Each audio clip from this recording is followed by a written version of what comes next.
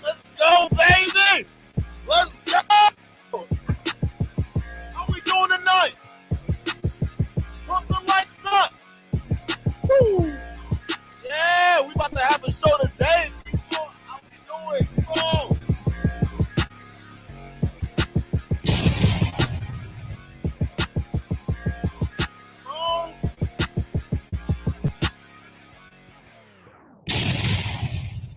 What is good, family? It is good to be back.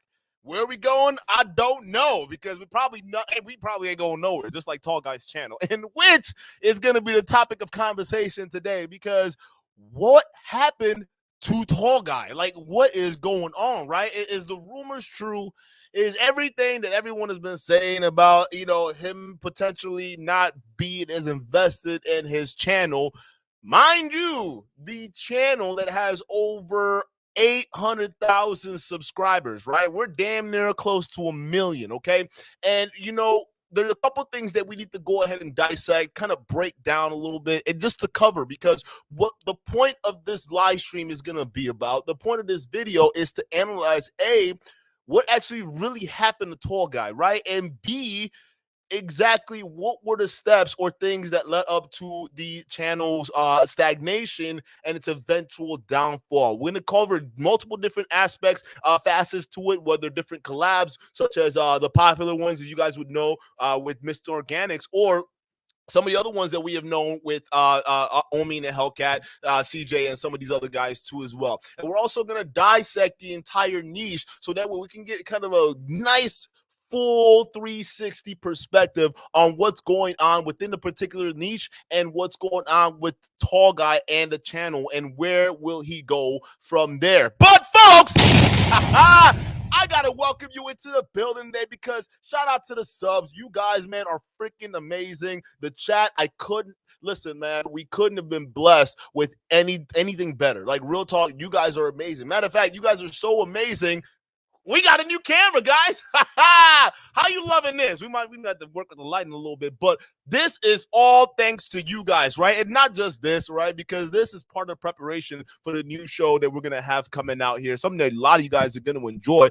Subscriber only, by the way. So if you're not subscribed, you definitely want to do it, because our show, if you're subscribed, you're going to have to participate, all right? And you're going to participate live with the guests or the style of shows that we have coming aboard. So there's going to be a lot more special stuff coming down the pipeline, but I just want to let you guys know that you guys are doing this. You guys are supporting this channel. You guys are helping us grow towards new heights. And with that being said, we are forever grateful, and we can only ask that we can keep growing and growing and growing and growing, baby, because there's a lot to cover. And listen, you guys have an appetite for it. So who am I to deny you what you want? All right. Shout out to the subs in the building today. Self-made. Shout out to you. Orly, what's good? How we doing? Get to some of that. Predator Kingdom, shout out to you. Shout out to you, Poppy. Shout out to you guys, man. I appreciate you guys being here. All right, so let's get into Alicia. How we doing? Almost missed you over there. Liga Latino Heat, shout out to you, man. Yes, RIP Tall Guys YouTube channel. Oh my God. Yes, this is actually happening, man. Because I was thinking about doing this video, but I actually wanted to wait a little bit because, there's something that you just, because YouTube, it's a little different, right, than a normal 9-to-5 job, right? With a normal 9-to-5 job, you sometimes get sick leave, which is a couple of days up to a week, depending on the kind of sickness that you've covered or captured, right? And other times, when you have something like YouTube, it's not so much the case, right? You can have, sick days, you can have vacation days, right? But the difference between that and how you'd work with normal work function, you can go leave for a week, come back, and guess what? You still kind of have a job because you have a set time. And on top of that, for most people out there, if you're lucky, you're potentially getting paid, right? In this case, when we're dealing with content creators, it's kind of a little bit of a different story, right? Because we're constantly in the fight to stay relevant. That's right, folks. We are constantly in a battle to stay relevant, and that's relevant to you viewers, but not just you viewers, relevant to the potential algorithm that's going to be shining those sweet, juicy views down our way. So that means there's a lot of work and a lot of timing that has to come with it, but there has to be discipline and consistency. Why? Because YouTube is different from any 9-to-5 job that you might have. Matter of fact, it's a little out there, all right? You can take a break depending on the size of your channel, right? If you're a smaller channel, maybe you want to take less frequent breaks. If you're a larger channel, right, you have a lot of more time, typically about 2 weeks, and that's pretty much about it. So in terms of Tall Guy's case, right, he came out with a video a while ago, back in January. I know it seems so long ago, right? Around January, he came out with a video basically saying, hey, I'm changing my YouTube name. It's no longer Tall Guy Car Reviews. I am now known as Tall Guy, right? And we thought, okay, well, what's happening here, right? It seems like, Tall Guy is trying to really take his channel into a completely new direction. And, since then, he's kind of pumped out a couple of the content, but first of all, they were kind of inconsistent, incoherent. You could tell there was not a lot of passion, drive into those content like we kind of known the Tall Guy to be before, right? So we're looking at all this stuff, and then again, it was just like, boom. It's almost like he vanished, right? And now go back to my initial point that I was making with the vacation times. Now, with a week off of YouTube as a content creator, is that going to be a major thing? No, not really, right? Maybe you take 2 weeks off, as a content creator. Is that going to be a big deal? Probably not, right? As long as your audience fucks with you and you've built a solid enough base to be able to want a comeback, absolutely, you could take 2 weeks off. Some YouTubers take a month off or a month in between uploads, right? And they still are able to garner millions of views. But if we look at Tall Guy's case, right? Tall Guy's case is going to be a little bit different because he's someone who has done that, right? He will take time off, come back, and, the views are relatively the same. Now, here's the problem. For a channel that size, his views are little on the lower side, right? And what does that tell you? It means there's less audience engagement within that particular situation. So Tall Guy now has disappeared, and I kind of waited. I'm like, all right, maybe this is like a vacation thing, right? He's taking a week off. Well, we'll see what happens. We'll see what he's uploaded, right? Because last time we left off, we thought he was going to be a trucker.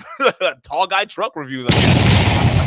But no, he came back afterwards with that whole truck thing with a couple of the unrelated car videos. So 2 weeks go by, nothing. And at this point, I was tempted. I'm like, should I make a video about this already? Like, I want to make a video about this, but I don't want to be wrong, or I don't want to jump the gun. And who knows? Even making a video right now, I may be jumping the gun a little bit. I don't fucking know. All right. But we waited 2 weeks.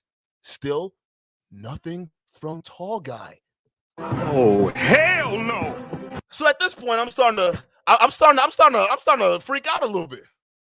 I'm starting to freak out a little bit, y'all. Oh, hell no. I am wilding out because I'm like, yo, it's 2 weeks. It's 2 weeks, Tall Guy. Listen. I know you got almost 1 million subs, but your views ain't there, Pippin. Your views ain't there. That means your audience, they're not as loyal as you think they are, okay? Because if you would come back and taking this long of a break, listen, man, your relevancy status is going to start hitting the gutter, man. And you don't want that, tall guy. So I'm starting to worry a little bit because I'm like, all right, where is tall guy? Should we make a video about this? No, Duke. All right, chill. It's only been 2 weeks, okay? Now we're approaching 3 weeks and beyond. Still nothing from Tall Guy Car Reviews channel. It's almost as if it's gone, right? Like he's done uploading, right? And if you guys don't believe me, I'm going to share the screen with you because I couldn't believe it for myself either. I had to go onto his channel page to try to take a look at what's going on because listen, tall guy, you came out with numerous content promising all these big changes, all of these massive changes that you're going to bring into not only yourself, but bring into your subscribers. You're going to be bringing to the audience. You're going to be delivering fire shit, right? And you're changing it up. You don't want to do review cars anymore. You want to go into something else, right? Fine. But then it just seems like all of that has been forgotten. It's been forgotten. Like, I'm still waiting on the truck content. What's going on with the trucker content? It's been a minute since you uploaded anything that had to do with trucks. So was that a grift for views? Like, there are a lot of questions that start to go towards my head, tall guy. All right, I start to ask questions because now I'm looking, I'm like, okay, well, this man said he was going to pivot to trucks. All right, y'all don't believe me. I'm going to share the screen real quick. Let me know if you guys can do this so we don't start struggle streaming already. Hold up. This is the wrong screen. Hold up 1 second. This is the wrong one. Hold up. But I'm going to show y'all this because I'm just not tripping. I'm not the only one tripping. I can't be the only one tripping right now. I absolutely can't. So I'm over here on this channel. 864,000 subscribers, guys. And I want you to tell you something because it's going to work hand in hand with the video breakdown that we're going to do today because 864,000 subscribers is not a joke. It's no small feat. You had the work to get to this level. You are less than 200K from a milli, bruh. A milli, which is pretty much the golden goose of content YouTube space, to get that ultimate golden plaque that says I have worked hard and I got 1 million soldiers ready to ride for me. So I want y'all to take a look at that. But the one thing I also wanted you guys to take a look at as we scroll through here is the last content he's posted was 3 weeks ago. 3 weeks ago, people. So I'm just like, all right, bro. All right, okay, fine. Right? And the content he posted like 3 weeks ago, right? Obviously, you could tell it's not doing numbers in terms of views. They're not really doing a whole lot in terms of numbers, right? But I'm just like, yo, where's the consistency here? Right? So the last time you posted, right, you said your new Whipple supercharger for your Hellcat Red Eye has finally arrived. What's the follow-up with that? And the guy he does videos with is this guy's called Sway Media, right? He's got a channel of 20,000 subs. He's pretty much a videographer for Tall Guy, right? And this guy has pretty much done majority of the work for the channel. Matter of fact, some of these videos, either they include him, like this one over here. This one here, where he basically let the Sway Media finish up the rest of the content for him, right? So it's like, what in the hell is going on, bruh? The last time you posted anything was 3 weeks ago. And you guys know, some of you guys in the chat right now are content creators yourselves. You guys understand that, listen, man, if you don't have consistency in this YouTube space, you're not going to be very successful, right? So it begs the question, what happened to Tall Guy, right? Because he recently came out with this video over here, which was this guy right over here saying, I'm changing my name. Tall Guy is no longer my name. You know, it's going to be a Tall Guy Car Reviews, right? And since then, leading up to that video being posted, right before that, he's been kind of changing up his content, right? And some people may basically say, hey, man, the reason why he was doing that is because, tall guy, maybe he was trying to train something up. He was probably going through some stuff.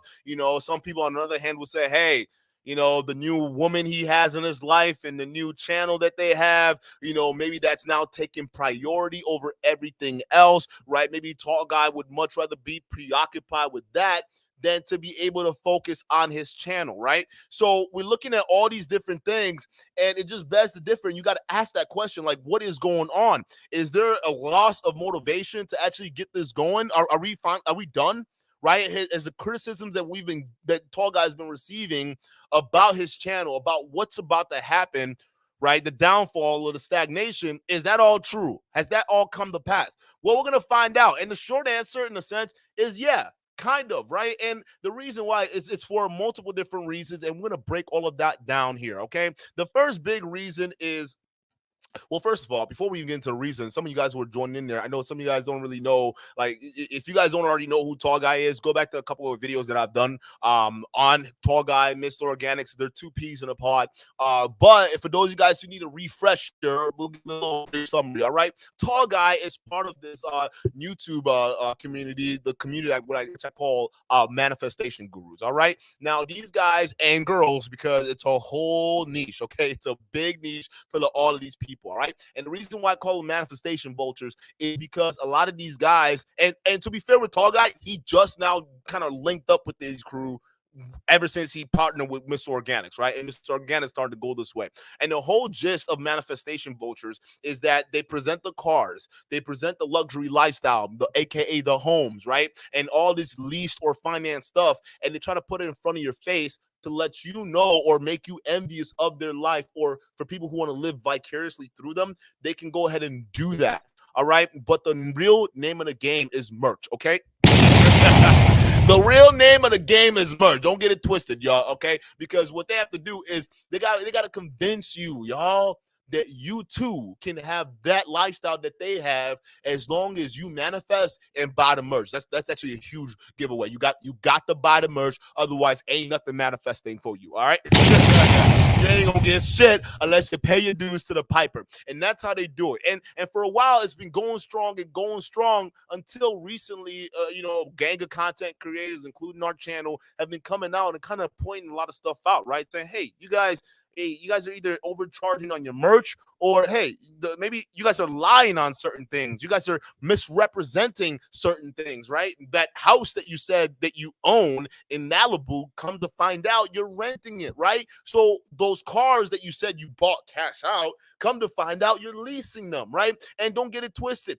Tall Guy was involved in this. Mr. Organic was involved in this. Omi and the Hellcat was involved with this, right? The difference between Omi and the Hellcat and some of these guys is Omi and the Hellcat had his money before he actually came into this space, right? But the way he got his money is what makes him fake. Because we already know this dude is looking at prison time right now. So it is what it is. If you want to figure out how he got his money, there you go. Okay. So that's basically the niche that they come in through, and the types of content we kind of briefly go over, but it's mainly centered around cars, right? So it's either Hellcats, which initially that whole stuff started around like the whole love of Hellcat niche, and some of these guys kind of splintered off and they started making it more about like the money. They started making it more about, the assets, the wealth aspect of it versus just the love of the cars. Because if you guys remember, when Tall Guy back in the day was getting started, Tall Guy actually realistically started out reviewing cars at dealerships. Right? He would go to dealerships pretty much reviewing their cars. That's all he would do. And people would just fuck with that because that was fucking fun, right? People genuinely loved to see, nice cars from dealerships. And they were like basic cars like Hondas, and sometimes you get every specialty cars, right, that they'll test drive. And he was able to build a following off of that.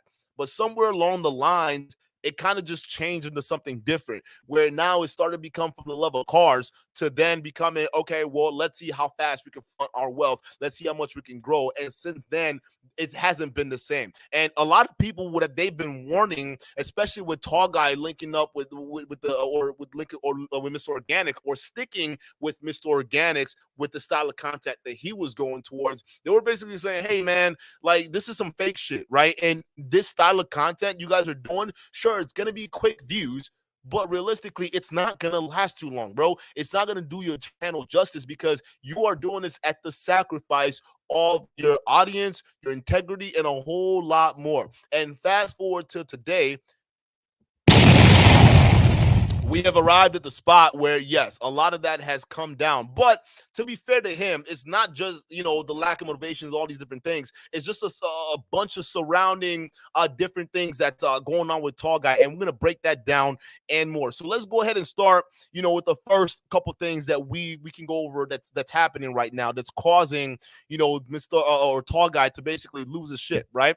The first things first, I would have to say this. The first biggest reason that is causing Tall Guy right now to not have the type of channel success that he should be seeing is the lack of focus, and which is a huge thing, right? Because let's get back to his channel here. If we go back to his channel here, right, we scroll all the way to the bottom, right, before he went into the trucking, before he went into all of this, right, they had a certain kind of not following, a certain kind of content style, right? Where you review the cars, you drive the cars, you deck out the cars, right? And then, you know, you wreck the cars or you get pulled over, something bad happens, right? You go from there. And for a while, that content style was working for him, right? For a while, it really did work out for him. You know, they were seeing successes. You know, they were having massive collabs, right? Omi and Hellcat, they got good collabs with them, right? Just a couple of blokes having fun, driving nice cars, right? That's what it was about, right? And, you know, over time, people started to notice something about the style of the content. Over time, what started to happen is a lot of the content started to seem familiar, right? So much to the point that it seemed like a lot of this shit was filmed in one day and just like chopped up to span multiple different days, right? So audience members started to catch on to this. People started to catch on to this. Say, hey, wait a minute, man. Hey, tall guy. Hey, listen, I rock with you, bro. I rock with you, dog. But did you film this shit in one day, dog? Like, was all of this filmed in one day? Like, what's going on? Right? So then we started to go in and we started to continue the pattern, right? So at that point in time, it didn't really matter because his views, they were still kind of there, right? His views were all still kind of high because people were still kind of interested, right? And as we started to go along, people started to notice something else, right? And what was that thing they were noticing? They started to notice that the titles stopped representing what the videos were all about. It almost like it became clickbaity style type of titles to get people to just click, but it wasn't really it. And then what people started to find out is when they started to click on his channels, it'd just be a bunch of different combinations of drone footage, right? What do you call it? Scenery, driving, talking, vlog style footage, and then they kind of move on to the actual thing that they're talking about, right? Omi does that same kind of nonsense. They all kind of do the same kind of stuff, right? The clickbait titles. And then you start to notice something, right? Because you almost have to ask yourself, well, why is it that he has to resort to such small, petty things to get views? Then you start to realize, oh, shit, okay, there's something going on right now, right? It almost seems like there's a lack of either motivation, which I think that's what it is, because everything started to look the same. Everything started to follow a formula. It was like plug and play pace, right? 1 minute, I'm going to buy the car. I'm going to take delivery for it. The next minute, I'm going to deck it out. The next minute, I'm going to take it for a first drive, then deck it out. And the next minute, I'm going to wreck it or get pulled over, or I'm going to get sick of it somehow. And next minute, I'm going to trade in and buy something else. It almost seemed like lazy writing. There wasn't anything new anymore. There was no innovation anymore. Y'all used to remember when Tall Guy used to do freaking content with NFL Hall of Famers, yo. This man used to do content with Hall of Fame, like NFL Hall of Famers. Like he would take them on drives, ride in their Lambos, do all this crazy stuff that people were actually interested in watching. People were actually interested in viewing. Like, yo, this shit is dope. Greg Jennings, dog. You got Greg Jennings to fucking, you're driving this Lambo? God damn. How far can this go? Holy shit, you're driving crazy new exotic type cars like a fucking limo jet. Like, what the fuck is that? That's cool. But over time, it stopped becoming about that. And you start to notice they started to put heavy emphasis on the merch. They started to put heavy emphasis on all these different things that didn't really matter, right? And then you look beneath the surface, you start to find out a couple things, right? First of all, it exposes one of the main things that we knew about car channels like this, right? What we knew about manifestation channels and stuff like this. And the biggest thing that exposes, at least for a lot of these guys that do it at a lower tier or try to do it at a tier where they're not prepared for, is that it's hard to keep up this particular type of lifestyle. It's actually very, very expensive to keep up with this lifestyle, right? You even look at Mr. Organics right now. Mr. Organics channel, like realistically, he went from 5 cars to 2. like real talk. And other successful car people in their niche, right? It's not like that at all. It's like they keep collecting cars, like TJ Millionaire, for example, right? TJ Millionaire is another guy. Let's go to his channel real quick. Let's go to TJ Millionaire's channel, right? And I'll show you guys something. I want to show you guys, give you guys an example of what I'm talking about. Hold up 1 second.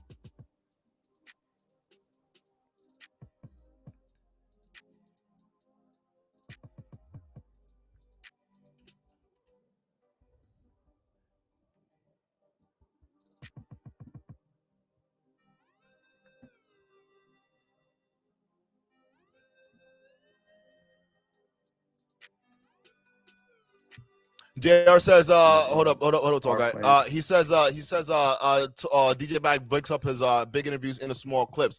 Yeah, but here's the thing: what you're not understanding is those are big interviews, right? Those are big interviews, and what you got to understand is it's a different style of content than what they do. It's a completely different style of content than what they do, right? So you can have a guest. And there are ways you can chop up the content and spread it out to the point where it makes sense, right? There's a way you can do that. But with Tall Guy's channel, like it makes it very easy to tell because we know that everything was filmed the same day, but the title's different, right? The way you set up the titles is a little bit different because we can say, hey, wait a minute, this video, it looks like it was part of the other video over there. Wouldn't that look like it was filmed the same day, but you're just trying to make it look different, right? So that's the issue. That is a big issue when we're trying to pass it off. But here's TJ Millionaire Mentor, right? TJ Millionaire Mentor doesn't have nearly the amount of subscribers that what's his name? Tall Guy has. But the views are damn near on par, right? They're really inconsistent, but damn near on par, right? And for someone with almost a million subscribers, that's not supposed to be the case. Look at this. He's doing content with Stephen A. Smith.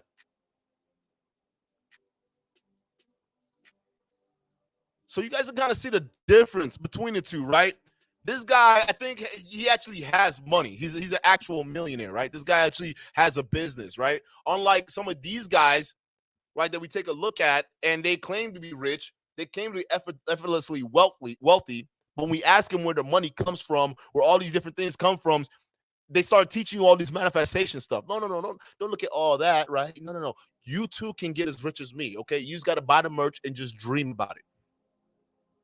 Not realizing that a lot of the money is coming from you. And they're actually reliant on you to keep buying their stuff, to keep watching these videos, to keep up with their lifestyle, right? So a lot of people at the time were like, yo, maybe Tall Guy is going through some stuff. Like, we don't know. I told him he shouldn't have been dealing with Mr. Organics, right? And it made it worse because now he's partnering with the Fresh and Fit crew. And, like, it's just fake all around, man. There's just fake stuff all around. But you can start to see, the slow decline in a lot of his viewership, right? And you can tell this started to frustrate him. It started to frustrate him, and you could tell why. Because everything was pretty much the same. Taking delivery, epic racing, right? The police came after me. Epic burnout, right? Getting rid of it. Buying another Lamborghini. Wrecked it.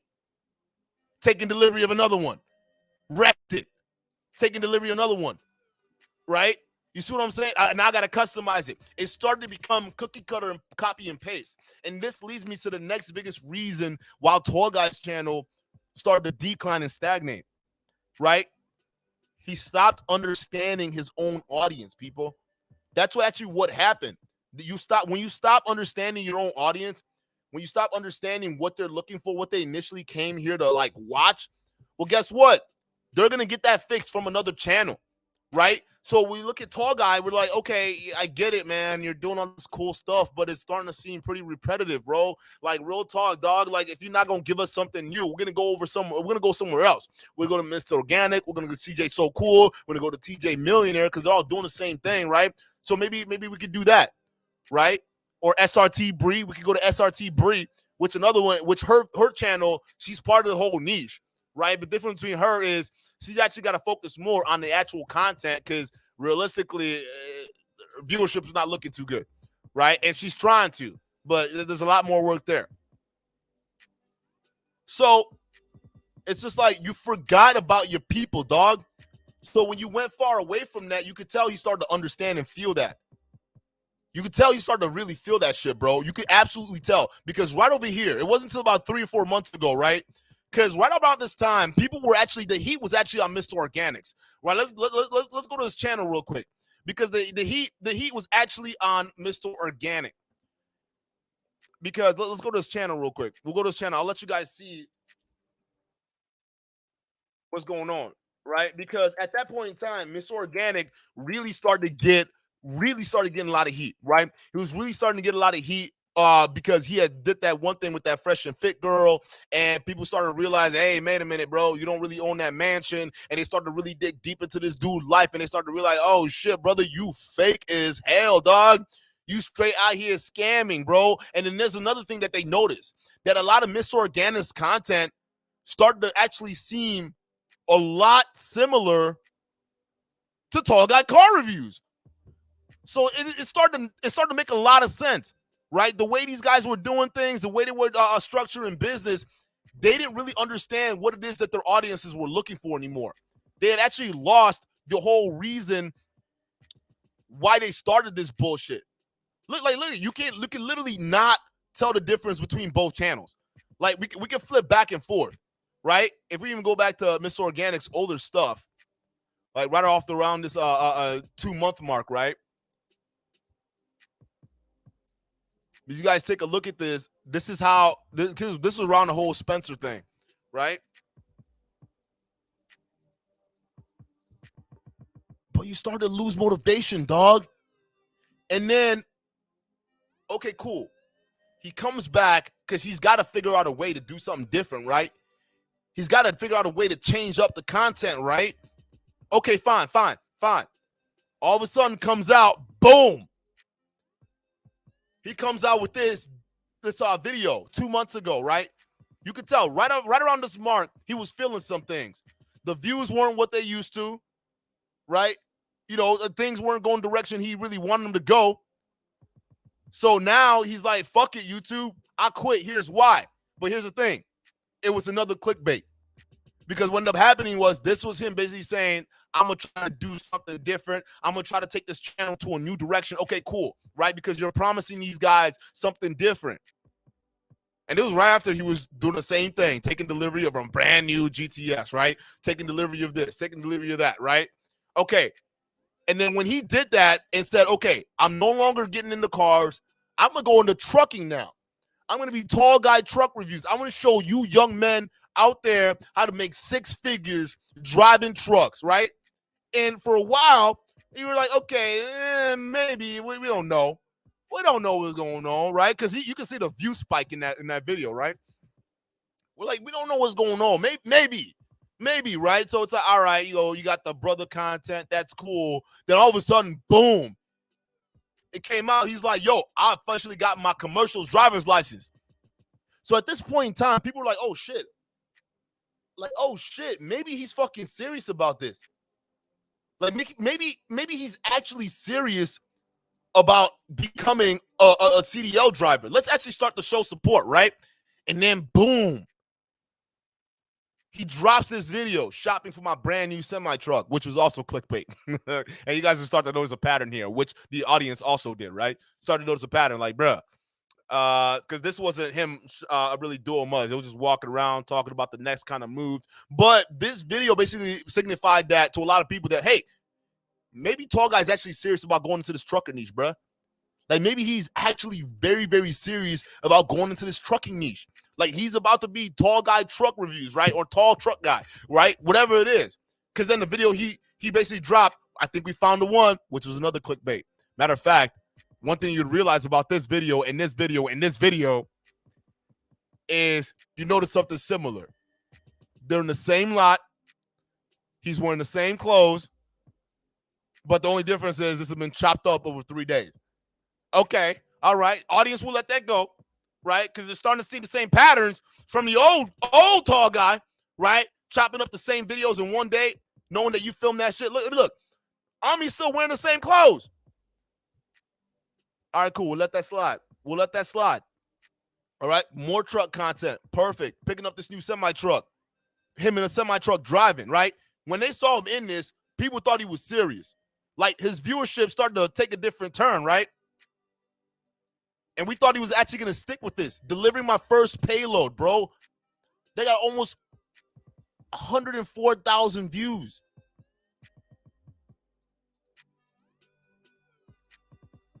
Now he's on his brother's passing a CDL, driving a manual semi, and then boom. I'm changing my YouTube name, No More Tall Guy, right? So we had one red flag where he was telling YouTube, hey, I quit, right? I quit YouTube. I'm done. All right, I don't want to do this anymore. I quit, right? That was the first sign we saw. The second sign, because people were like, all right, maybe he just said that because he's changing up his content. And then this video dropped, bruh.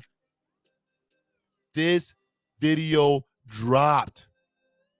And what ended up happening after this video dropped is that the content started becoming a little lazy, right? This one really didn't, I mean, it had a lot to do with his growth. And pay attention to this because it goes to show you about what Tall Guy is up to right now, right? Because he didn't vanish totally off of YouTube, but there's something else going on with Tall Guy right now, right? And then boom, he drops this sucker, right? Taking delivery of my brand new 2022 Volvo, which, as you guys know, was clickbait, which was another clickbait. Because when you saw this, he basically was there talking for half the video. That wasn't even his fucking truck. It was some random truck he found in the parking lot, stood next to it, filmed content for a little bit, and then handed the freaking camera off to his camera guy, and the camera guy finished it. He finished the rest of the video. So then this video kind of sparked a lot of things in a lot of people, right? Coupled with this original video where he said he's changing his YouTube name, and then mixed that with this, and then when he came out, started doing completely different content than what he set out to do with the whole trucking, right? Because there's no more trucking related content anymore. People are like, oh, okay, Tall Guy, I see what the fuck was happening here, bruh. All of this shit, it wasn't genuine at all. You had us fooled, bruh. Realistically, you were just trying to search for what was going to get you views because you weren't understanding what your audience came here to see. You lost motivation because the views weren't where it needed to be. You lost focus because you had other things that you decided to put priorities over than your channel. And which is true because we look at all this and we say, hey, okay, you know, maybe he's taking extended bake Duke, right? We don't fucking know, right? Maybe he's going to come back. Maybe something else is going to happen. We don't freaking know, right? And then it's like, oh, shit. Because I started looking around. Like, there's no way he could just leave this channel, right? Then I find out about this one.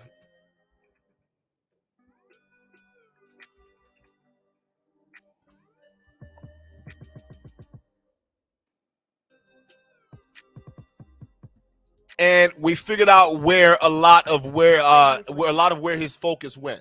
All right, now let me know if you guys can see this real quick. I'm gonna pop this up on the screen. All right, so it's just like, damn, bruh. Whoa, what is this? Where does this shit come from? Right? So we got this Love and Slim channel that he started, right? Ever since he got with his girl. And now no one's saying there's anything wrong with that, because you see some other guys that are saying, oh, no, he's a simp. He done sold out. Now he's doing this. He's doing X, Y, and Z, right? And you would think, okay, maybe that's the case, or maybe he just wanted to fucking, start something different, start something new, right, with his girl, and they want to get into something different, right? So then we look at this, we scroll through, and it's like, yo, wait a minute. You mean the last time he posted was 8 days ago? So you mean to tell me that he's more active on this one than that one? Okay, that's fine. That's fine. But what's so special about this one where you're going to leave your channel with almost a million subscribers, dog? 1 million subscribers. Let me ask y'all in the chat real quick, because this goes down to a deeper conversation that we need to have about not only hard work, but consistency and discipline that a lot of people, like what they need to have, especially when they start getting to certain spaces in life, right? If you got a channel getting close to almost 1 million subs, right, unless you've lost motivation or you're completely distracted by something else, right, which is, it could be, this other channel here that you're putting a lot of energy to, right? It could be, different problems at home. It could be monetary problems, right? Because we know this expensive lifestyle. We all know about the mansion you leased. We know about all them leased cars and shit. We know about them, right? So it might be the stress of it all. And for a while, we even saw a tall guy around Mr. Organic's channel, and he just looked like he wasn't the same, bruh. He looked kind of downtrodden. He looked kind of like deflated, lack of motivation, like he wasn't really all there.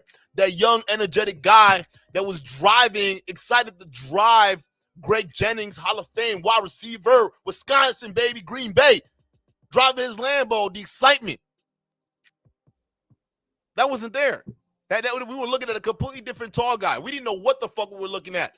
Like, I don't know who the fuck this dude is, or I don't know who the hell he is, right? But that's not tall guy. That's not him. We don't know who he is. And then come to find out, yeah, bro.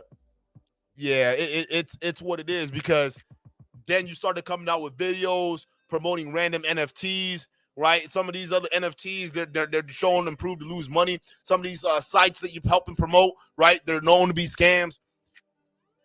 So we started to realize, oh, so there might be another motivation behind this, right? This channel that you got with your girl, which is nothing wrong with it, but I got reservations about this one too, right? There's nothing wrong with this, but you're probably having money problems, dog, right? Because otherwise, what's wrong with keeping a lot of this stuff up, right? What's wrong with keeping up with a lot of this stuff? Keeping up with the car reviews. What happened to all the cars? Now, to be fair to him, he could be just bored, right? He could be just bored, not wanting to do this anymore. But I just can't imagine working my way up to that amount of people and just leaving them. The G Squad, right? What happened to the G Squad? What happened to all this different stuff? What happened to it? Nope. It turned into this. And we still haven't done anything for 8 days.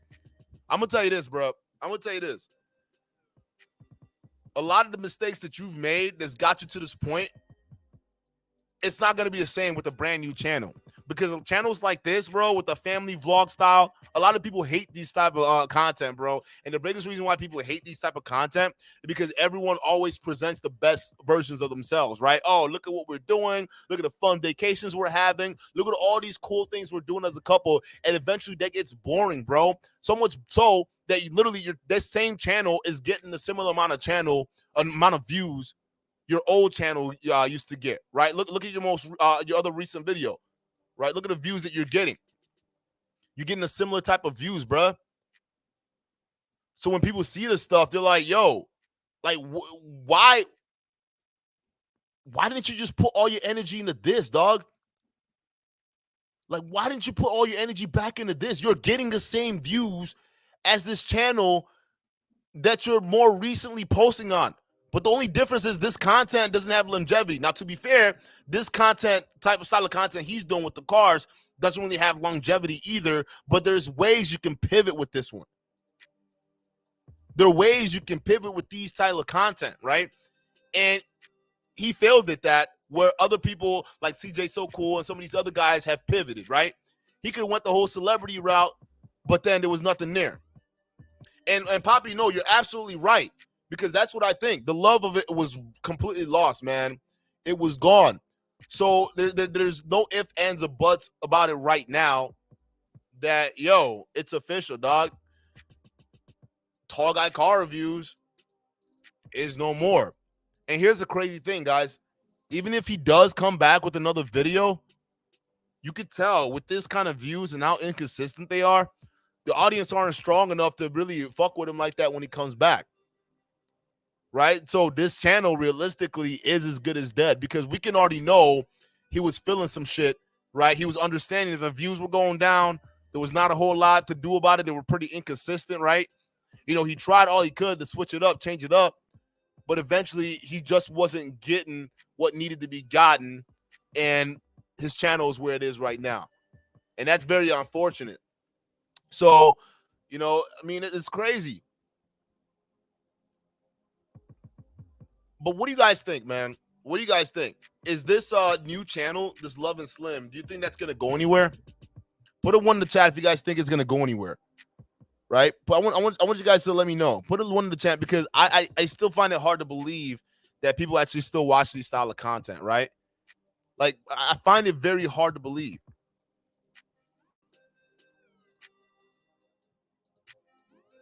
Because I don't, like, people don't be caring about your lives like that, bro. They only watch that shit to be envious.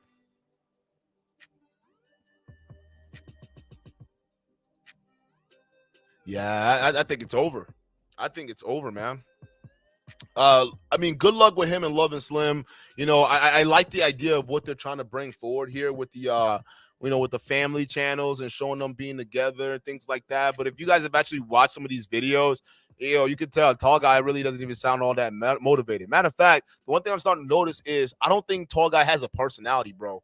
Like, I'm starting to think that. I genuinely believe that this guy does not have like a actual personality. Like, I think he's like, because he's dry as hell. Like, in some of these videos, he is dry as hell. He doesn't really, you know, show much. And you could tell because back in his actual Tall Guy channel, like, you could tell a lot of his personality, his persona was kind of manufactured, Doug. It didn't seem all that genuine. You feel me? It did not seem all that genuine at all. It just seemed kind of forced. It seemed kind of, you know, I'm just trying to like do this just to do this, right? But at the end of the day, even us, we can realize that your heart's not in it, right? So at the end, what can we learn about this, right? Especially for you guys who are content creators in this business or in the building right now, or some of you guys who will be watching on a replay, right? I think it goes to show you, when you go into this space, man, the one thing you guys got to understand, it takes consistency and discipline. I think one misconception that people get when they look at channels like this, like manifestation gurus, right? And they look at all these different things on like YouTube, and they see all these other channels blowing up and things like that. They get the idea that this shit's really fucking easy. And what you guys don't understand is this stuff's not easy, especially when you get to the level that he's playing at right now, right? Or he was playing at. It's not easy. Finding new content, getting new stuff going on, there's a lot of work to it. But once you foster this kind of community, and I know for a fact you were making money at that point in time, there are ways you could have used it to pivot. But the big problem is, and this is the trap a lot of content creators fall into, you guys fall into the trap of when you start getting that money, you don't reinvest. A lot of guys, you guys are not thinking like business owners. You guys are not thinking about like you don't have that acumen that you need to apply to basically this YouTube space, because some of you guys will look at it as just YouTube. But the people who are truly successful, they push back past that million and more, are people who basically understand that this shit is work. This shit takes a lot of work. It's not a game, right? So when people, you know, they laugh at guys like Kevin Samuels, or they laugh at some of these other guys that, you know, up there and they're saying, oh, you're changing up, you're switching up, right? I want you guys to really understand why that is the case, and why you need to be strategic about that, and why you have to be persistent in the style of content. And when you find a hook, right, where the algorithm really loves it, you got to follow that hook. You got to follow it, and you got to up it, right? Because that's what's going to get people coming back. But somewhere along the way, you know, it's a constant battle of not losing motivation while keeping it up. That's why, for those of you guys who really fuck with us, we ask you to hit the like button. We actually ask you to hit the subscribe button. We ask you to do all this stuff, right? Because we want to be able to help provide you guys, keep providing you guys a wonderful show, but also help us grow as well, so we'd have the means to provide you more shows, right? The difference between our style of content, other style of content, and the content that manifestation vultures bring on is that a lot of them, they rely on fake it till you make it. A lot of them, the shit's not fucking real, right? And the problem with fake it till you make it is you're faking it. And at some point in time, right, like if you don't keep that up until you made it, you're still faking it, right? And it's one thing you guys got to understand, man. If you guys are coming to this space, you have to be as authentic as possible. Now, the one final thing I want to cover is, what does this mean for Mr. Organic's channel, right? What does this mean? If we go back to Mr. Organic's channel, we notice that he's kind of experiencing the same thing. The only difference with Mr. Organics than Tall Guy, I actually give Mr. Organics a little bit of props, right? Because Mr. Organic works. I can tell he works. And he still has that motivation, even besides the criticism that he's been getting, the massive amounts of criticism he's been receiving, right? From the likes of Spencer Cornelia, the likes of all these other channels, Ice Cream Vlogs, 1000 HP Media, some of these other guys, right? He still pushes on and does the same thing. Now, right, if you notice, his stuff is a little bit the exact same kind of style with Tall Guy. So you can say either Tall Guy ripped off of Mr. Organics, or they shared some similarities. But it was the same nonsense when you came over here too. So even the guys that left Tall Guy's channel and they came over here, they were like, okay, what the fuck are we looking at? More of the same thing, right? Taking delivery of my Lamborghini. I crashed my Lamborghini. I'm going to duck out my Lamborghini. Now I got to sell my Lamborghini. I got my McLaren. First drive of my McLaren. 4G autos of my McLaren. I can't afford my McLaren anymore. And then it just keep going. Now, when people start to see the exact same thing with the Urus, the new car, buying the Lamborghini Urus, my first drive with the Urus, right? I owned every what do you call it? Designing my 4G autos, right? Have to take my Urus back to the shop, right? Take it back, right? Shouldn't have done this with my Lamborghini. Why this happened to my Lamborghini Urus, right? And then it's like, bro, it's like, dog. Like, you're doing more of the same shit, bro. But the only difference with Mr. Organics and Tall Guy is Mr. Organics actually has a personality. And that's the one thing. He's an actual marketer. He has some personality. So this whole shit with the Fruit Loop beard, the hat, all these different stuff is for a purpose, right? Because he's like a jester. He keeps people entertained, right? Because I'm going to show y'all this. Hold up. I'm going to show y'all this, right? I got to show y'all something. Because y'all going to laugh. Y'all laugh a bit. Hey, shout out to Ice Cream Vlog for pulling this up, because I thought it was funny. Mr. Organic tends to have these live streams, and some things about these live streams, they're like, people are starting to be noticing some stuff, right? Because Mr. Organic, they started to realize that there are two sides to this man, right? There's the side that he presents on the on the reaction, not the reaction videos, on the production videos. And on his live streams, it's a little bit different, right? And some Ice Cream Vlogs noticed something. Shout out to him, right? On Mr. Organic's recent live stream. And it was really unusual because people started to ask some questions about Mr. Organics, right? They're like, yo, like, what's up with this man? Like, is he starting to finally break down? Is he starting to like crack from the pressure?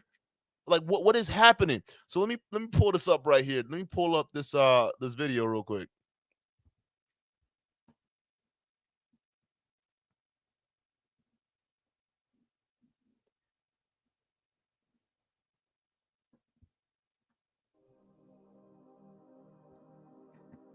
Hang tight 1 second, fellas.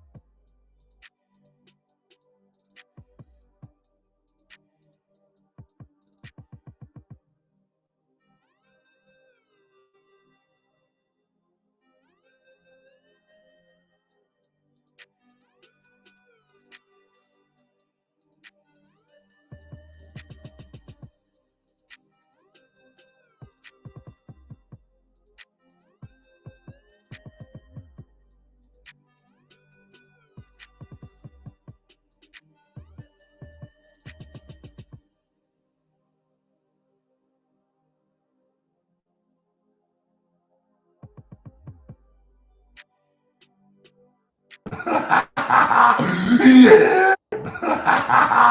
Yeah. He gave up. Oh, it don't matter anyway. It does matter. You said you can't find nothing, brother. It's impossible. I'm rich. I got money. I got crypto. I got both. Look at him. Who's we talking about? Not him, the big dog, who was nigga the gargoyle 6. Nigga said 6'1". Nigga, my dick 6'1", nigga. Swole. Look at him. Swole. Look at that bleaks. Look at him. Huh? Who? Name him. Look at him. The gargoyle. Who's fucking winning? The big jury. Who? Oh, don't turn sideways. They can see the girth in his shouldery. Damn. They didn't know he was swole underneath the shoulder. Show me a nigga. Show me a nigga. Show me a nigga.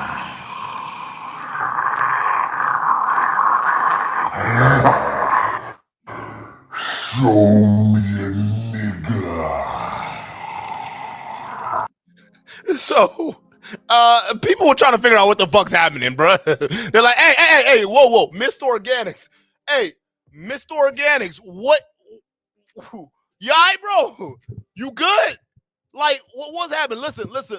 Those of you guys who are long-time followers of the channel, you already know I've talked about this out at length and openly, right? I've had a past addiction with the the booger sugar, all right? I've had a past problem with it, all right? Me and the white, we've had a long separation, and I tend to keep it that way, okay? So, I recognize certain things that I'm not making any assumptions. I'm not making any accusations or anything like that. It just, to me, it kind of reminded me of a certain thing. So, I just have to ask the question, bro, like, are you good? And some other people kind of saw this live and they were actually genuinely worried. They're like, yo, Mr. Organics, like, are you good, dog? And other people started to think like, yo, is the pressure of having to keep a lot of this stuff up starting to actually get to Mr. Organics? Is he pretty much experiencing a breakdown, a mental breakdown? Because I mean, we could run that tape back, right? Because we look at his channel, we look at some of the videos that he's putting up, right? I know he's trying to be as consistent as possible, but his views aren't there. They're just not there, right? And you got to ask the question, because that gets to a lot of content creators, right? It really gets to him. Not to be fair, he's doing a lot better than Tall Guy at the moment, because he's still keeping his channel alive.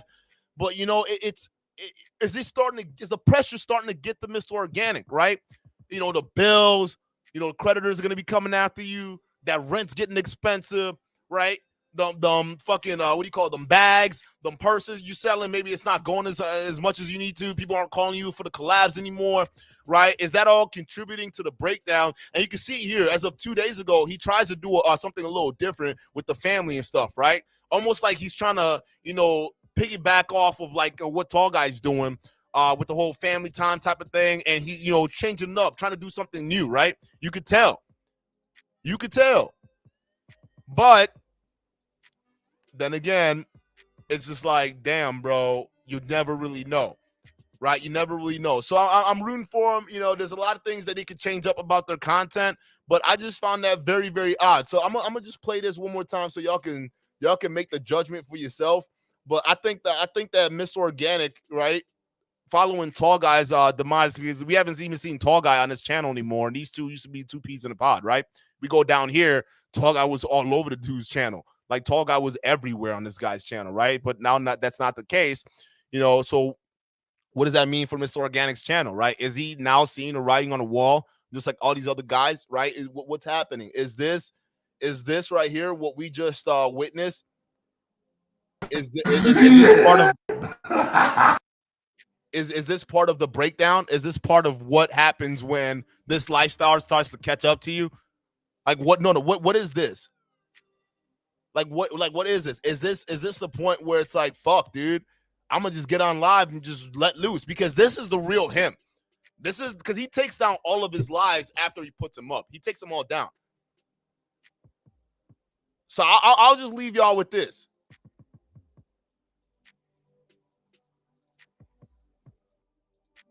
Baby, he gave up. Oh, it don't matter anyway. It does matter. You said you can't find nothing, brother. It's impossible. I'm rich. I got money. I got crypto. I got both. Look at. We also know crypto's in the gutter right now, people. We already know crypto's in the gutter. Crypto's not doing too well. There's a lot of things not going too well, man. The economy's changing, and it's gonna get even worse.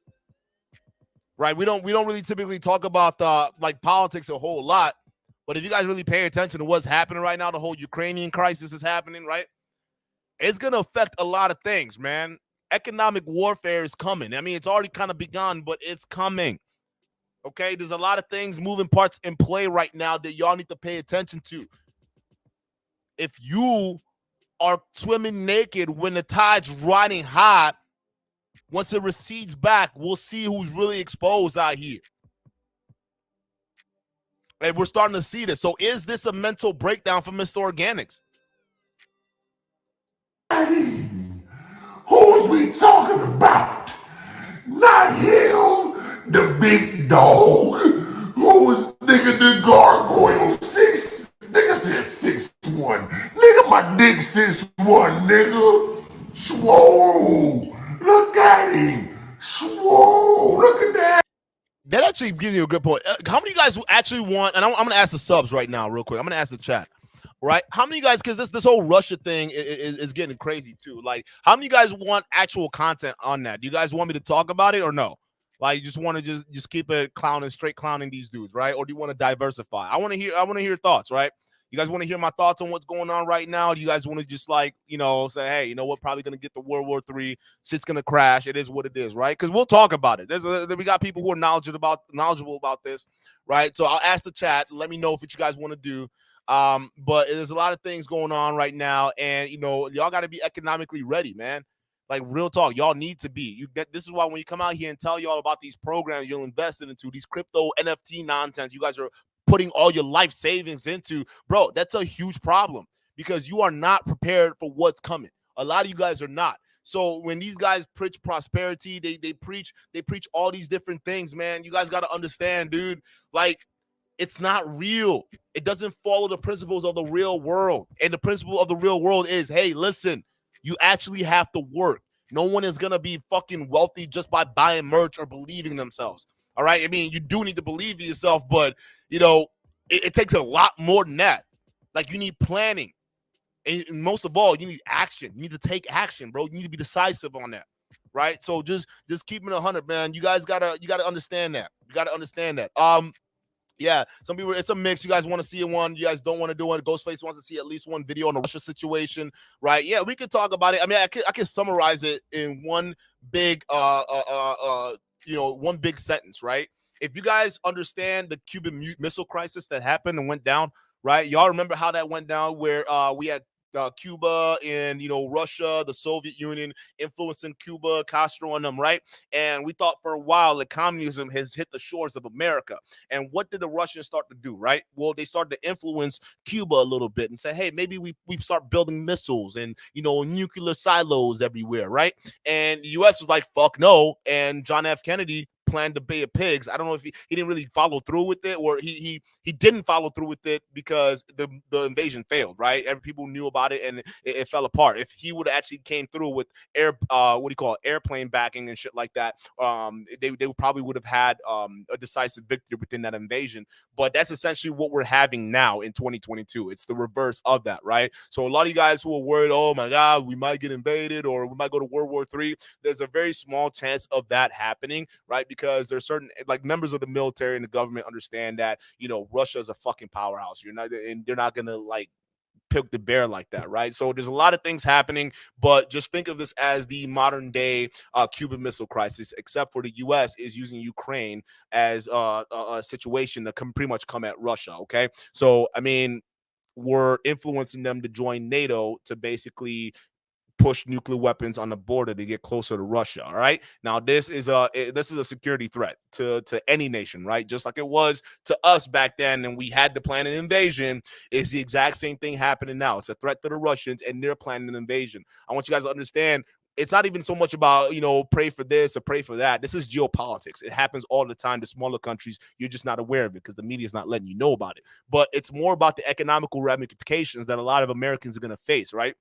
Because you're going to see increasing sanctions on Russia. In return, Russia's going to figure out how to retaliate. And a lot of goods that are imported, especially in the European regions, they do come from Russia, like oil and certain types of forms of energy and agriculture, right? So that's the main thing y'all got to look out for. And every time we slap sanctions, like the Russian banks and things like that, it ends up like basically backfiring and fucking with us. So that's the main thing. And the economy right now is just going to get that much worse because once those countries are pretty much fucked out of the whole Russia thing, inflation on a dollar is going to skyrocket. You guys are already seeing inflation in some of these other things right now in produce, right? We're seeing it in eggs. We're seeing it in apartments right now. We're seeing it in the housing market, right? It's pretty much increasingly getting out of reach. So what I'm telling you, reason I'm telling you guys this is because this is going to spark something that's going to get way worse than it is right now. And if you guys are not taking the time to actually prepare yourself, economically speaking, meaning stop investing in these stupid ass fucking crypto programs. I mean, think about the hundreds of people right now who wasted their money in some of these programs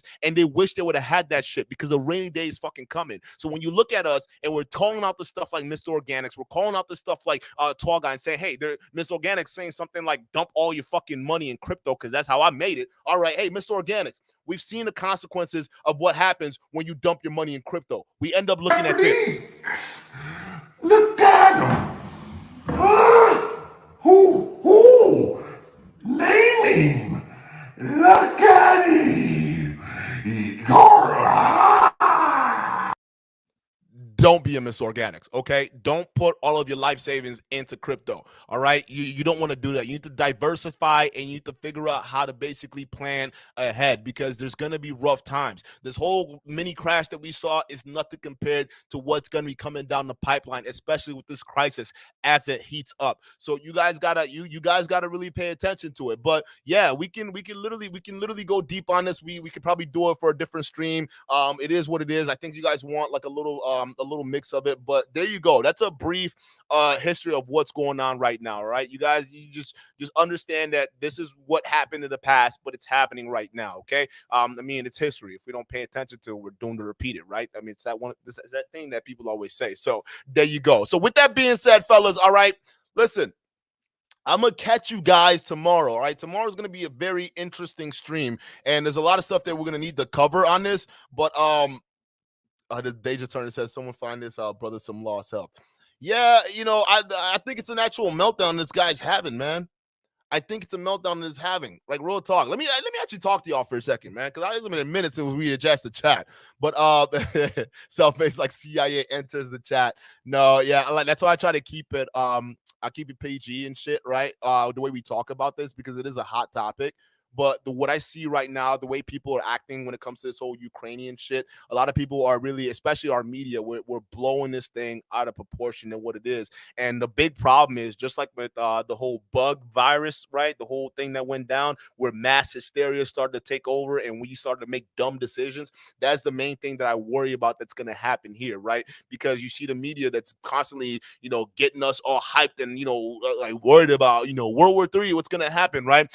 Eventually it's going to trigger something where we might make the wrong move and instantly regret it. So that's really what we're paying attention to, or what we need to pay attention to right now. But as long as you guys understand, take care of yourselves, you'll be all right. You'll be all right. Just take care of yourself, take care of your finances, and stop investing in crappy fucking programs that don't work. These guys are fucking shills, and it will be exposed eventually, and we'll keep dropping those bombs. Ghostface, if you can, he says, if you can in the next Mr. Organic video, talk about him losing everything in the future. Yeah, no, Mr. Organic is the next person that, like, listen, like, he's gonna be next to go. No, well, hey, Alicia, we're going to overtime, baby. I gotta give you props for that. Hold up. One explosion is not good enough. I gotta give you another one. Woo, I don't think 2 is enough. I gotta give you another one. Woo, I don't think 3 is enough, girl. I gotta give you another one. Woo, shout out to you, girl. Thank you for $20 super chat. We're going to overtime. I'm talking to y'all right now. Let's talk. I'm talking to y'all right now, man. What do you want to talk about? Anything. Call in if you want. We'll get the link in. We'll get the call-in link in. Let's go. We can talk about whatever. Paste that in. All right, links in the chat right now, guys. Links in the chat. So go ahead and click the chat and let's talk. Let's have a conversation. Yeah, no, Miss Organics is heading down that path, man. It's over. It really is over, man, because unless they find a way to pivot from this style of content, right? And you could tell Miss Organic is trying, but it's just this is all he knows, right? This style of clickbait, all these different things, this is all he knows. I don't even know where he needs to go from here, real talk, but it definitely doesn't need to be with cars. It definitely doesn't need to be all these different things, right? JR says, what are your thoughts on Satan the Sinner? Hey, you mean Fresh and Fit Vegas edition? Fresh and Fit Vegas edition, baby. Hey, man, what I gotta say about that is DJ Academics was right, bro. Like, thanks to Fresh and Fit, you gonna start to see a lot of these copycats coming out here, man. You're literally gonna be seeing all these copycats coming out of here, bro, and it's crazy. Actually, let's take a look at Satan the Sinner's channel real quick. I want y'all to see this shit because I found it very funny. I thought about doing a video, but a lot of you guys have been sending me DMs on this guy, right? Because I didn't really at first. I'm like, Saint the Sinner. What kind of nonsense is this dude, bro? Like, what's going on? What the fuck is a Saint the Sinner? Like, what kind of name is that, right? Is it Saint and the Sinner? Like, hold up, right? And I'm like, who is this guy that everyone's talking about? Hold up. I'm going to show y'all something because when I saw this shit, I couldn't help but laugh, dog.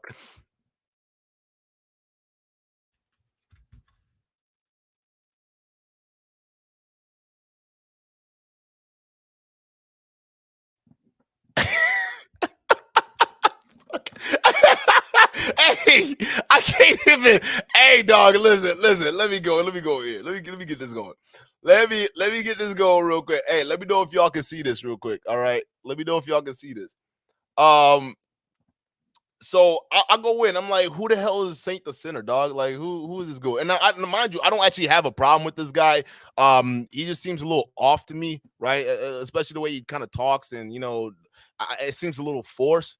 But when I saw this, I instantly thought Fresh and Fit Vegas. Like that was the first thing that came to my mind.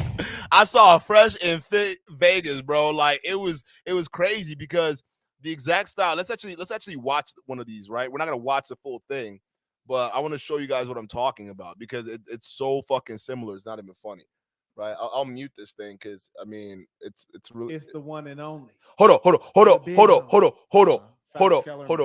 Stephen A. Pimp, idol of James Bond. Y'all caught that? Hold on. First things first. Hey, I don't know who's sending over here, but why you do these girls like that, bruh? Why you got them out here with their toes out like that, bruh? Like what's this? What's this, bro? We can have them get the sandals on or some shit. Like what? Look at this, bruh. Like this is crazy to me. Like you got these girls out here with their toes all sticking out and shit, right? I mean, what is this?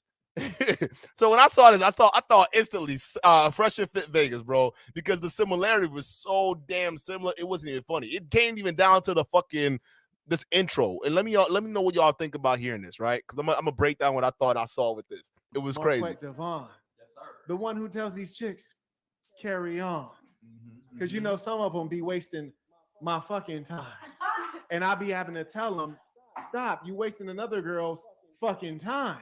That's true. Her fucking time. You feel what I'm saying? Her fucking yes, time. Indeed. It's your favorite YouTuber's favorite YouTuber, the big homie, Marquette Devon Burton, the saint and the sinner. Giving you lessons from a pimp. Okay, ladies, we're gonna start. Stop this. Stop. This has to stop, dog.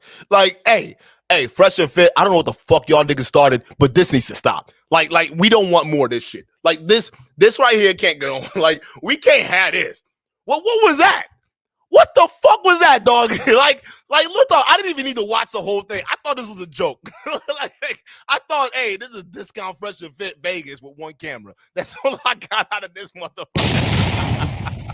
Right? Like, hey, the conversations were exactly the same. I mean, nothing changes with these style of content, bro. That's the thing that frustrates me about this space, man. You guys are all fucking copy. I can't, dog. I fucking can't, dude. Like, real talk. And this guy, like, listen, I got no problems with him. Again, I'm gonna just say this because I'm not familiar with this guy. A lot of you guys have been flooding my DMs with this particular dude stuff, dog. But I see shit like this. You're kissing your own fucking shower curtains, dog. Like, you know what this reminds me of, dude? You know that Old Spice dude, right?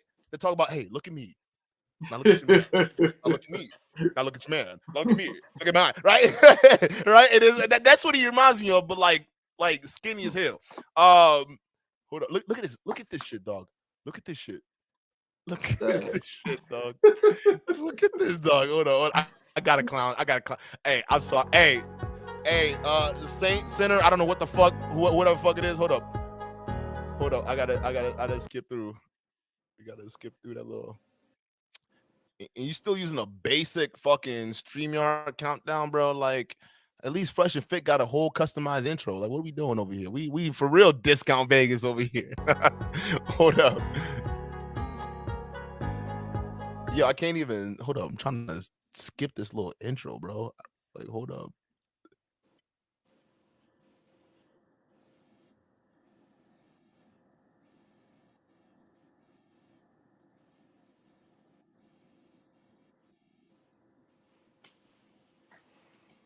Yo, come on, bro. Like, this dude should have slowed down my internet. I guess it sent you a sin, boy. You a sinner now. I'm telling you, bro. Now I got the discount shit going on. Hold up. Let me see if I can use the timestamps he's got going on. I wanna see the.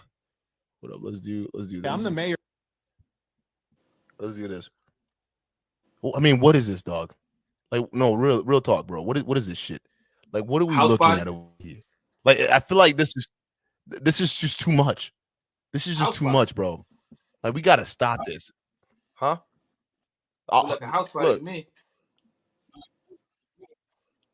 Talk to the people. Damn, like, bro, this is hold up. This video slowing down my shit. Let's play something else.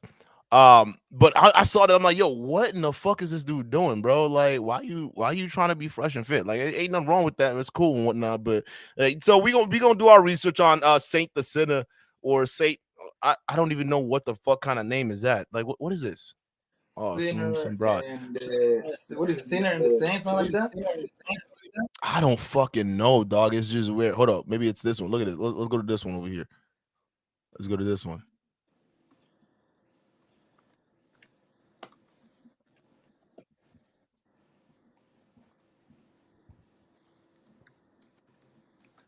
While we're waiting for that to load, bro, what are your thoughts on this shit, man? Go ahead. What are your thoughts on this shit? Oh no, the Tall Guy car review. I'm gonna start. Yeah. Homeboy, he is an interesting case, bro, because he been doing this for a long time, yo. He been doing this YouTube shit for a minute, right? Like he easy got what 5-7 years, maybe. Hold on, bro. Hold on. We gotta. Back Bracken, you dig? It's the big homie, the one and only Fax Kellerman, Stephen A. Pimp. Your favorite YouTubers, bro. You see how these girls just cringe every time they do that shit, bro? Like, it's so cringe. Even the girls are like, "Yo, what is this, dog?" It's self-made. Shout out to you. He says picnic tables below sell low budget. That's funny as fuck, bro. It like it's a picnic table with the marble on top. Marcus, come through, baby. Share your views. Lisa, shout out to you for the $10 super chat. Woo! Shout out to you. I just thought this was mad corny, bro. Like, real talk. I mean, with the big bag, the one that got these chicks mad. Yeah, play. Yeah. But I stay cool, keeping it player like a pimp in the crushed velvet. Ooh, drop the game. For you though. Marquette, Devon, Burton, the Saints, and the Sinner. Giving you lessons from a pimp. Okay, we back at it. Stop. I damn, bro. I already want to flame your ass, dog. like it's off of that. I already want to come at your ass, dog. Like this is crazy. Like we gotta. I'm sorry, bro. This needs to stop. This needs to stop. Well, enough, because clearly we see what we're looking after. What they're going after. We clearly see. All right, y'all boys. You know you can't control your dicks. Okay, so you want to come on channels that have these girls on there so you can do what you need to do. Like what is this, bro? Like what is this, dog? Like I don't know. Maybe I'll watch more into it and see what kind of conversations they're having before we get too judgmental. But just based off that intro, dog, I'm already looking at this podcast a little sus, dog. Sate the Sinner, Marcus, or whatever the fuck your name is, dog. Like, listen, dog. I would tell you this ain't it, bro. This is not it. You sound weird. You don't look like you know what the fuck you're talking about, bro. You sound like I feel like you about to sell me some lip gloss, dog. I feel like I meet you coming out of a dollar store, bro. Hey, listen, bro. You rough, right. bro. Hey, listen, dog. I got this lip gloss. You know gloss what he sound like, bro? He sound like one of those guys. He sound like one of those guys when you about to go get your computer fixed at Best Buy. Yeah. One of the squad guys. Can I service your MacBook Pro today, sir? I'm giving you. What package do you want? Can I introduce you in the Pro offer? All right, it's only $11.99. $32 financed over 22 months. You're wild. Yo, that's funny, dog. Hey, bro. I don't know if you guys are. If you just, I get it. You want to grow. You think the Fresh and Fit formula is going to be the way to go, but stop this. Stop this right now. I don't know what. Just stop this. Just stop. It's look. Just stop. What part do you don't like the setup? You don't like he talking that way? Because I don't care about the setup. I care he talking. No, I don't. Way. It sound corny. That's the way the whole thing comes off, bro. It's not the setup is actually pretty dope. I like the setup. Yeah. That's cool. I just don't like the fact that the girls' toes are like showing like that. It's like, why are you doing bogus, dog? So the setup is dope. I think it's cool, right? They got something going. It's just like, yeah. You got the following though. Pimp. Give me lessons from a pimp, bruh. Pimping. Like we got to stop. We got to stop. Oh my god! And I'm actually going through some of this stuff right now. They have like a clip that basically says, "Do not pay off student loans." You know, there's literally. He did. Yeah, he has one. He has one right there. It says, "Oh, not he going Batman Kevo route. Come on, dog. Like, what is this?" He says, "Picnic table maxing." Hell yeah, dude! All these dudes maxing. I tell you, bro, they're all maxing, dog. Look at this, dog. Hey, who else y'all want to look at, dog? This is starting to get like a little sad. But hey, shout out to the brother. I don't know what a whole lot what he's about. He seems like, you know, it seems like they got some stuff going on. I just don't know. It just seems like discount Fresh and Fit to me, bro. We might end up doing a video about it if y'all want. If y'all want, put a one in the chat if you want to see a video on this. If not, I'm just go ahead and leave us alone, dog. Because I see. Oh shit! Let me get you guys back in here. I forgot. We gotta change it up. It just does not make any sense. THPP Network. Shout out to you. We don't believe you, Jay-Z voice. My God. I feel like, bro. I mean, hey, maybe, dog, because he comes off like a salesperson. Dog. He's got some gloves in this one over here. He boxes. Let me see this. Let me see this. Let me see this video. It's about a minute. Let's see if he got them hands. Let's see if he got them hands, bruh. Okay. Yeah. Hey, listen, I respect boxers, dog. Hey, me too. That's a hard thing to do, boy. I know. That's what I'm saying. You getting damn, y'all want to see a video? Oh shit. As the world becomes soft, so often we feel as though we need a teammate or our spouse, someone to help us through. When in actual fact, a lot of the most important things in life you have to get done on your own. One thing I appreciate about boxing as well as public speaking is that it's just you in that ring or it's just you on that lectern. There's no one else there. So there's no pretend of it being a team endeavor. It's clearly up to you to deliver the goods. And when the goods are not delivered, it's your responsibility. Here's a funny thing about things like that. Number one, when you win, a victory has many fathers. Why you ain't When fighting, you bro? lose, feed isn't Bro, you gonna hit the He wants bag? to be around. I want to No, see for that real. power, dog. Let's see that. I want to see the power, dog. I want to see boxing against an opponent if you actually all about that boxing life. That's what I want to see.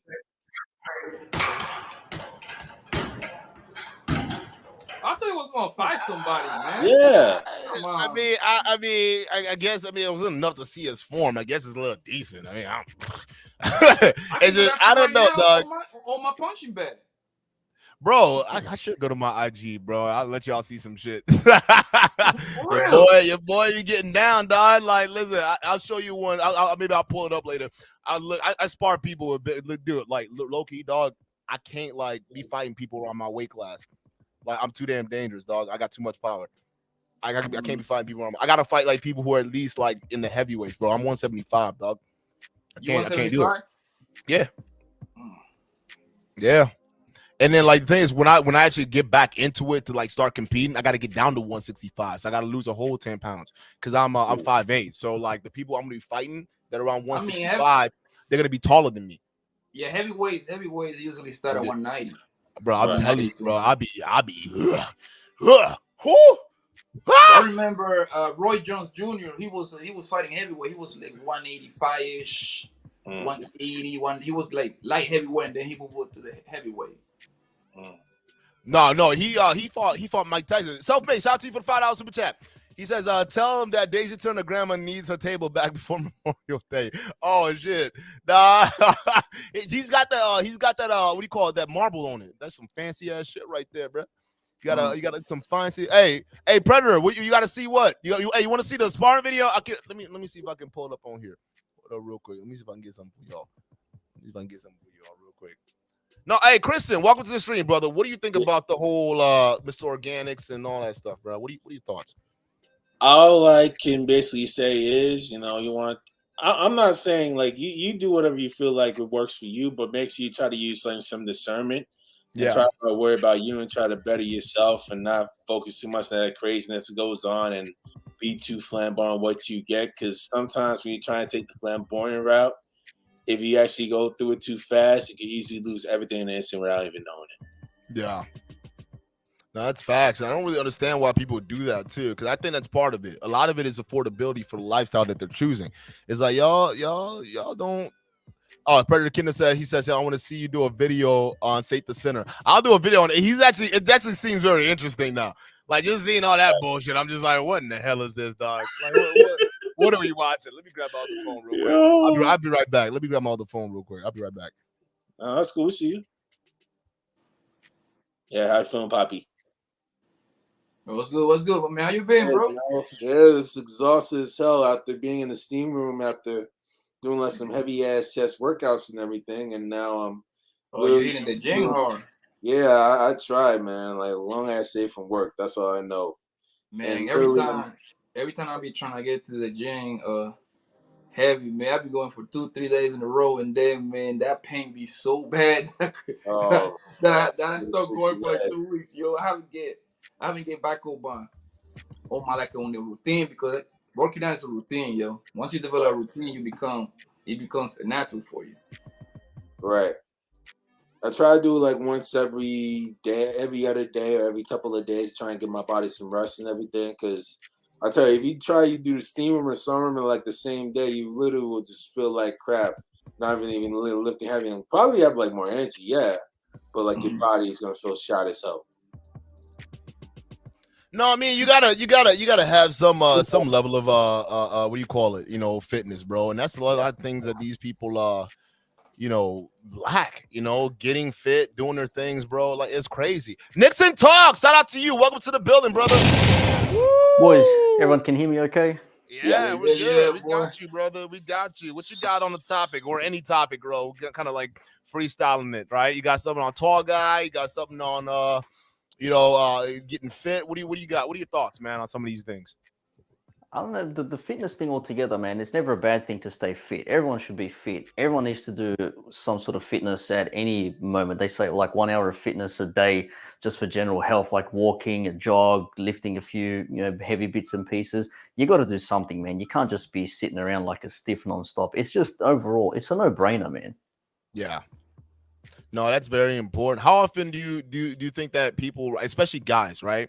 Because one thing we see in this manosphere space, a lot of guys that think that they don't have to really work on their physique, right? That it's not saying that they implicitly believe that, but the way they talk about modern women in the dating market, right? It's almost like accept me as I am type of thing, right? Now, granted, if you're a short guy, if you're not really, if you don't have a whole lot to offer, there's certain things that you can change, right? Like your physicality, right? You can go ahead and get in shape and, just having that body and then maybe go getting some money or something like that, that'll help you look good, right? They're different things, but fitness is a surefire way for a guy to go from a low sexual marketplace to a higher sexual marketplace in terms of value. You see what I'm saying? So a lot of guys, That's me, man. That's me. Yeah, go ahead. No, I'm saying that's me. Like I'm a short dude. I'm only like 5'2", 5'3", whatever it is. Right. In feet, so it's like 165 centimeters. I'm not the tallest dude, and I was skinny as, man. Like your wrist was like what my bicep used to be some years ago. Oh damn! But since then, I've mentioned it, man. Like I was underweight. Go to the doctors, get checks. Everything's good, no problems. Yeah. But you're just underweight. So I started eating, started going to the gym, and now I've leaned up. So I was it 50 kilo? Was it like 108 pounds at one point? And now I'm like 150, 160. That's what's up. Or 140 or something. I don't know what the conversion is, but like I've gained like a lot, and a lot of it is muscle. There is some fat there, of course, but like I said, you got to do something, man. I can't be taller, but I can be wider. I can at least fill the gaps. You get what I'm saying? Yeah. And to add to both y'all points, like actually the fitness part is like a huge majority part of your appearance, besides the whole dressing up thing. It's like basically more than about between 50 and 75% of your appearance is like mainly at the fitness. Like if you don't get the fitness down, you can be dressing like extremely well as possible, but if it's ain't right, you definitely will feel like crap. I can damn well guarantee you that. Yeah.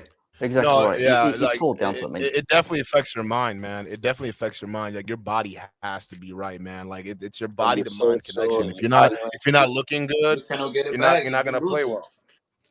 Like exactly. You don't have to be the best fit person in the world, but at least be decent. At least be decent. You know what I mean? Because boy, your body gone, you gone. you cannot. I don't care how much. You cannot get a BBL to get it back. That's true. Real, man. That's true, man. That's kind of thing we see with a lot of women too, because like a lot of women are going that BBL route and they're trying to like basically cheat to get their way in. And I usually say this, man, if you guys do that, you're not solving the root cause, right? If you go ahead and do the BBL and do all that stuff, you're trying to skip a step, and the step that you're trying to skip is the hard work and dedication it takes to actually get that weight off, and the hard work and dedication it takes to keep that weight off. All right, because listen, if you skip from being fat to all of a sudden being skinny by a liposuction, well, guess what? You skip that discipline factor, and 9 times out of 10 you will revert back because you didn't quell the habits that got you fat in the first place, which was your behavior, your pattern behavior. You weren't disciplined enough to recognize that and stop it. So what's going to make you disciplined enough to actually keep that weight off, which is what you see with a lot of people who end up getting lipo. It's a cheap way of doing it. I was at the gym today, fitness maxing. That's what I'm talking about, brother. And to fitness master shit out of that. Yeah, to make an exception to the rule when it comes to lipo, is if like you're extremely obese and you're actually trying to get the weight down, you want to try and curb the habit of like overeating and everything like that. That's one exception. Another exception is, if you're a woman and you just had a baby and you're undergoing C-section, like your whole abs is fully shot, you need like a tummy tuck to repair the muscle you have. That's like another exception as well. And the third, if you're dealing with like a heavy tragic accident, like a burn accident, like a heavy car accident, and you need plastic surgery to reconstruct your face or reconstruct your body, that's like another unique exception as well. So those are the only 3 things that you should be very sensitive about. Other than that's clear-cut cheating and lack of discipline. You're giving them too many breaks, man. It should be only one break, man. And the one break would be if it isn't a health issue. That's it. Yeah, that's what it is. That's why I just spoke about. No, but you said like when they have a baby, you can get your body. Listen, my grandma had 13 kids, bro. My grandma weighs nothing but like 130, 140 pounds. Okay.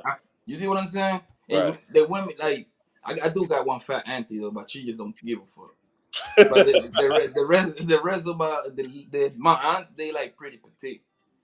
And these ladies got kids out the ass. You see what I'm saying? Yeah. The thing is, man, we live in a society today that I call it the popcorn society. They want the results right there, like this, right, fast. Yeah. So this is what happened. That's fact. So this is what people don't understand. Girls don't understand this.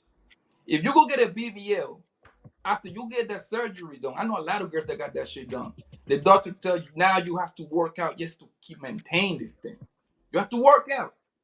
Fact. So now you went and invested like 10,000. The surgery costs like 10,000, between 7 and 10,000. Now if you go to overseas in like Colombia, Dominican Republic, it's about 4 to 5, right?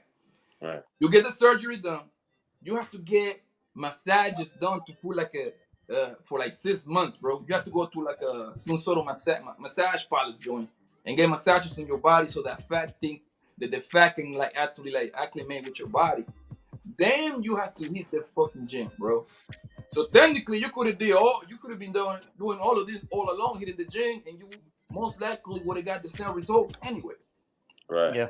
But people don't want to work out. Everybody want to ask. It's the easy option. You want to bypass. It's the easy option out, man. It's social media, bro. I'm telling you, social media is responsible for that, man. Because that too, man. Man, like, listen, I did smash a few girls with like fake bodies and shit like that. It's crazy, bro. But the surgery got better now because now they're transferring their own fat, I guess, putting it on their ass. Yeah. But what most girls don't know is their ass gonna look retarded because their ass don't match with their thighs no more. Oh man. Kim Kardashian. Kim Kardashian is the main one. That. She got that diaper booty. Yeah. Like, imagine when you dress your kid, man, and you put the pants on, man, how crazy that the body look, like a big old ass, little ass legs and shit. Yeah. And those young kids are going to make a monkey at that mother and those kids. That's what their mom looks like. That's what I call them, diaper booties. That's what I call them. Like, yeah, they got the diaper butt. That's what it is. Like, it just does not look right. Yeah. So what do you guys go ahead, Bobby. Some girls look good, bro, because some girls be having some big thighs. You see what I'm saying? Right. But if they got little thighs, that thing going to look crazy, yo. Sorry, can I just say, Kazan's comment says it's not social media or mindset of instant gratification, but social media has made it worse now because you see it that often, it's that quick, it's right in front of you.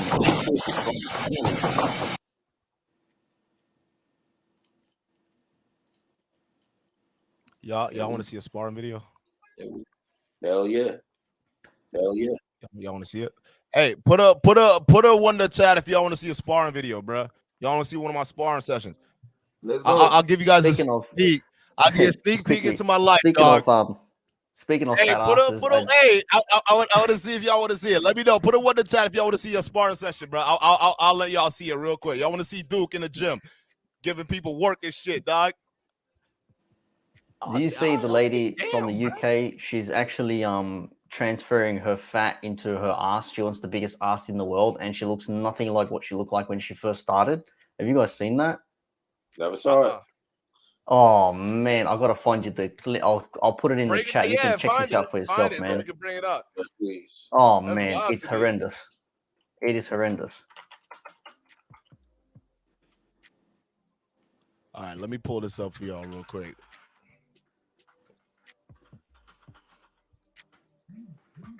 Nah, Django Jose, I don't be jujuing, bro. Like I just be straight throwing hands. Like I don't know, I love fighting, dog. Like that's the thing, bro. I love fighting. I would say like it damn near saved my life, bro. Like real talk, like it definitely calm your ass down for sure. But let me pull this up real quick. I got like 2 of them, huh? No, my gym has a camera. My gym got a camera, so it just whenever you get in the ring and the bell ring, the camera turns on. And then you get to watch yourself. Okay. But let me show y'all this real quick. Let me download that. Cause like I can't spar people in my weight class, bro. I hit too hard. like motherfuckers think I'm joking. Like I can't be sparring niggas. I got that unnatural African strength, bro. Hold on, let me show y'all this shit. Hold up. Oh, y'all can hold up. Let me put this up here. All right. There you go. All right, hold on. Let me enlarge this motherfucker. You know, like people like about boxing, man. Like the most important thing in boxing is your footwork, man. Yeah. See, my thing is, so that I'm the shorter guy. Like that's me right there, right? Coming on nice and tight, bro. That's my opponent right there. Dude actually ended up going pro like that year, that same year we fought. We sparred. But I'm gonna let y'all see this.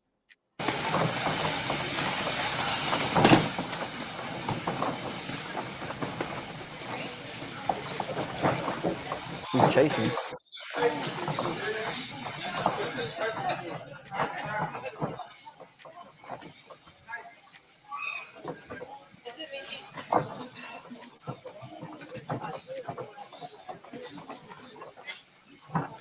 Hey, what do y'all notice? It don't matter what distance, bro. I got 6'1" arm span.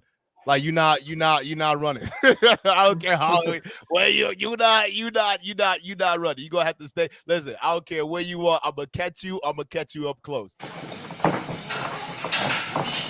But don't let it fool you, bro. This dude's good. Like he's got good footwork, bro. The way he was able to switch around with the ring and pivot and shit, like he had me chasing him for real. And my problem was I was still learning how to cut the ring off, right? Because I didn't know how to properly cut the ring off, especially with somebody who's at a higher level. But the one thing is he didn't want to be anywhere near my fucking arm length, bro. Let me see if I can show you another one.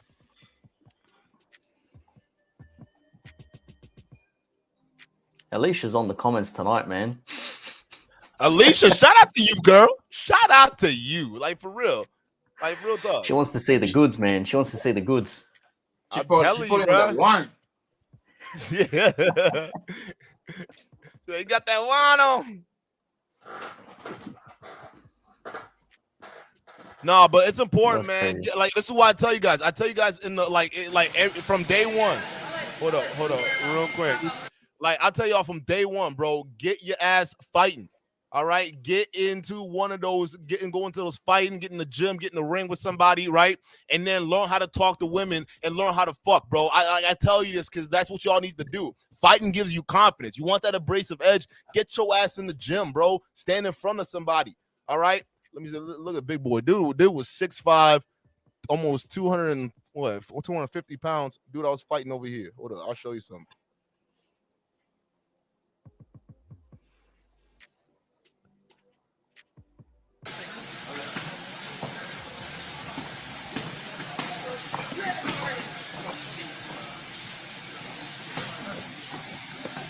Hold up. Shit, it's sideways.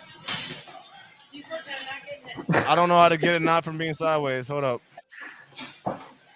My bad, y'all. I don't know how to rotate that bitch. Hold up. Can I rotate this? Hold up. I don't know how to rotate this on this player over here. My bad, y'all. Hold up. Let's see if Are you mirroring from another device, dude, or are you playing straight off the PC or laptop? Right off the PC. I'm trying to see if I can rotate. I don't know why it's choppy, man. When I do videos straight off the PC, it just comes out clean. It's weird. For real? Yeah. Now, I don't know if there's like an edit for this shit, like to rotate this motherfucker. Hold up. Wait. Let's see.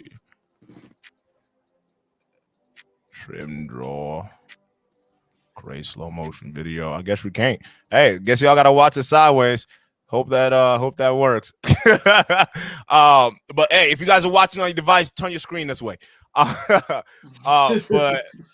there's me right there with old boy. Hold up. Let me see if I can show y'all this real quick. I'm watching on my computer. There's a big boy too. Dude, like, I'm gonna tell you this, his fucking hits are like a fucking cement truck, bro. I'm gonna just tell you right now, I got smacked up a couple times.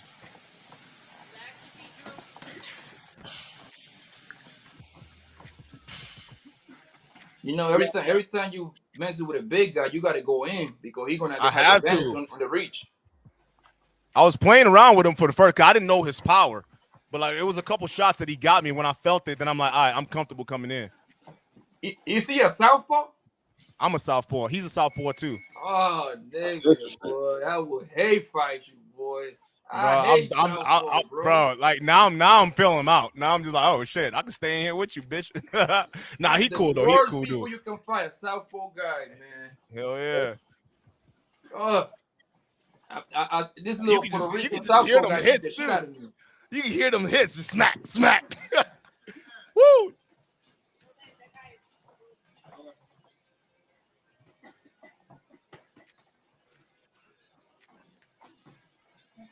I'll play it till I got smacked up, bro. Y'all gonna see it. People on the treadmill's got a view of the sparring session down below.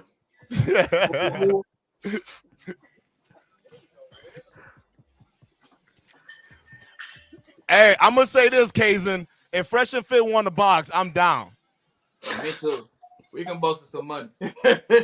Either one. Boom. Right in the fucking chin, dog. Fuck out of here with that bullshit, dog. What the fuck? There you go. There's the bell. There's the bell. We were like three rounds of that. Huh? I thought Myron was like. I think Myron's like. How tall is Myron? Put that in the chat. I'm 6'5". Yo, I'm almost 6'1", but I can't even, bro. I tell you, I can't fight whipping my size, bro. I can't if you unless like that's what I'm saying. If I like go to tournaments and shit, it's a different story. But like, cause I got to. But like people in sparring, like I can't do that. It's round 2, bro.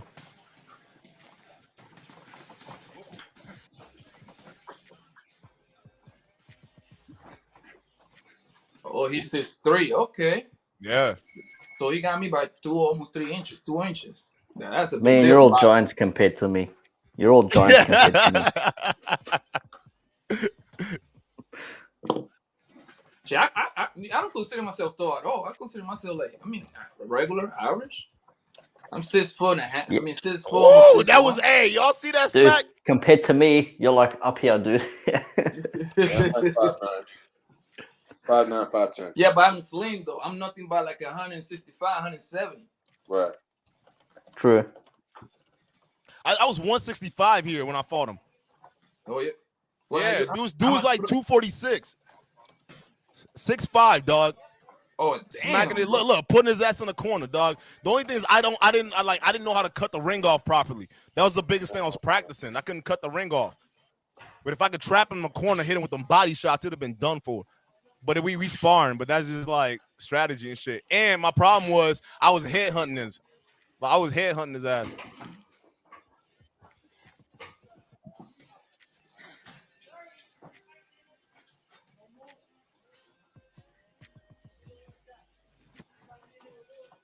Ooh, got in there. Like you gotta duck that jab because his jabs hit hard. Like his shit hit hard. There's the 2 minute. Whoo! Boo! Whoop! Oh, hug it out, fellas. Hug it out. We all right. We all right. Got him. I like fought 3 different people in that video. But hey, listen, if Fresh and Fit won the box, I'm down, bro. Hey, that's fine. Sign me out too, boy. Hold on, shit, my bad, dog. Y'all just disappeared for a second. second. If it's a paycheck involved, I can do it too. Hey, I'll be down to throw heads, dog. Let's do it. Hey, like that's how. Hey, listen, I would tell you this. After that QB interview, I was down to get in the ring, bro. I was telling you, I had never felt that aggression ever, bro. I'm like, damn, dog, this dude got me so mad. Like, God damn it, dog. Like, why you just stop talking? Come on, dog. Nah, but yeah, hey, get in the fucking gym, people. Like, literally, when I tell y'all got to learn how to fight, especially for you young males out there. That's very important because that's the main thing that builds confidence. Stepping in the ring and dealing with somebody, knowing that you only got to rely on yourself to make it out. That's a different feeling because that translates into the real life. When you in the real life, bro, that when you fight that come against that challenge, it's only you. You notice how whenever hard times come into your life, your friends, the people you thought were fucking with you, they were down for you, they're all gone. Because at the end of the day, when you hit challenges, it's all up to you to face that. And the easiest way to get practice is get yourself involved in something that you got to rely on you. That's the only thing that is there because as long as you can look in yourself and say, no matter what happens to me, As long as I'm breathing, I will be all right. That is the mentality you need to carry in the ring. You need to take outside the ring, because you be knocking shit out in the ring, but you also be knocking shit out outside the ring. And I'm not talking about in terms of people. I'm talking about in terms of your goals. And that's why it's very important. It's not just one of those things I mean, I'm a little crazy. I want to get in the ring because I like to hit people. But it's one of those things where it taught me a lot, right? Because I enjoyed the sport, but it gave me you get a little bit of an edge. You get more confident. You walk around. When you're outside, you got your shoulders back. Because you know how to handle yourself in most situations. The big problem with a lot of guys, and the reason why they don't have confidence in themselves, because they're not tested. They're literally walking out through this world untested right now. Right? Get your ass in the ring, or get your ass into something that's very challenging if you don't want to get smacked up. But no, that's the main thing, bro. It's the main thing. What are your thoughts on that, guys? I just want to say, Marcus, I'm not punching on with no kangaroos, bro. This ain't no Roger here from Tekken, bro. Woo! Woo! Have you seen those videos of those kangaroos fighting each other? It's wild, man. Hey, them kangaroos remind me of like jacked ass humans, dog. Like, it's actually kind of scary. Hey, you in Australia too? I just realized. Oh my god, bro! From the land down under. Holy shit, dog! You all the way from like, goddamn, like, hey, that should be real. Like, people be like, because them kangaroos are not playing, dog. They got sharp ass claws, and like, imagine a rabbit that's grown as fuck. Their kicks is even worse. That's what I heard. Their kicks, they're bro. Do you see how powering them legs? Like on both legs, they jump up and just like bang, smack you against there, man. It's bad. And they're a pest out in the wild. Like, if you go driving outback where it's pitch black darkness, no electricity, these things come at you. And if you're traveling 60, 100 miles an hour, give or take, your car is finished, man. Like, you can just go on Google, type in kangaroo car crashes, and if a roo hits you, your car is gone, man. It's gone. That's like hitting a deer up here in Wisconsin. yeah, basically, yeah. You hit that shit, it is total. It is done. Yeah, man. But Ace, let me ask you this, because you're in Australia. What are your thoughts on this? I just want to dabble in this a little bit. Your thoughts on this whole stuff going on with the invasion in Russia and shit. Is that affecting Australia too much down there? Not really, man. We've got our own crap down here. We're dealing with still like half the country is open from COVID. The other half is still closed down and panicking, and it's a bit of a mess. Our prime minister now has got COVID, and everyone's like laughing at him. And I'm just like, why are you laughing at him? Like, why does anyone rejoice in anyone getting sick? Like, no matter how much I hate someone, I still don't want them to get sick. You know what I mean? Like that's a dick move. Yeah. But in terms of like overseas stuff, I don't know, man. I've had a lot of people say, Ukraine good, Russia bad, etc. I'm thinking to myself, yes, Russia bad. I can see that invading is not a good thing, but do I completely believe everything that news media is reporting to me? Because if I'm being honest, over the last year or two, I don't trust anything that they tell me. Like the whole that Snake Island story where the 13 Ukrainians said, go fuck yourself, and then they killed it. They're alive apparently. Wait, that was fake? Apparently. That was fake? Holy dude, that's crazy. I didn't know that. I was watching. I thought it was real. Yeah. No, New York Times or someone reported it. Someone said apparently like it's not legit. Who do you guys have for media? Do you guys have like CNN, like the typical bullshit, or do you guys have your own like state-sponsored media? Or we've got our private own, like, captured? Yeah, we still have like you've got the main media here. You've got a few outlets. We have our own version of like Sky, which is Fox News, effectively, sort of. So you've got that. You've got the ABC, which is left-leaning. I don't know if you'd consider that to be like a CNN or an MSNBC, but we still get all the feeds direct, like through cable. Like broadcasting company, right? Yeah, ABC. Yeah, so that's them. Yeah. Always be close. So they're sponsored by the government. Yeah. But we still get all the feeds from every other normal outlet. So MSNBC, CBS, Fox, CNN. I can turn on cable right now and just watch whatever's playing in real time. Whatever you're seeing, I'm getting the direct feed right now. Yeah. So we have our own media. Obviously, different medias lean in different directions, but effectively, it's just information read by someone else overseas, and reread by our own presenters here in Australia, effectively. What the big thing is, you got to understand how history is played too. Because when I initially saw this, I was just like, "Yo, maybe this is like crazy. Maybe this might be like World War III." But then you look into it, and you're like, "Oh, okay." There's a bunch of FUD in the mainstream media right now. They're trying to get us super jacked up against Russia because Russia's been that long term enemy, or the guys in the West or the East, right? Those darn white folks to the East that we don't like, right? Let's go figure them dudes out, right? And then when you dig deep, it's just like, oh, well, okay, we look at the security aspect of it, and just from a completely neutral perspective, right? Because like everybody's like leaning one way, because y'all will find a way to just divide everything, right? But if you really look at it, I'm gonna just put it in terms that y'all can understand in the chat, and y'all who'll be watching this later on. It's like, if you were a country, you were a big bad country, and another country, the smaller one that's right next to you, right, is getting influenced by another big bad country that doesn't like you, right? And they're saying, hey, listen, we want you to be part of our club. We'll give you some weapons, we'll give you support. Oh, by the way, you sign these treaties, dog.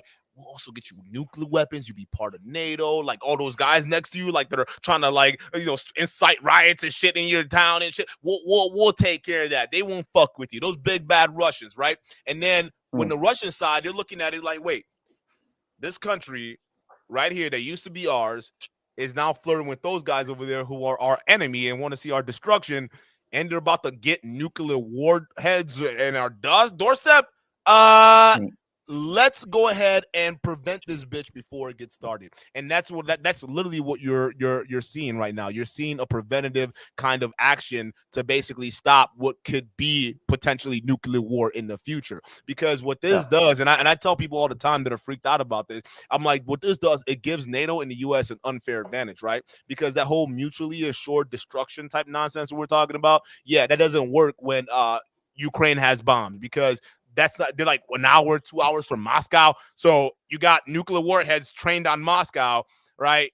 They can hit Russia before Russia has a chance to hit anyone else. So now these sanctions that we're talking about, like, oh, we'll ban the banks and whatnot, can easily escalate if they had that strategic position. If NATO did, can easily escalate to, hey, you better do what we say, bro, or we're just gonna get that nuclear threat level to level 1. And then what? You see what I'm saying? Yeah. So you can see, like you can foresee, and that's okay. We're looking at the Russian people as a whole. That's something you literally got to pay attention to. That's not something you just fucking ignore. Like, yeah, you got to do something, but then on the other side, yeah, it is fucked up. It really is. But then now you got to dive into the whole politics of it, right? Because, Russia's saying, hey, NATO, you need to stop the expansion. No, they're saying, no, we're not expanding. And then they're expanding, right? And then Russia's saying, hey, you just said you were going to promise not to stop expanding. It's still expanding. Oh, what? No, what's going on? We're not expanding. What's up? Let me just build my military over here. Hey, wait a minute. You said you guys weren't doing that. Listen, our military is only preventative. We're a peacekeeping force, right? As we're sneaking nuclear missiles and warheads across the border. No, we're peacekeeping. So we're setting up a situation where no one really trusts our word, because we kind of go back on that. We have this kind of history of doing that. And we started basically going back in the worst way possible, which is recruiting Ukraine, or trying to recruit Ukraine to NATO, which is expanding, which is breaking the kind of agreement that we had. And on top of that, now we're starting to like, hey, fucking with you nuclear warheads. That's fucking crazy, y'all. So there's a lot of things that, a lot of people, you gotta pay attention to it. Don't be scared with the FUD and whatnot. This is like literally the Cuban Missile Crisis in reverse. Yeah, it's crazy, man, because the thing is, like, Ukraine is on a lose-lose situation, man. They are too little to even, they cannot stand Russian power. I was looking at the numbers, and I was looking at when it comes to their army, and Ukraine only got like 4,000 like planes, something like that. Yo, Russia got like 40,000. So whatever Ukraine got, Russia got 10 times over. You see what I'm saying? Kazan actually brings up a great point, and this is actually what the fuck I'm worried about, if anything else, because in this whole distraction, China. Yeah, we gotta pay attention to that, because China has been eyeing Taiwan the same way Russia has been eyeing Crimea and Ukraine, right? So in this whole distraction, if anything, if the China and Taiwan thing, that actually has more of a situation that actually can put us in a World War III. Like actually, realistically, like I would be scared if China starts making moves towards Taiwan. Matter of fact, that's when y'all need to start saddling up and getting ready for the draft. All y'all feminists out there in the U.S., all y'all talking about, yeah, you know, I don't need no man and whatnot. Hey, equality is here, motherfuckers. I get ready because y'all gonna have to get drafted too. Ain't that a law right now in the United States where men and women can get drafted equally, or was that bullshit? Did that go through? Or was that bullshit? I don't know if it's a law, but I know it came up though. It came out like it was in the talkings. I don't know if it became a law. I think if they know got they were talking about the access, like they got the choice to join it. That's what I believe. So I want to know. Let me know if you guys in the chat know. Are women now part of the draft situation? So if there was a draft that would happen, are women kind of included in that, or is that just a bullshit? Oh, self-made said no, it doesn't pass. Oh, well, okay, I guess. Hey, listen. Hey, y'all feminists out there. Hey, listen. If China starts coming after Taiwan, back to the kitchen. Yeah, nah, y'all going to the front lines. Hey, you going out there with us? If I'm getting drafted, y'all getting drafted too. What the fuck? No. This is what it is, dude. This is what it is right here, bro. Like, I want to see if they're gonna be marching outside, like holding signs, telling the government like they want to be equal and they want to be drafted equally. I want to see that. I really want to see that. You know they're not gonna do that. I know, but I want to see because they complain about everything else. Nah, they go be like, oh hey, you brave, strong man. Oh, look at you guys, just go, guys. You strong man. We need you. We need you to fight for your country. I know the past few years we told you guys you were useless, but guys, like we actually need our men, right? And then the big thing is like, okay, well, do we even have any eligible person to be able to come out here and do shit? So what Kazan just pointed out, right, is a very real fact. If anything, this is the main thing y'all need to pay attention in this whole conflict, right? Because the whole Russia-Ukraine thing, that was going to be bound to happen. But China and Taiwan, that's a big different problem because Taiwan is an actual ally. I think Taiwan's part of NATO. Correct me if I'm wrong. And with the difference between the Taiwan situation and Ukraine situation is they signed an agreement to be part of NATO. So if China fucks with them, we're liable to go to war. Like we actually are liable to take military action versus what we're seeing with Ukraine right now, where we got to send them weapons and do things on the side because we didn't get to the point where they actually signed a treaty to be part of NATO to be able to be eligible for our defense. Otherwise, it's a war that is going to basically break out, all-out war if we decide to step in. That's why the U.S. is doing that stuff. He says not part of NATO, but okay, so they're part of the ally. They're allies, so they're not part of the whole thing. So, but they will still step in. They will step in severely to stop that shit, and that's when I'd be worried. I'd probably go find me a bunker somewhere or some shit. Like I'm not. Hey, listen, I ain't trying to fight with sticks and stones, baby. Hey, I'm not playing with that shit. You can go nuke somewhere else, but. Guys, you gotta pay attention. The world economy, the main thing that's gonna affect a lot of you guys is your dollar, your spending power. That's gonna be the main thing that's gonna be affected in this, right? Because listen, man, when all this inflation really start to hit, especially from these goods and services that we're gonna be like, suffering on, it's gonna be a real problem, man. So stock up while you can. Stock up you can, save your money while you can, because it's not going to look too good. KN Bynum who said, so if women can't get drafted, what happens to the transgenders? LMAO, it may turn out they knew what they were doing all along. This is their end goal. Listen, I damn near got canceled for this shit, but I'm gonna make a statement that isn't gonna be too offensive. It's not gonna be offensive at all. So guys, if you get trigger warning, okay? Listen, I think this whole thing for obviously there's a certain level of mental issues going on there, and then another level of people feeling certain type of ways. That's fine, but personally, in my opinion, listen, bro.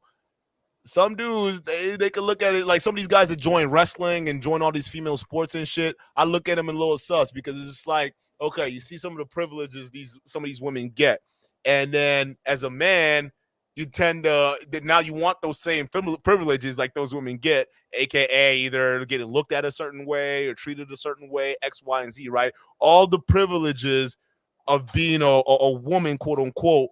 but you still have those male wiring. So that's very interesting. So like I think that is just a privilege, Jack, right? So the guys who are doing this in those sports, right? In the sports, not in real life or anything else. Like some of those guys that do be doing that stuff, like it's like you're jacking privileges, because you hear some of them talk about like actual women. It's like weird. It's like, wait a minute, right? Like what do you mean? So this woman who is clearly a woman is not technically a woman because you're in the club now? Like I don't get what's happening. Oh, we can't call it breastfeeding anymore. It's chest feeding. What is that? I'm very confused about what's happening here. So man, I got a chest, but you're not getting any milk out of this, man. No, the reason why they said you can't call it breastfeeding anymore is because not all women have breasts. All right. Oh, not women are. Yeah, not all women have breasts. So we have. Are to you for real? I'm not shitting. Yeah. I'm dead ass. I'm fucking dead ass. Oh, I'm dead ass. just quickly, do you remember the speaking of the army and all that sort of stuff? Remember the ad that the US government brought out last year, whatever it was, about the I've got 2 mothers and I'm proud and all that sort of stuff. There's an Aussie YouTuber by the name of Sparring. He does like anti-SJW comedy sort of stuff, and he put these 2 clips side by side. You watch the Chinese Army's video compared to the US Army's video, man, it's like something out of Saturday Night Live. I'm not lying to you, man. Like the Chinese Army are just brutal, man. Like I'll link it. Well, they're doing this on. Here's the thing, though. That's my thing with TikTok. Right, the thing with TikTok, because the videos that the algorithm shows the guys in China, like the males and stuff, it's all about like at least the content that's being promoted high on the algorithm are men being strong, men being masculine, right? People actually showcasing engineering skills or different kinds of cool stuff. And we see an American side of the algorithm that's pushing up a lot of the TikToks that we see. And what do we see? A lot of degeneracy, a lot of people getting famous for doing stupid shit, dancing, right? So it comes down to when people say, hey, this TikTok shit's dangerous. This is the mental conditioning we're talking about, right? Because you don't understand who controls which algorithm and what they decide you can see and what other people see. So it's like when we talk about cyber warfare, this is part of what we're talking about. This is part of the whole shebang. Because if they're convincing your kids that stupidity wins and you could be successful by being stupid and millions of people will follow you, guess what? That's the mentality you're going to be coaching for a lot of these guys watching this stuff. So you got to be careful, man. A lot of the social media stuff, you guys got to be careful. This TikTok stuff, you got to be careful. Matt Walsh posted a comparison of the Russia, Chinese, and U.S. Army recruitment in videos. I fuck with Matt Walsh. He did that one thing with Dr. Phil. I thought that was pretty interesting. I thought it was a very interesting video because it definitely exposed a lot, especially for the one who was a so-called professor, couldn't answer a simple question to save her life.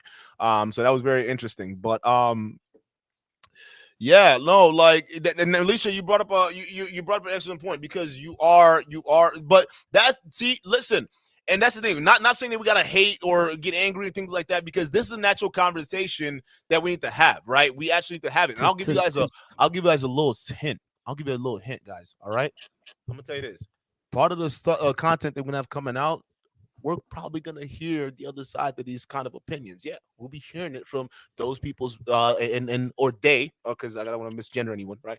They or whatever he, hers, her, right? You'll hear them from their mouth too as well, and you'll hear what's going on. And guys, no, real talk. Like, this is why I fuck with the chat, because you guys are gonna be ready for some mature style content. You guys right now in the near future, you're gonna start seeing some guests that we're gonna have bring on. You'll start seeing some people coming in, and they're gonna be completely different than guys you see in this manosphere space, right? They're gonna be people that you see either from no other side of the fence, or guys you see typically that are from the real world. But it's important to have these conversations, and you guys get involved in these conversations so you guys know, hey, this is what other people are thinking. This is the mentality. It's not so much to like judge it harshly, but let's come to a place of understanding, right? Because the way I see it, man, we keep going down this path where people are trying to like say, oh, I own this type of language and you got to do this, and I own that type of language. The backlash that's going to come from that will be huge. So why aren't we doing the best we can to start these dialogues now? And I think that's where the manosphere, at least not because some of y'all want to start talking about women, y'all could do that, right? And don't worry, we'll have these conversations too. But as far as you guys know right now, we have a channel that's balanced. I don't want to sit here and just shit on women all fucking day, because it gets kind of weird at times, right? And I don't think you guys understand this, right? A lot of y'all channels, I literally, like, a lot of y'all who I consider competitors, right? Like some of these bigger guys out there and whatnot, right? I would like we would show your videos to guys in the real world, bro, and literally it doesn't make any sense. A lot of them don't even understand. Like they think everyone in this space should be canceled, right? Now, listen. Do we think that? No, but obviously you understand that manosphere and the real world completely different. Just like when Fresh and Fit meets Fragrant Through, the exact same thing, completely different. So it's important to see what the real world and people outside the space think about this space, and we can actually foster a dialogue. So it's gonna be very fun, man. And some of the stuff that we're gonna have to coming out, like the game shows and shit, man, y'all are gonna be in for some treat, baby. Y'all gonna be in for it. You know what's funny, man? Go ahead. I don't know why I'm echoing for some reason. I've got echo turned off here. I can hear myself talking back. I don't know why. Oh yeah, at least let me read this. It says, "See, that's where I have an issue. I'm 100% woman. Why can't I be proud of that?" No, but the thing is, a lot of women aren't really stepping up like that, right? A lot of women, and I'm not saying stepping up in your life or fighting for what you need to fight for, but it's a lot of women right now, they're just kind of taking a back seat to whatever is going on, and that's up to you guys, right? Because a lot of women are backing some of this stuff. So maybe it's a conversation women need to have with other women, like. What's going on here? Do we see the future of this, right? Is there a way we can figure out what's going on? Because maybe, what makes a woman is going to start fading away. And maybe that's the natural evolution of things. I don't fucking know, right? Because I said in my last stream, we're heading into towards Mr. Potato World, right? And Mr. Potato, you can plug and fit different parts, right? So at one point, you could be, they could be the bionic arm 2.0 that could let you throw like Tom Brady, right? I guarantee you there'll be brothers out here, hey, chop this bitch off. I don't want it. Give me that Tom Brady arm. You see what I'm saying? Like that's what it is. So I think we're already primed for it. So then again, it goes to a deeper conversation, okay? If you're willing to swip out all these parts, who the fuck are you? Right? Because we also notice in this space, pay attention to a lot of dialogue, they tie themselves to their identities or their genders or whatever they call it, right? So it's one of those things where it's like, okay, if people can just swap different parts, then what are you? Like, what are you, dude? Like, what makes up you? Is it just your brain? Is it just your thoughts? Then if you're going to say that, then I'm going to ask you, where do your thoughts come from, right? I always ask people these questions, right? Oh, well, I know who I am because I think who I am, therefore I am. Okay, where do your thoughts come from? Right. Well, where does it comes from your brain? Okay, how does your brain formulate that? If we were to look at your brain, right, and say, okay, point to what a thought is that you're having, how would we know what it is, right? Where is that signal coming from, right? So there are a lot of things that we just don't understand, and when you break it down, we got to understand that like a lot of this shit we just don't know. We don't know, but then again, the confusion comes from when we don't have conversations about this, right? Because then you even look on the other side. They're getting confused because there's a lot more shit coming out, a whole new dynamic, right? There's LGBTQ full alphabet down the goddamn line, and it keeps growing. So it's important to have these conversations so we can see the other side, we can talk about it, and we can just go from there. But DJ Turner, Deja Turner says we're getting to the point of being a Build-A-Bear or our own case Build-A-Human. No, that's facts. I saw that coming a long time ago. Like all this surgery, the BBLs are the same thing. The BBLs are the same thing. It's no different, dog. Like it's everywhere, bro. Like it's a plug and fit Mr. Potato bodies, right? Everyone wants to, insert this part here, insert that part there, and that's where we're headed to. Now the question is, are we going to be okay with it, right? Is that something going to be, moving towards society? Is this going to be the new normal? Like what is this, right? Because to a certain degree, everybody's primed for this. Everybody's getting themselves primed for this. So if the Elon Chip 3000 comes out, I'm sure, and it can help you see further than your normal eyeballs. I get you getting that implant. Somebody's doing it, right? So what does it mean to be natural? What does it mean to be you? Right? There's a lot of things that we need to have a conversation about. And maybe is this a consequence of society moving too fast? Do we need to slow down a little bit, right? And kind of reassess what's more important? Because I think we're missing that. And I think what's more important is finding fulfillment or happiness, right? Because that's what a lot of people are chasing after. The problem is we're not taking that time to realistically understand what makes us happy. Like what makes us happy? Well, I guarantee you it's not chasing that BBL. I guarantee you it's not going out and trying to be rich. Man. I need That's what I'm saying. Hey, listen, that'll make you happy, like for temporary, but it's not that long lasting fulfillment. What's gonna get you that happiness is staying in the moment. Even right now, having this moment with everybody on the panel and people in the chat right now, that makes me fucking happy. that makes me want to come up here and keep doing this every fucking day because this is interesting. I'm having a moment right now. Right, I'm not sitting here talking to you all and thinking about the future, thinking about something else that's going on in my life. I'm sitting here and I'm present with every single one of y'all in the chat, those of you guys that are watching, and those of you guys on here on the panel. That's fulfillment. A lot of times we go through our life skipping through a lot of this shit, right? Because we're trying to get to what we need to get to, but do we even know what we're going to find when we get there? And a lot of people once they get there, they find that there's a whole lot more emptiness because they forgot to stop and slow down and realize the people who were more important, right? Instead, they've cast out those people. They cut them off, moved on, right? You know, even like the conversation we're having right now, there's almost no room for second chances anymore for people, no rock of redemption, right? We're just getting rid of that, right? We're not forgiving. We're leaving a lot of bodies in our wake. And by the time we get to that end point and we're looking back at that massive trail of destruction that we done built for ourselves, and we're saying, God damn, how come I don't have any friends? How come I don't have nobody? How come I'm depressed? Well, the reason why that's happening is because you forgot throughout the entire journey when you were going there what truly matters, the people that you bulldozed through to get to where you thought you wanted to be. And that's a big problem that we are not understanding right now. But Alicia says a good point. Like, why is everyone sidestepping personal responsibility? That doesn't exist anymore. No one's responsible for themselves. It's always someone else's fault. I did that because of X reason. Like, if there's one thing I like to give people, it's be responsible for your actions. Whatever it is that you do, I don't care if I agree with it or disagree with it. So long as you acknowledge what you are doing and you're doing it yourself and it's a self-conscious decision, no one made you do it. Don't give me this bullshit about, well, I had to do this because X, Y, Z, or I wasn't left with any other option because X, Y, Z. You always have an option. Like, the one thing I can't stand is when people say, well, you know, it's not my fault because, and it's like, well, hang on a second. No, it is your fault. Like, I got so drunk the other night and now I regret it. Well, why did you drink? It wasn't my fault. People were giving me drinks. Why'd you drink them? Why you drink them? Don't drink them. Yeah. You know what I Why mean? are you just like, hey, stop, and then just walk the fuck away? Yeah. Well, here's the thing, though. The reason why is because we're all bred to be children, right? We're raised by children and we're bred to be children because a lot of us right now we're arrested development. That's what it is, right? We're a bunch of grown adults and they look like adults in physical person, but they're actually children in mentality, right?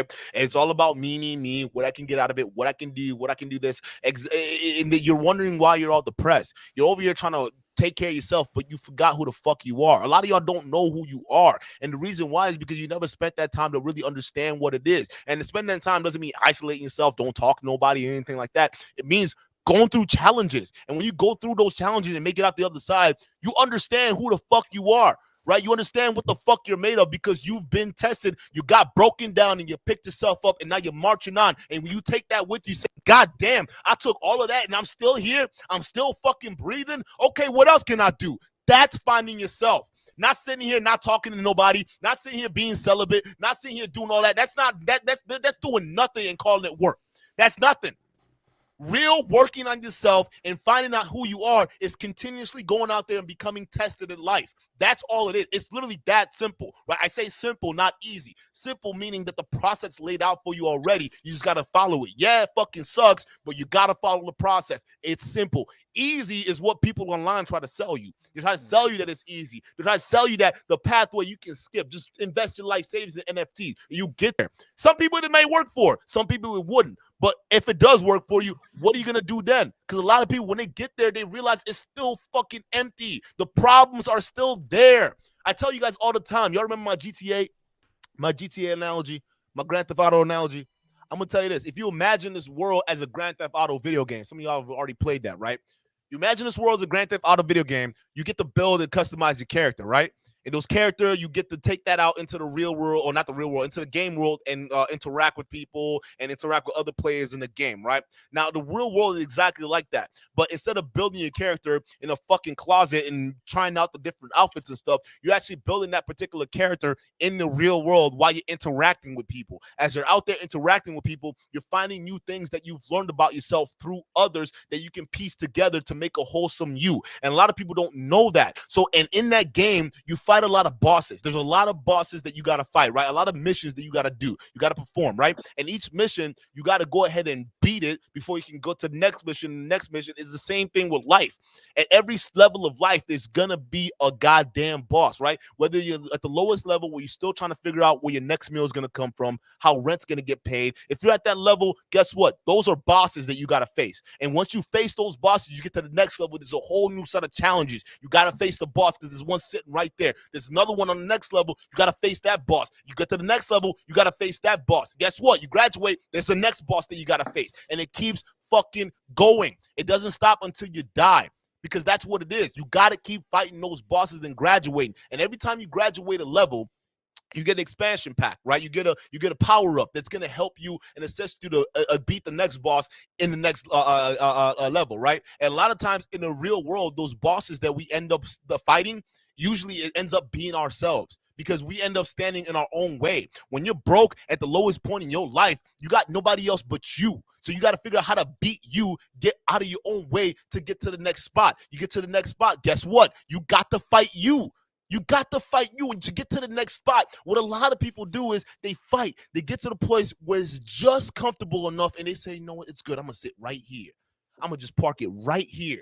And what you guys don't understand is that's not where you want to be. Because if you think that you just parking your stuff at that level, because let's say you get to a level where you all of a sudden got money, you got nothing else to worry about. We know that there's something else that you need to do, but you're actively ignoring that. Well, guess what?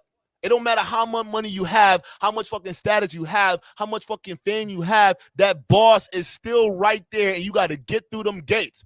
That's why some of these people, when they get to the point where they're rich and famous, they think that running away is going to be a problem. It's not, because at the end of the day, you still got to face the person in the mirror. That's not going away.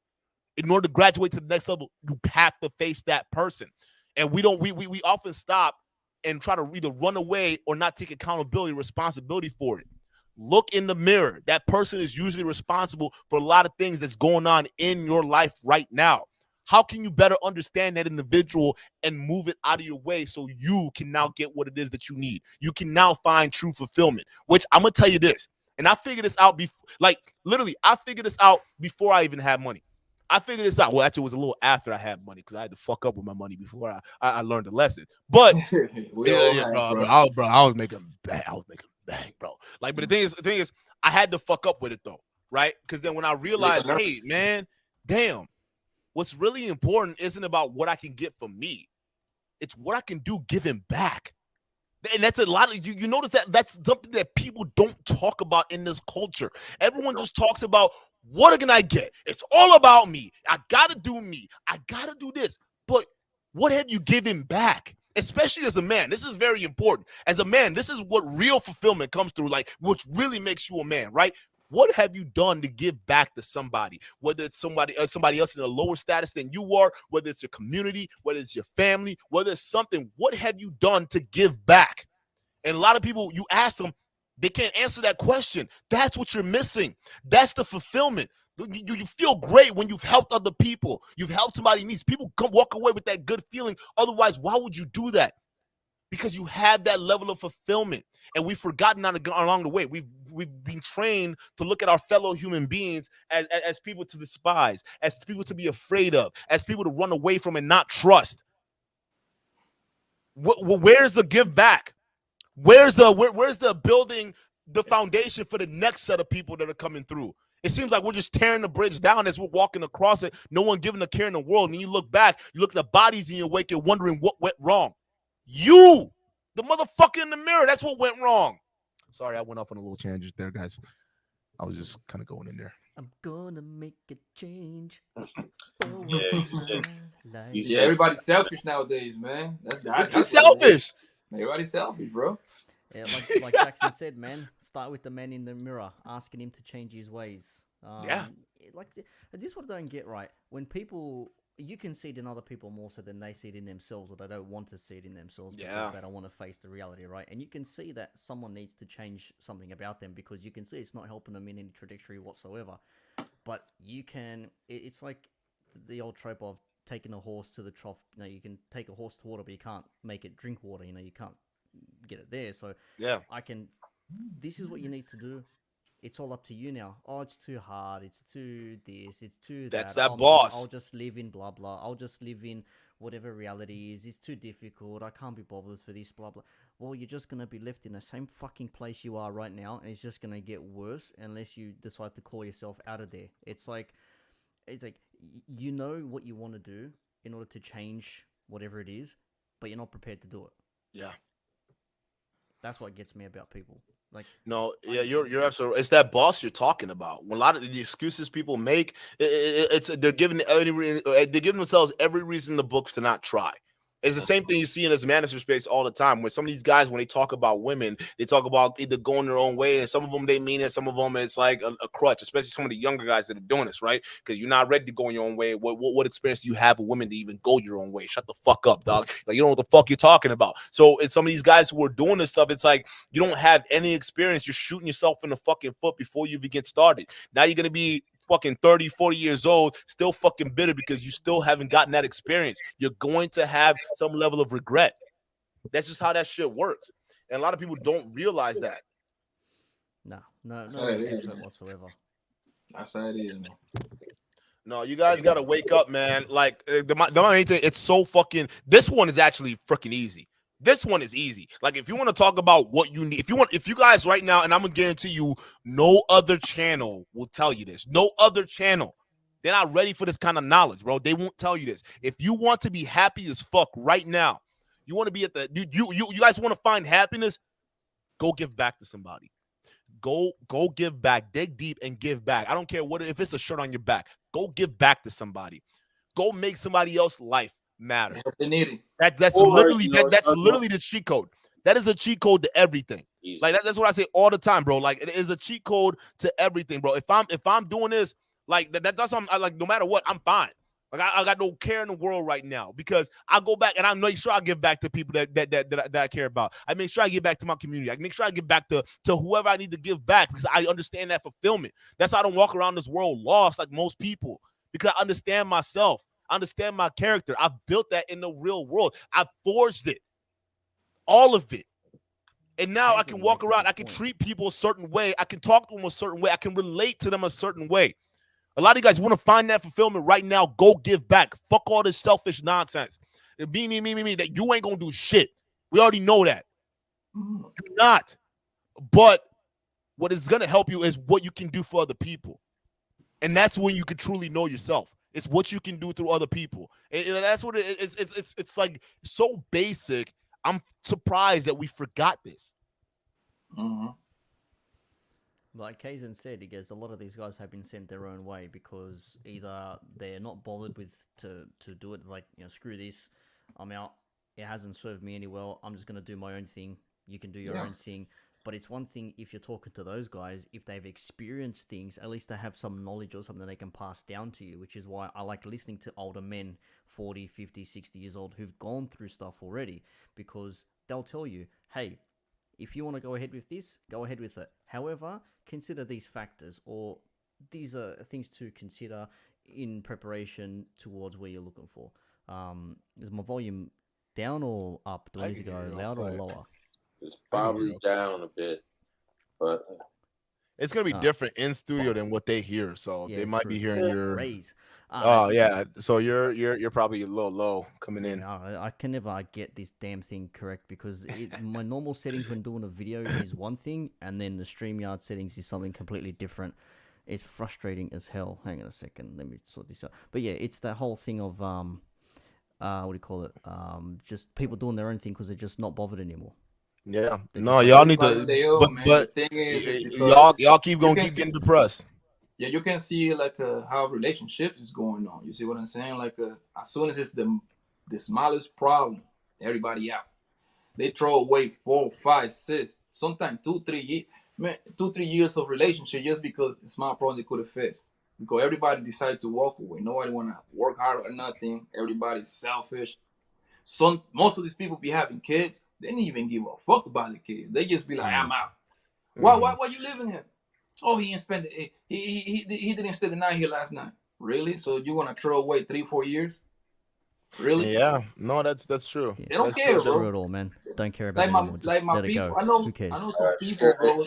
I know some people that have been married, bro, like 20-something years, bro. They getting divorced. I'm like, yo, how is that happening? There is no way in hell I'm getting divorced if I'm 20 years in, like we're gonna become roommates or something. Yeah. I know losing Test, my test. house. I know that for sure. I love self-made super chat. Shout out to you, brother. No, like, yeah, get out of your own head and on your own way. Get out of that. Like this is what I tell my little brother all the time. I used to tell him, like, yo, because we talk about this all the time, but I'm like, yo, you need to get out of your own head. He never understood what I meant, right?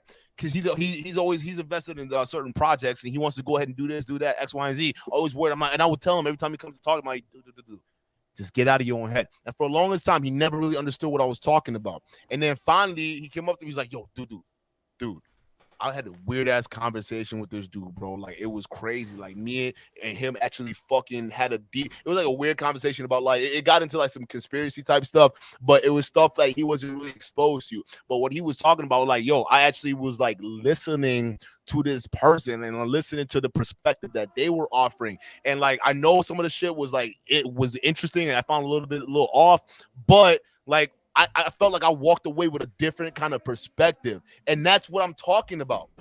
That's literally what it is. Walking away, coming away with a different perspective. That's all that matters because that adds to it. So get out of your own head, people. That's the first step to healing. Because a lot of people think to heal, you got to retreat within yourself and become. And no. Get out of your own fucking head. Go help somebody.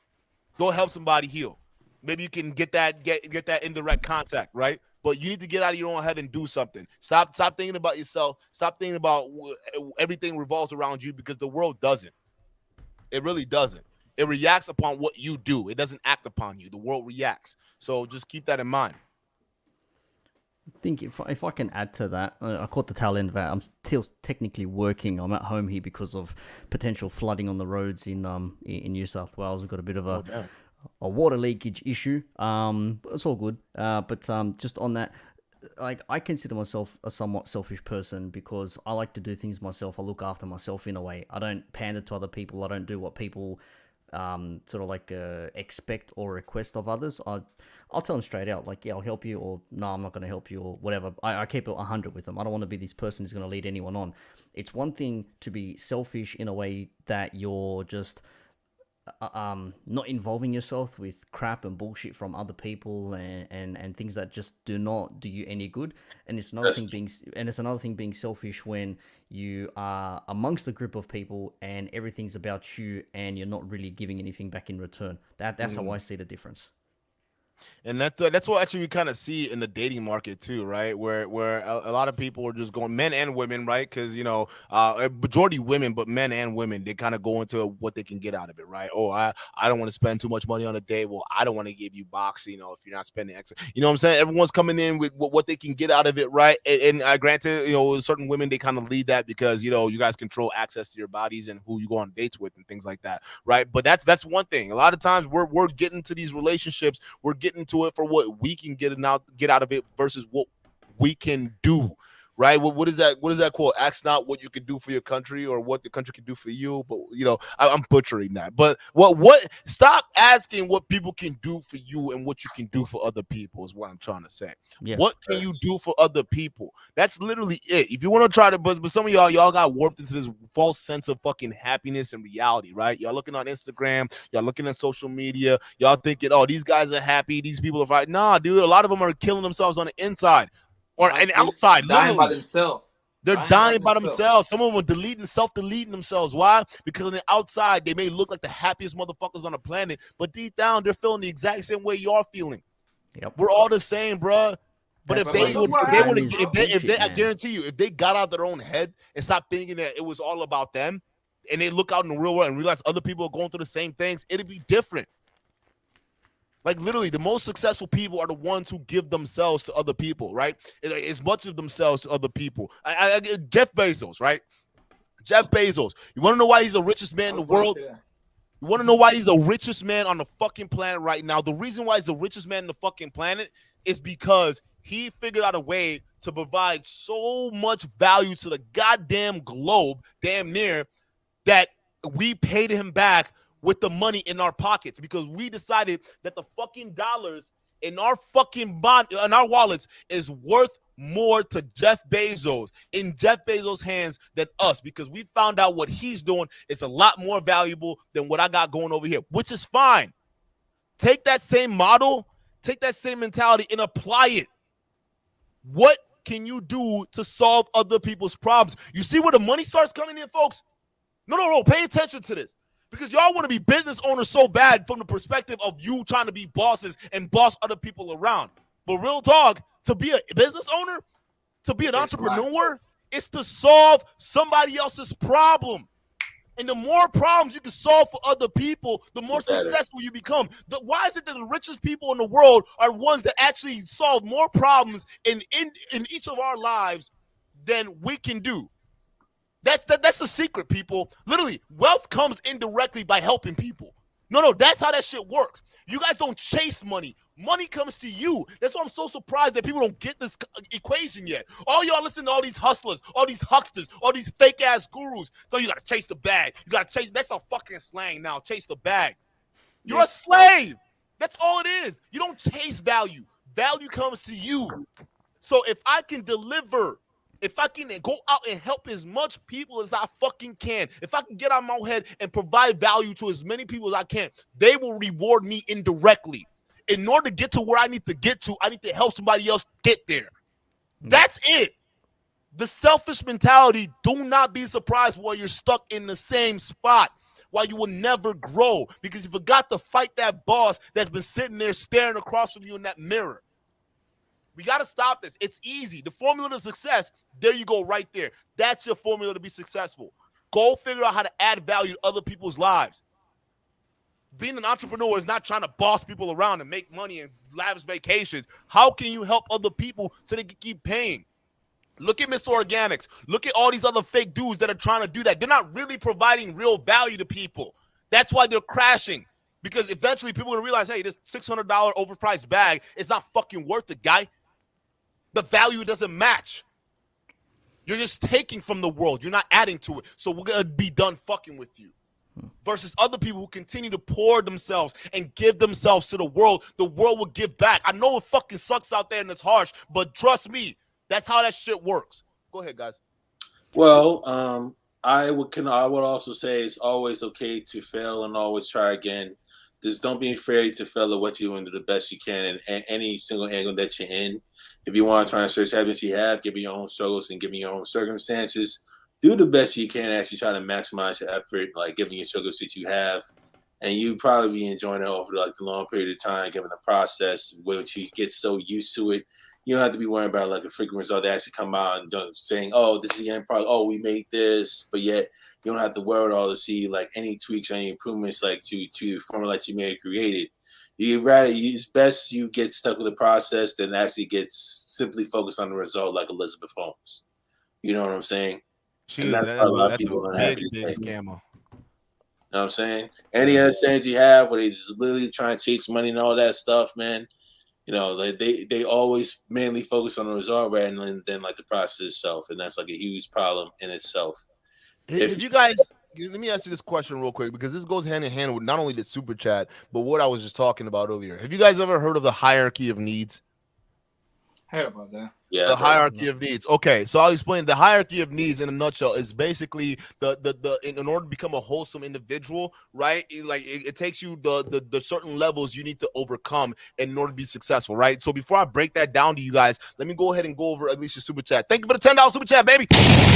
Woo! I gotta get you one, girl. One more.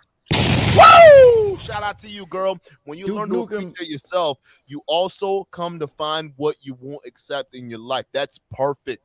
No, that's facts. You're the first one in that circle.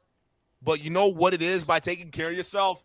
It's taking care of your basic needs, right? Your health, air, water, food, shelter, sleep, clothes on your back.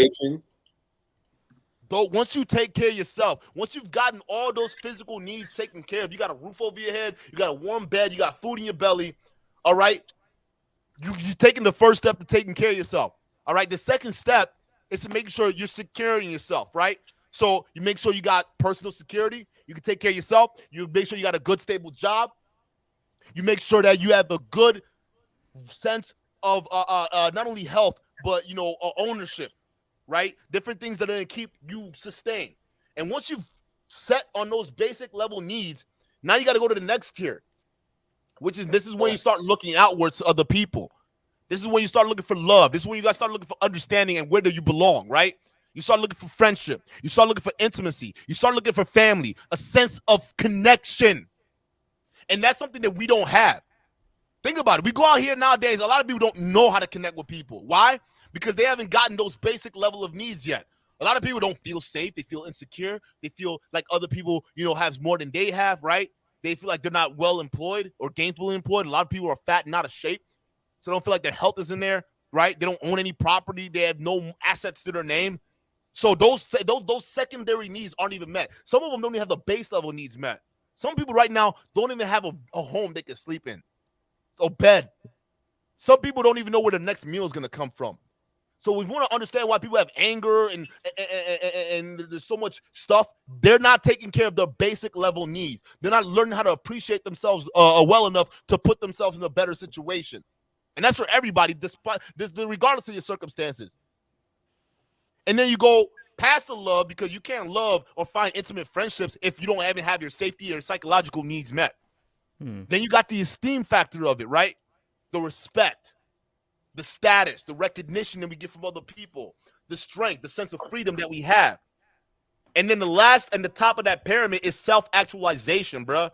We need to think more than what you are right now, becoming more than who you are.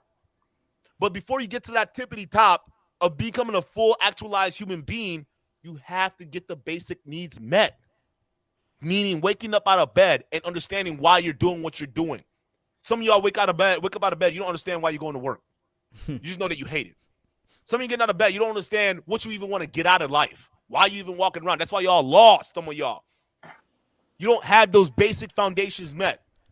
Some of you guys walking around here with depression, anxiety, some kind of mental health issues because you don't feel safe. Not only from your own environment, but you don't even feel safe within yourself. Within your own mental faculties, you don't feel safe. Anxiety is always trying to warn you about something that's going to happen, but you don't know what it is. You can't put a finger on it, but it's there. It's in the back of your mind because that person is you, the needs that you haven't met yet. That boss that you're trying to run away from that is still sitting there island and waving people, saying, hey, I'm going to be here. I don't give a fuck if you try to distract me with drugs, parties, all these different things, or money, all these things. I'm still here. You got to fight me. That's what that boss is saying, dog. That's what it's saying. So how can you love and find a sense of intimacy, a sense of a family, a sense of connection, a sense of belong, which is the third level of that hierarchy, if you don't even have the bottom two met? A lot of y'all need to study that shit. The hierarchy of needs. What are you lacking in your life right now to make you wholesome so you can go out and help other people? Because that's the tippity top of the pyramid. As soon as you get past that safety needs and psychological needs, that's when the love needs, the self-esteem, meaning making sure you're sure of yourself, and the self-actualization comes into play. But those two basic foundations of the pyramid have to be met first. Shout out to you, Alicia, for the super chat. I appreciate it. Yeah, I gotta work clean my room too. I gotta fix that. So I just far in the room, by the way. I gotta try and make sure you get everything clean. That's me. Don't worry about it, man. We all like that in one way or another. Just before, reference to was it Marcus and I think it was Self-Made referencing South Park. Hello, Mr. UPS man. Hello, Mr. UPS man. Let's go for a drive. You thought you could, well, dude, that was funny, dude. Like they thought, UPS man thought he was sleeping with people, and then he ended up trying to kill him. The whole Bane mask and shit. That shit was funny. This South Park predicted a whole lot. Self-Made, shout out to you for $2 super chat. Clean your room, Jordy. Go ahead, bro. I've been watching a lot of South Park again. There's on Paramount Plus, new streaming service, because we need like 5-6 different streaming services now so we can watch different things on different, whatever. But I've been watching a lot of South Park, and man, did they predict a lot of shit 15 years ago, dude. Like, they predicted Trump. Late 2000s, early 2010s with movies being rehashed and redone and changed. Not being able to talk about certain topics. What else was there? There was another one as well I watched just the other day, and I thought, man, this is so relevant today in our society. And it was an episode from like 2008. Yeah. Like wild. But this thing is, all the stuff was fantasy back then. It was like, this is funny. This will never happen. This is a laugh, man. It's all satire. And that's you look what people now, thought it's about like conspiracy theories. Exactly right. That's what I was going to get at next. This is why I was saying they're just theories until like proven true, right? But in the end, they're just theories. But a lot of this shit is just like logical. It's like, what would human beings do, right? If I was a human animal, how would I behave if I was put in this circumstance, right? That's how I think about it. This is what I mean, like taking yourself out of your own head and putting yourself in somebody else's, in other people's shoes, right? With this whole hysteria that's breaking out right now, right? It's like, okay, if I was that other person, if I was that other country, if I was that other leader, if I would just take myself out of my own privileged shoes and put myself in the other perspective, what would I do? How would I behave? And then what you guys start to understand, this whole concept of good and evil that the world tries to presses on you, it comes down to a matter of perspective. Real talk. It really does. Because from your perspective, the people coming in, the invading army, they're fucking evil. The worst people in the world, right? But to the eyes of those guys, the people who are invading, they're doing this out of necessity, out of survival. So if you really break it down, if you get to be in God's shoes for a minute, for those of you guys who are religious out there, right? If you were to put yourself in God's shoes, you're seeing all sides of everything. Once you really understand why he doesn't really intervene or she doesn't intervene or whatever your idea of God is, because it's like, all right, from your perspective, I understand why you see that as evil. But from their perspective, they believe that they're accomplishing a mission. That's what it is. So you really start getting to this weird-ass moral argument, and then you come to a realization that this world is a lot more free than you realize. Right? It's so free, anything can fucking happen to you. Yeah, we build this false sense of fucking safety with this society, which is the second level, right, on the hierarchy of needs. In this case, we're talking about country. But we built society around us to make us feel like everything's safe. Everything is just nice and hunky-dory. But we don't realize that, no, all that is just thin. Right? For instance, we get hit by a meteor right now. Y'all think we have some kind of means to protect ourselves from that? We don't. We can't even track most of the shit that's moving around. That's how fragile that shit is. You can walk outside of society right now and get mauled by a bear. That's reality. That's freedom. Someone can come in and snatch your life from you. That's freedom. And that's literally that's true freedom. And that's what scares a lot of people. Real freedom. What doesn't scare a lot of people is this manufactured freedom that we have for ourselves, right? Which is the safety of the government, the rules and everything, because safety is familiar, right? And there's nothing wrong with that. It's just we're fulfilling our level of needs. But that's the thing. You got to start when you're seeing all these different scenarios, you got to start taking yourself out of your own mind and say, okay, how would I behave if I was in that position?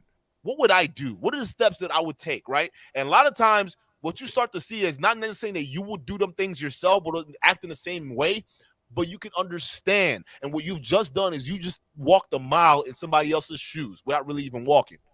That's what you did. You mentally walked a mile in their shoes. And if everyone just took the time and did that, this world would be a different place. But we're bred to be selfish. We're bred to look within ourselves and forget everybody else. If they're not with our clique, if they're not with our tribe, fuck them.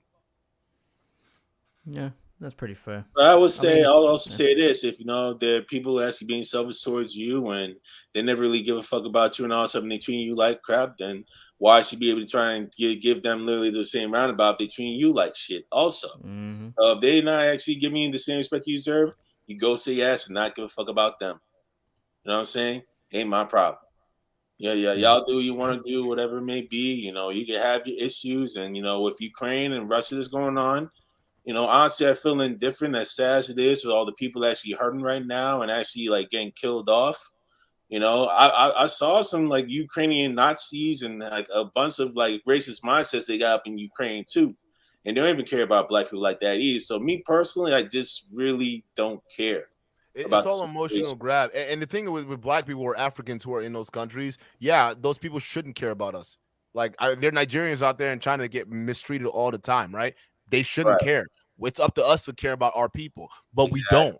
We don't. And that's a different argument for a different day, but we don't, right? The people who are stuck in Ukraine, the Africans that are stuck there, there's Nigerian embassy there. What is Nigeria doing? What is Nigerian government doing? They're basically throwing their hands in the air and say, hey, listen, you're on your own, buddy. Right? So then how can we look out into the rest of the world and the rest of the world sees how we treat our own citizens and we expect them to treat us better than they treat their own people? How can we demand that? Take yourself out of your own head for a second and just put yourself in their shoes. No, real talk. That's why I don't like, you want to, okay, fine. What it is, what it is. It's up to me to take care of my own people then. We're going to figure something else out. That's the mentality we have to have. Stop looking at people to take care of you. You got to do it yourself. And this is not just talking about black folks. I know I don't want to get into that argument, right? This is just talking about everybody. But in this case, Africans, right? Nigerians, what is our embassy doing? We're not doing shit. We're not having a plan to even put our people in a position where they can get out safely if there's a war torn. That's basically saying that, hey, you come to Nigeria, you can get fucked up by your own people. You can go abroad and get fucked up by their people. You get fucked up in their wars, right? That's the thing. We gotta start really, really paying attention here. And a lot of us don't. So I can't feel bad for that. I can only see it as the world. This is what the world really is. Everyone that's in there, oh, you should have this kind of feeling. Stop manipulating me. Stop it. You're not gonna get underneath the skin like that, because I've seen the world for what it is. I've seen it, and it's not pretty. It's brutal. Evil. It's nasty. Very evil. And that's the thing. That's the problem with the danger with this Disney fairy tale life that we've presented ourselves, right? This Disney fairy tale world where we think that bears are cute and cuddly, and rabbits or giraffes and shit, we just go up and hug them. That's not how that shit works. No. All right, a giraffe will fucking maul you, like it not with a seat, but it'll stomp all over your ass. That's what a giraffe would do. All right, a lion out there, it's not cute and cuddly. It will maul your ass. All right, a bear is not a teddy bear and cute and plushy. It will maul you to death. That's the thing. We're living in a nerfed world right now. The world's not nerfed. And that's what a lot of these people who are coming out thinking that the world's supposed to be a certain way, that's how that shit works, bro. It's not going to work that way. You will always be disappointed. That's why some of y'all, I remember a couple of y'all, and shout out to you guys. I think I see one of you guys in the chat right now. You shot me a DM saying, hey, man, I saw your last episode where you were talking about you don't hope and nobody should be hoping. Man, that's fucked up. How you going to think like that, saying nobody should have hope? I think everybody should have a little bit of hope. I said this. Hope is no different from an expectation, people.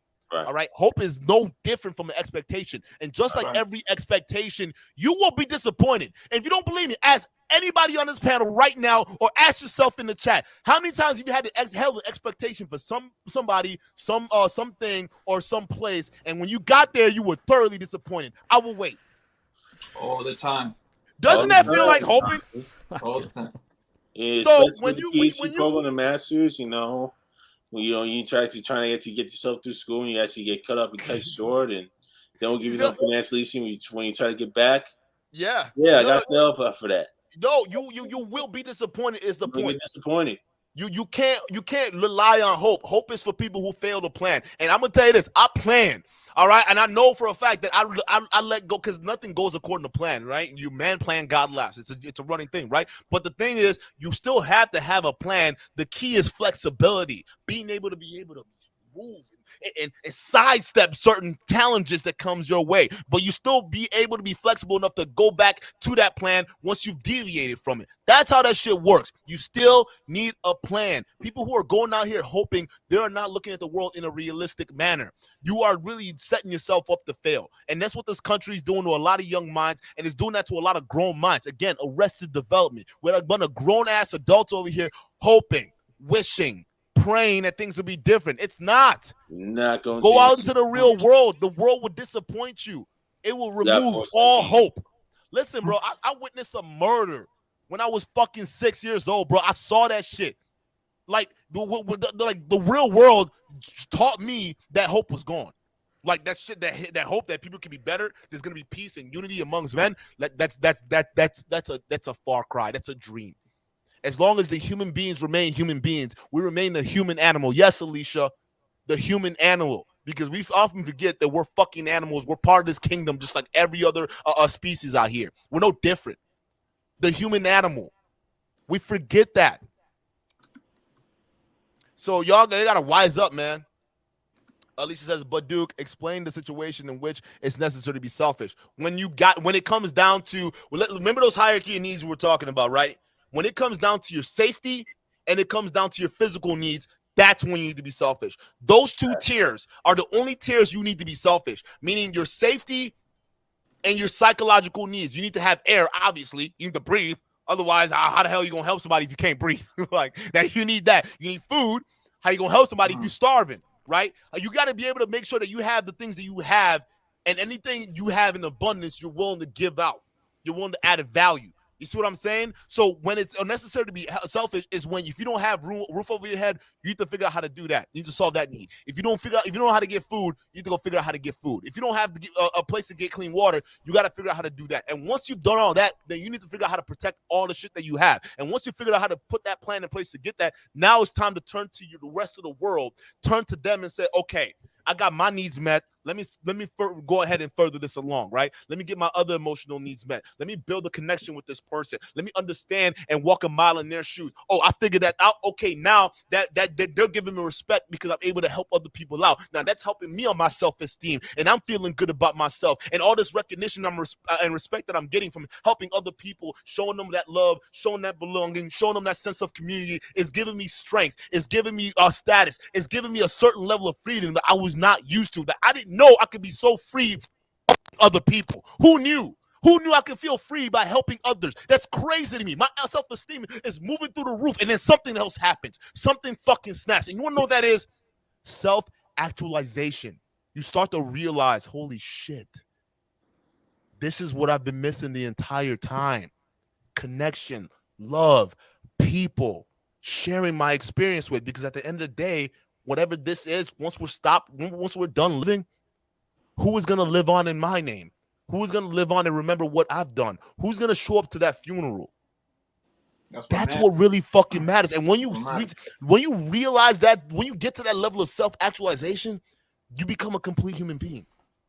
All that shit like money, all this stuff you see on social media with the Mr. Organics, the tall guys and all that stuff like that, you realize that they're shams. That's why I can come up to you and tell you, hey, those guys are fake. Those guys are fake. That's a real motherfucker right there. Why? Because I've gotten to the level of self-actualization. I already got my physical needs met. I already got my safety needs met. I got my love. I got my self-esteem. My self-esteem's up here. But now I realize what's more important. I'm not going to be a slave to the money. You're not ever going to catch me chasing money. Hell the fuck no. I don't chase money. I provide value to others, and the money comes to me. That's how you got to live your life. Anything else, people are lying to you. And that's why you're all stressed out. You've been lied to, showing the false sense of reality. Getting out for yourself, unless you've had those two needs met. And if you're in the United States, majority of you, not all of you, but majority of you shouldn't be as depressed as you are right now, because a lot of this country lives in excess and abundance. None of you should be in. Now, there's a reason why I say most of us, because there's still some people like veterans. I mean, there's over 500,000 veterans in this country that are homeless right now, which is terrible, right? But still, there's still a lot of people who don't have those needs met. Maybe that could be you doing something. Maybe that could be you giving back in some kind of way. Who knows? But the one thing I do know is, who the fuck are you to deny the rest of the world that gift and talent that you were given or you have within you? Who the fuck are you? We all were born with something. Who the fuck are you to decide that, hey, this shit that I have within me to share with the rest of the world, they don't fucking deserve it? And you wonder why you're walking around this world depressed and shit. You haven't done shit for nobody but yourself. Alicia, thank you for the $10 super chat. Yo, remember when you could find your friends by seeing their bike side side? I remember that, bro. You roll up to a store like, hey, is that Eric over there? Eric! I remember. What's good, brother? You remember? I remember. I remember when I used to do that. No, that's facts, though. Self-made, shout out to you. No smoking you, Kristen. Milkman's kid was a thing. Nixon talks. Yeah. Everyone remember that South Park episode? You remember when Kyle wanted to be a black NBA player because he felt like an NBA player, so he actually got like testicles in his knees, like Mr. Garrison's old testicles in his knees, and then his dad wanted to be a dolphin because he felt like a dolphin. Like, that's where we're at now. That's the lunacy that we're at right now. Alicia, hold up. I gotta disagree with this, baby. All right. She says once you give up hope after having nothing, what do you have? You have yourself. Hey, you forgot about that? You forgot about you? That right there. What do you mean? What do you mean after you've given up hope? Hope is a thing in your mind, bro. It's an expectation you have in your mind. Yourself is the real thing that's still here, girl. It's the real thing that's still going to be here. When there's nobody else left, when there's nobody else in your corner, when it's just you, you got to realize there's a physical being attached to this mind.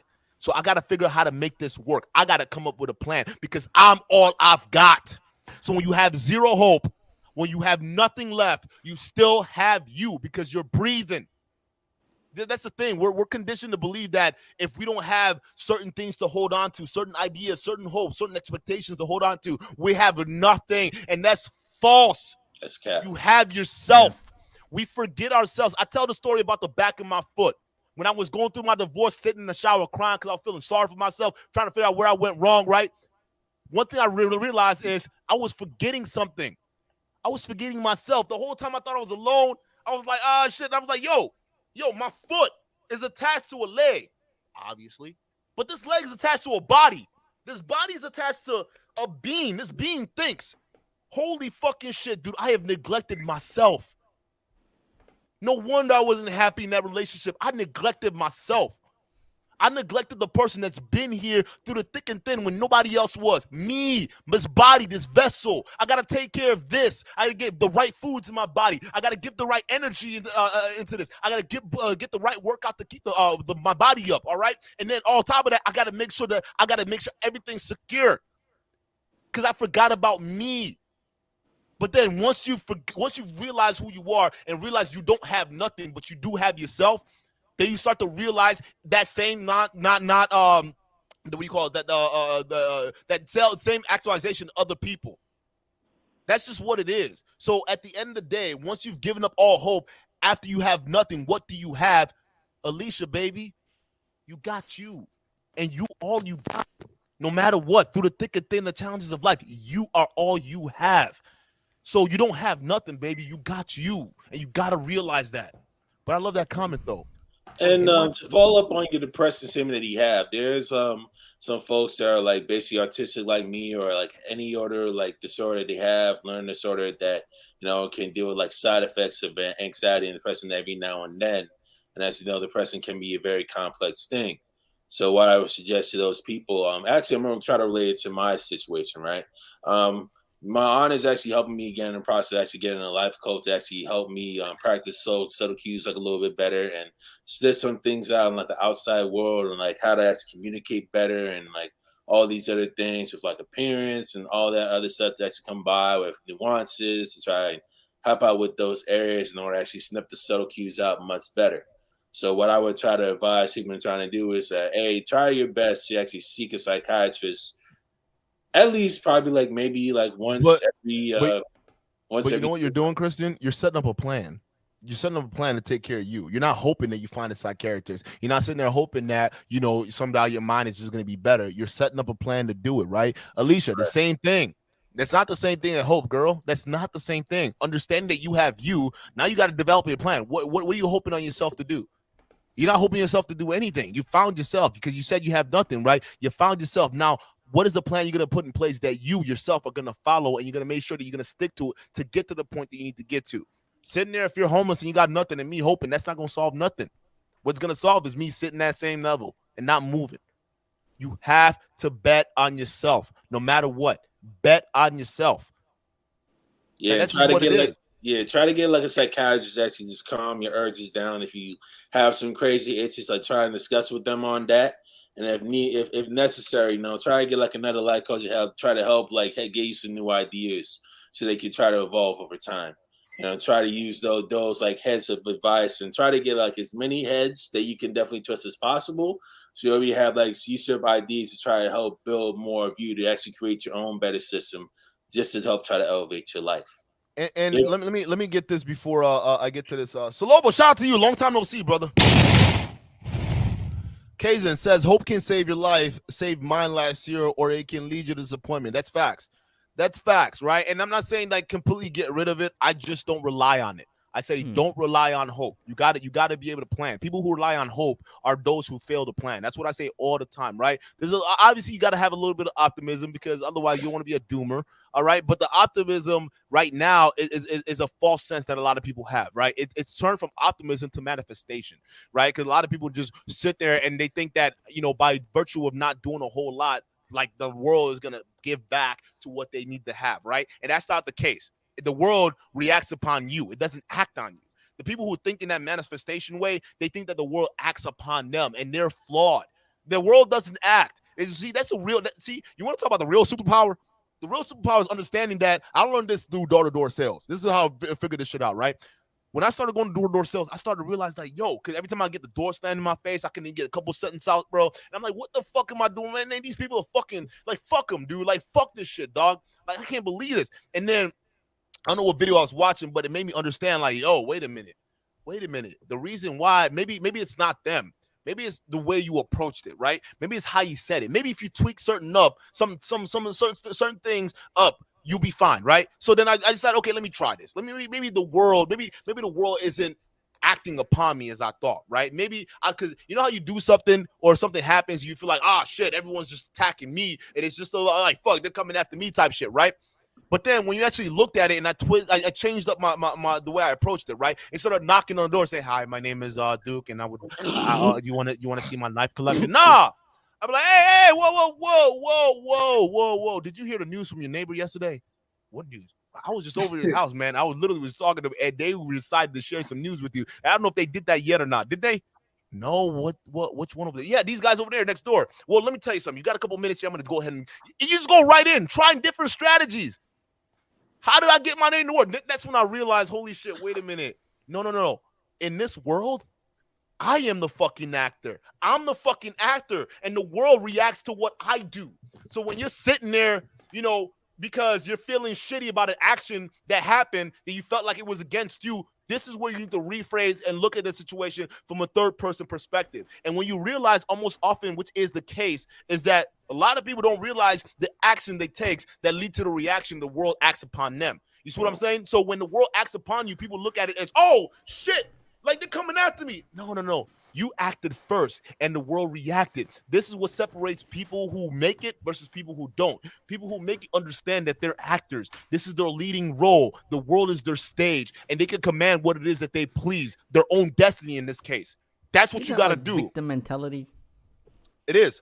It is victim. When we believe that the world's against us, that's victim mentality. And a lot of people, that's what we're in right now. People are in the world where they think, oh, everything is reacting. Everyone's they're acting upon me. Oh my God, everyone's coming after me. No. It's what the energy you're giving off. It's what you're giving off. The actions you're giving off that's warranting that reaction. It's a Newton's first law. Oh, no, not first law. Was it the first or third law? Third law of motion. Newton's third law of motion, motherfucker. Every action has an equal or opposite reaction. You all are all actors on this world. So every reaction you're getting, that's from you acting. So when you take the time to slow the fuck down and realize that some of the consequences you may be dealing with today were the actions that you took in the past, you got to realize that.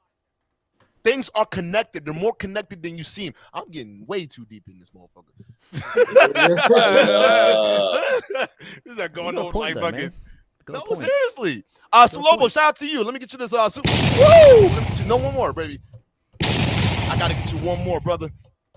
Woo! Mad respect to you, dude. Pray I can be as great as you when I grow up. You make no excuses. Keep fighting the good fight. I can't even be consistent. I'm in awe, brother. Shout out to Poppy too. Now, shout out to Poppy. Shout out to all y'all, man. Consistency. That's all it is, brother. No, that's all it is, man. You literally have to be consistent. When you feel as though, when you get to that point in life where you feel as though, God damn, dog, I can't do it. I shouldn't do it. Some of the worst times, man, some of the best thing that happened to me is me acting during the worst times, right?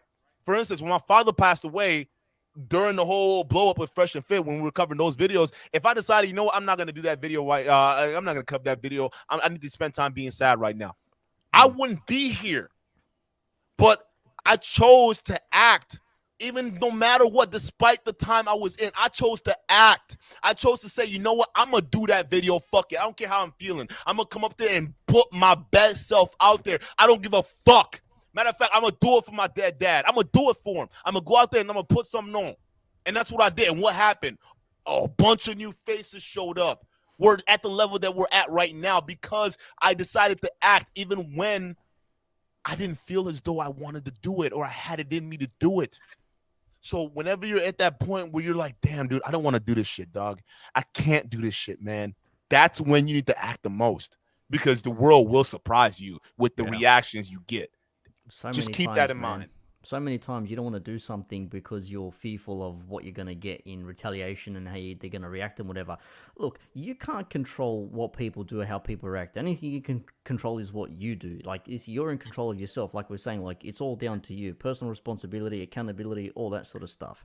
You can only do so. You see something you don't like, you have a choice. React to it, get angry at it, laugh at it, or just let it go. Who cares? Yeah. Just disregard it. If you are so much as to feel the need to really blow up, get the caps locks going, and get all Karen, out on this person or whatever the situation is, that might be something that internally you need help with. Like if you're angry, being triggered at a, article that says, I don't know, like something relating to your football team or whatever. If you get so upset at that, it's like, why are you getting so upset, dude? Like it's not that big of a deal, man. Like, just chill.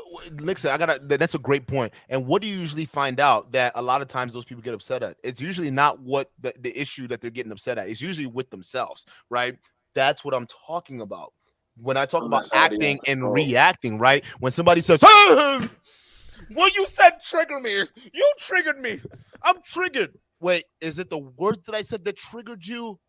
Or was it how you felt about those words that triggered you? Because it's not me. To me, I just said those words. They're just words. But to you, those words meant something. And you're thinking that I'm reacting to you or I'm acting upon you. But no, that's not the case. I'm just doing me. I'm an individual actor just like you in this world, on this world stage. We're all actors on the stage. I'm just one of them. So what I said, if that triggered you, that's not a problem with me. I'm just doing my thing. That's a problem with you. There's a level of self-actualization that you have not reached because you don't understand why that is so triggering. And a lot of times you break it down, it usually is something else. It's not what you think it is. It's not usually the person. And that's what you really think about it. When people break down what it is that pisses them off, like look at Kevin Samuels, for example, right? With the women that get pissed off at him and shit like that. And to be fair, he does say things in a triggering way. And I think he does that on purpose, right? But the reason why he does it works all the damn time because the women think they're coming after him, after them. But realistically, he's just saying those words. And some of them is antagonizing, but then you got to ask the women, why is this triggering you so much? It's reflective on them. You see what I'm saying? And then when you come to find out, a lot of it reflects upon what it is that they've done, either actions they've taken in the past or they've witnessed somebody else do. And they don't want to confront that, a lot of them. So it's better to just shut the fuck up or don't talk about it. Because it's too traumatic to them. Exactly. It's way too traumatized to them. It makes them very deep in the spirit. We can't go towards this world being reactors.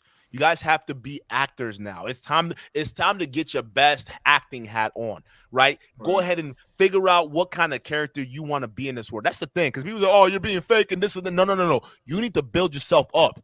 You need to be. If your parents didn't teach you some character, or at least give you something that rubbed off on you, you need to put that piece together yourself. Literally, find bits and pieces to make yourself whole. Go out and experience the world. Go build some character, some integrity. Have people trust and depend on you. Have you guys? I can guarantee you, a lot of you guys haven't done business deals with the word of your mouth. A lot of you guys don't even know what that experience is just like, man. When somebody else on the other aisle can say, you know what? I trust you because the character you've laid out thus far, you've been so goddamn consistent. Like, I know you're gonna do this. Yeah, I'll take you. I take you at your word. Yeah. When was the last time you guys have ever taken somebody at the word and you've been comfortable and trust in that fucking decision? We can't. It doesn't exist in this world right now because we don't even trust ourselves to trust other people. Yeah. If I don't trust someone else, how can they expect to trust me? But I'm a trustworthy person, but I don't trust the next person. So how is that going to work out? Sound like it's something this camera was saying. You know what's crazy? I don't trust all men. I don't trust all women, right? You know how some of the ladies and males to be saying this in the manosphere space, right? I don't trust these women. Motherfucker, is it you not trusting the women or you're not trusting yourself to pick the right one? The same thing with the women. You think all men are trash, or you don't you deep down feel like the guys that you will end up with end up being trash. You see what I'm saying? So it comes down to that, man. Go ahead. You know what it is? People is just scared to fail, man. When you're scared to fail, you will never learn. Yep. You know what I'm saying? If you like doubting this, is this woman gonna burn me? Is this guy gonna burn me? You see what I'm saying? Yeah, Like- failure keep you. It teach you a lot.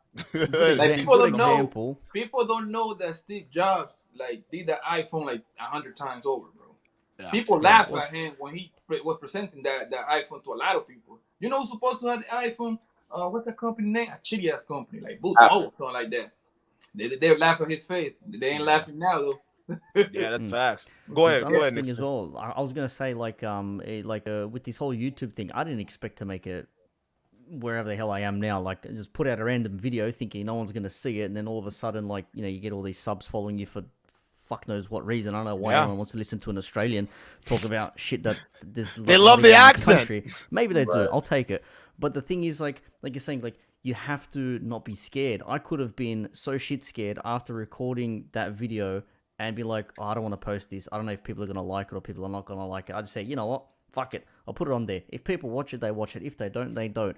It sounds dumb. It sounds mundane. It sounds small. But all the same, it's still a risk. You're still putting yourself out there. You're still taking a chance because you just don't know what's going to happen. If I never posted a video, I might not be talking to you. I might not be meeting all these new random people that I know that are not randoms anymore, like Grover and Scott from the Tip Network and all these other places on a chance. Because if I was scared, I would never have done it. But you can't be going through life scared. Like, was it Puppy or Christian just said before, like, you have to not be scared to fail. Like, if you fail, it's not failing. It's, well, I know that doesn't work, so let me try something else. Yeah. Like the Thomas Edison quote apparently, oh, it took you 1,002 times to make a light bulb. No, I just figured out 1,001 ways not to make a light bulb. You know what I mean? Exactly. No, that's facts. People look at failure as because like there's so much stigma and all these things surrounding it, so people are afraid to fail. But you guys don't realize there's a thing called being afraid to succeed.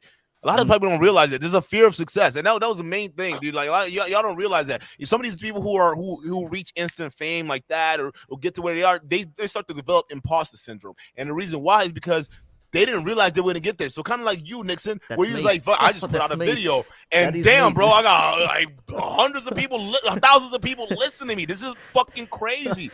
That's It's me, because man. I'm you imposter see what I'm syndrome. saying? I'm imposter syndrome, big I time. get That's that me. a lot where I'm getting people like reaching out to me, like telling me, I'm like, yo, like I tell you I ain't shit. Like this is crazy. Like I'm humbled that this is helping you guys. This is crazy, right? I feel you get imposter syndrome because you don't believe that. A lot of times you don't even feel like you belong or deserve the spot that you have. That's the fear of success. Yeah. That's the fear of it, right? Because I fully expected, hey, I'm gonna come out here and I'm gonna fail. I'm a bomb, man. I mean, it is what it is, and I'll keep trying. But bad energy. exactly. Yep. But when the success came, I'm just like, oh shit. Now I have to figure out how to keep this going. Like I like, and that's a whole nother fear in itself. Why? Because now the work just started. The real work just started, right? Now you got to keep going. Now you got to figure out what makes you successful. And a lot of times, if you find success first without failing, it won't last. I guarantee it. Look at people who won the lottery, right? Those people who won the lottery, they found success real fast, right? And the money doesn't last 9 times out of 10 because a lot of them haven't gone through that discipline. Same thing with some of these rappers that blow up really fucking fast, right? They get that money quick, but it never lasts because once they hit that success, they have zero plan for it. Yep. They hope the money's going to be there. They hope it's going to stay there. They hope that they're going to find something to do with it. They hope the money's going to keep coming through, but it doesn't ended up happening because they didn't plan.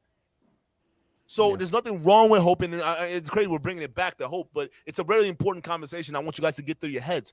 It's not saying that hope's a bad thing. It's just that it can easily turn into a situation where you're just coping when you know that shit's bad and you're failing to realize the reality that's sitting in front of you.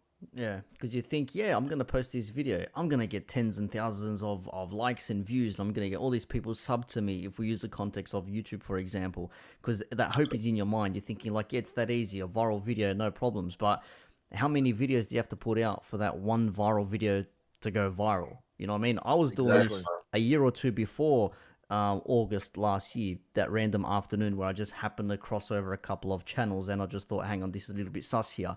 I spent a year and a half doing this sort of shit just because I wanted to. I just wanted to talk about random things, and you get 5 views, you get 10 views, you get 100 views, you get 2 views, you get no views. But you still got to be at it, man. You got to keep it. I say, okay, what is it? Maybe I'll talk about a trending topic.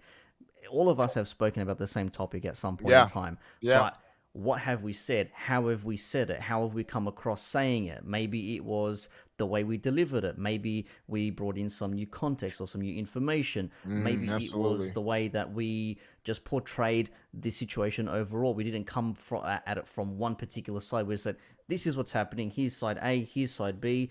This is A side, this is B side. This is what I think. A little bit of A, a little bit of B. What do you think? Like, that's objectively, that's how I think people should be looking at things. Not, I hate this person. This is why I hate this person. Sucked into this person. Blah blah blah blah. Like, Duke gets in a little way when he's talking about Mr. Organic and the tall guy, right? Yeah, like, yeah. Know, I'm just joking. I'm joking. No. Like, go ahead. When you really get like heated in a moment, like, it's very easy to just completely leave that non-biased, non-partisan side of your rationale and just go straight to the person, and everything that you dislike about this person or this idea or whatever starts coming straight out. It's a hard thing to do, man. Trying to stay unbiased sometimes is very difficult. It really is hard, because you see certain aspects of people's character, you see flaws, and it's like, fuck, it's hard not to, but you got to do what you got to do. But a lot of you brought up an interesting point about hate, right? Because a lot of times when people hate, the way you all need to be looking at hate, when you find yourself hating something, it's usually some aspect of yourself that you recognize in other people. That's what you hate, right? So if you know that this person acts in a certain manner, and you spot that, deep down, that's the way you would behave. You're recognizing the human animal in that other person, and you hate that. So exactly. So that's what we see. If you guys really pay attention to the hate that goes around, if you look at those people who are flinging those hate outside, they'll usually, a lot of it is really reflected in them. It's really reflected back on them, right? It's crazy, like the whole Joe Rogan thing, right? The N-word. And someone put out a compilation of Joe Rogan like saying the N-word and whatnot. We all covered it. We saw that, right? Right. What happened? One of the left-wing media that was the hardest one criticizing Joe Rogan, trying to talk about, I think it was the Young Turks or something like that. I did a video on that, man. They went hard going after Joe Rogan. This is unacceptable. Look at this man. He's a racist. And guess what? Somebody else took a clip from 12 or however many years ago of them saying the exact same N-word out of context, and it looked just as bad as Joe Rogan. And you know what they said? Oh, well, you guys can't be like, guys, come on. Like, now we have to watch what we say. Like, are you guys going to come after us like 10 years from now? But wait, that's what you did to other people, right? You hate that because you've done it yourself. Yeah, that's why you recognize what you would do in other people, and you despise that about yourself. This is what I'm talking about with self-actualization and self-love, right? We going around hating people, but we don't realize that we're going out and hating aspects of ourselves and other people, because people are just people. Remember, we're actors. We're not reactors. So when we think that people are acting upon us or reacting to us, it's us usually acting upon them. When we're hating somebody, we're acting upon them because it's an aspect of them and their personality that we don't like because it's part of us. Deep down, you can find that same bullshit. We're all the same. This is where the level of compassion and getting yourself out your own fucking head comes into play. Because otherwise, we keep playing this fucking circular game and no one fucking wins. Yeah. There's another thing as well, when you look at people in terms of like when you see yourself in someone or something, like I did a video just last night. I was watching it again. I haven't seen it in ages. The movie Waiting with Ryan Reynolds and a whole bunch of other actors. And there's that one dude, Calvin, in there, like the beta, the nice guy who's covering the shit for the chick that he wants to smash, and he's taking her out on dates and he doesn't make a move. And I look at that, I'm just like, man, do I so dislike this person. I'm just like, what a sad piece of work. And I'm thinking to myself, fuck, that used to be me 10 years ago. Yeah. You know what I mean? That used to be me, which is why you see things and you reflect on them. It's like, why do you hate someone so much? Because there's a part of you in that. Why do you like someone so much? Because you want to be that sort of person. You want to have that. Like, you see someone out there, it's like, man, I love this dude. Look at what he does. I want to be like that. Where you say, man, I hate this person. Look at what they do. Like, I don't want to be like that. And if you don't think about it that way, if you say, well, that's come and gone, that's past me now, you sort of laugh at it now. Because now I look at them just like, it's so stupid. Like, why did I ever think like that? Your mind goes a different way now because you've progressed. That's exactly what it is, man. Whether you admire someone, that you still find, the thing is, this is why it's so important to not only figure out, when we talk about the hierarchy of needs, man, this is why it's important to you guys to figure out those two base foundations, because that's going to make up the rest of the worldview and how you embrace the world, right? Because even if you see someone that you admire, there are aspects of them that you would like for yourself, right? That's why you admire that person, right? When you see somebody you hate, there are aspects of yourself that you see in them that you don't like, and yet you want to demonize. That's basically it. When we look out into the world, if you really think about it, people are just like reflections of what we see. That's really what we think and what we feel. That's what it is, man. Listen, we getting deep in here because not a lot of people will even talk about the psychological aspects of this, but this is what needs to be had. A lot of time we're going through life, oh, you need to be a high value man. You need to go get your money. How if you don't have your basic needs met? How are you going to provide value? No. I want to know what kind of value you're going to provide others if you don't even have your value for yourself. All y'all do is talk about, I'm a high value man. I'm a high value in the chat. What value have you offered anyone else been lining other people's pockets? No, real talk.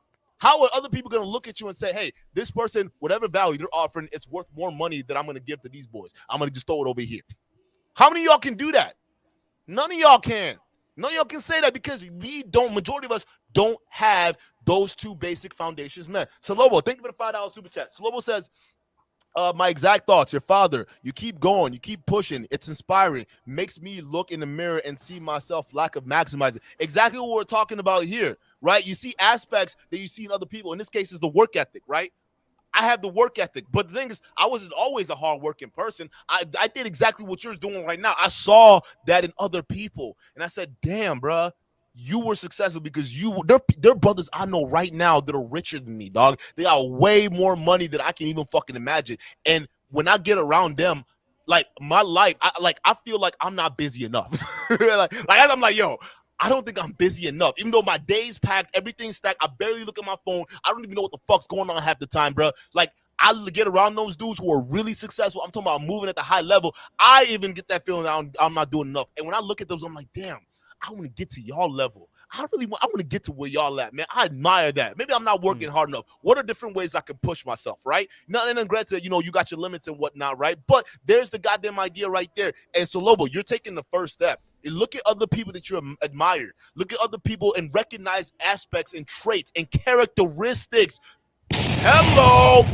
That you see in other people that you would like for yourself. This is the real world character building that I'm talking about here. You see how this shit plays in line? So instead of building it like a video game, you're going down the world. You're seeing that character in somebody else. You say, I want that. How did that person get it? Let me get it for myself. And you go out there and build that character and you incorporate into your being and you become aspects of that person. That piece of you that you saw another person, you get to take that and put that as a part of you, right? The piece of that you see that you despise in that other person, you're able to have that self-actualization to look down within yourself and find out what that piece is, whether you realize you're narcissistic, whether you're arrogant, whatever it is, right? If you don't like the person because he's an arrogant dick, well, you need to look in the fucking mirror.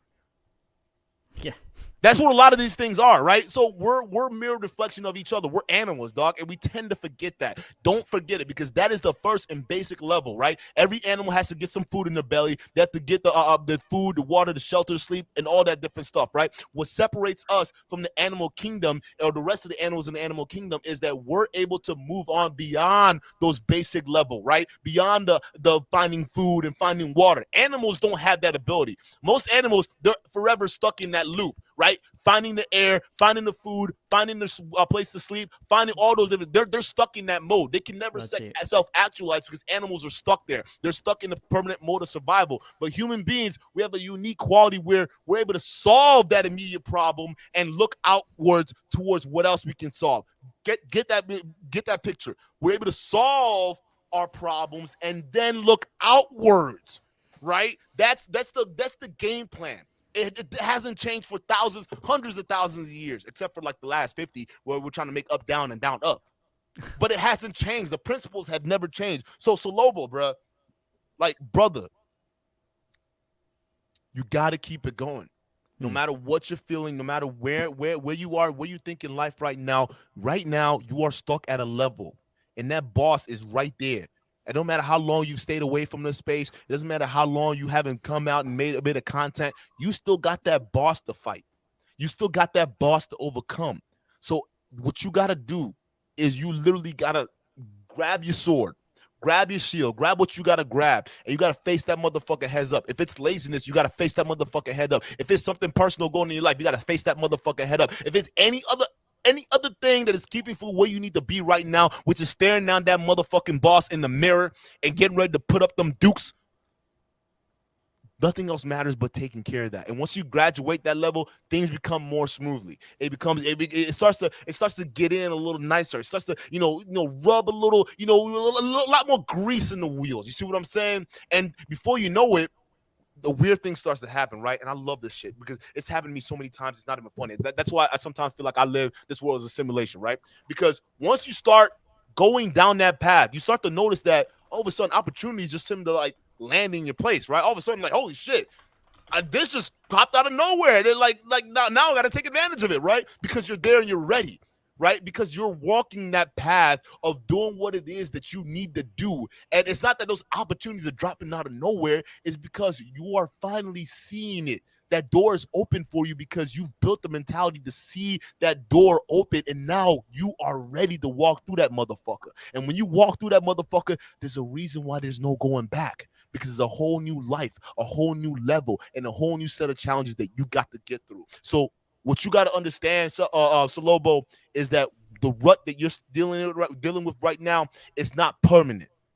Nothing is permanent, right? The change comes. But in this case, what you're dealing with right now, the change has to start with you. Thank you so much for the super chat. I appreciate it. Man, Kazan made a good point. That thing there, luck, preparation, meeting opportunity, because you say like I was lucky, but you got to have something behind it. It doesn't just happen to you. So I just fell into it. Like, how'd you get that? I got lucky, I guess. Yeah. It's like, how'd you get that? 100,000 views on that video. I got lucky. It's like, no, you prepared. You made a video, you uploaded it, you released it, and then by chance or whatever, like people caught on. Like I got lucky. It's not just, I got lucky. You were consistent. Yeah, you got to do something, man. It doesn't just happen for you. Or how'd you make the basketball team? I got lucky. No, you were playing basketball. You got better at it. You got selected. There's no that, like Self-Made goes, you make your own luck. Harvey Dent, The Dark Knight, 2008, great movie. But yeah, you make your own luck. You got to put yourself out there, but yeah. No, I was gonna say that was the hope thing I was talking about, right? When you're going out and you're walking down that path, you are creating your own opportunities. You're creating your own luck. You're like hope. You're not creating. The moment if you know you keep grinding. You already know what's expected at the end of the tunnel. You already know the success is waiting there. It just depends on how long you're gonna grind, right? The opportunity has to meet that, right? But you already know it's gonna be there. That's the thing. So that's what I'm talking about when in terms of difference between hope and planning. At least I hope this kind of what Nixon said kind of cleared it up a little bit too, because it's not luck. None of the shit that people do, a lot of it's not luck. It means that you're there, you're consistent enough, and the opportunity you just had to come across it, and now you're ready to walk through that door. But a lot of times, if you're not ready, you'll find out that those doors aren't even open to you. Sometimes for a lot of us, those doors are invisible. You won't be able to even see them motherfuckers. You see what I'm saying? So it's one of those things that, you have to be prepared. Consistency is key, bro. THPP, shout out to you for the $5 super chat.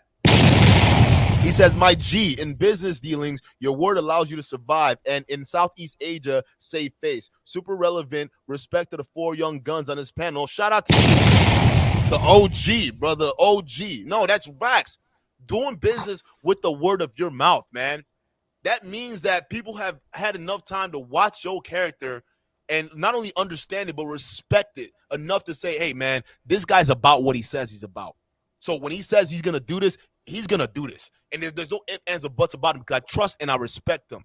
But a lot of us don't have those kind of people. I have those circles within around me right now because a lot of people around me, they trust that what I say, I do it. I don't just fucking come out here and talk. I say shit and I do shit, right? Some of the people that I do business with, it's usually with a word of mouth. You can even ask Prime on certain deals that I've done, right? When I've sold myself short, but I needed some covering, right? You can't get that with other, random people that you don't know. If you haven't spent the time to build that friendship, intimacy, family, and sense of connection, you're not going to get there to the point where you're going to be able to have people trust you enough to be able to take deals and say, hey, you know what? If you're going to take this money from me, I expect that you're going to pay me back. But with me, it's not that I only pay you back. I pay you back on top of interest. And I don't listen. That's people that do deals with me. Like it's just like one of those things where it's like, hey, listen, let's do this. Let's put some stuff together and go from there. Like literally, I pay back and I pay back in full. Right. That also goes towards adding to my character. It goes towards adding to the trust factor, and that person is more inclined to do business with me in the future. If I say, hey, man, this is what we're going to do, and this is going to be the payoff for it, you best believe. And I throw a little bit on top of it, too, because they sweetened the deal for me. They gave me something when they didn't have to, right? When a lot of people, they require, hey, what's your credit profile? What's this? What's X? What's this, right? I don't know. I got to know your friends. I got to know everybody. No. It's because I spent that time. I built those connections. I built that bond, that sense of connection where I can go up and say, hey, dude, this is what I need right now. I need X, Y, and Z. And people had no problem doing that. Yeah. A lot of y'all can't say that. And that's sad.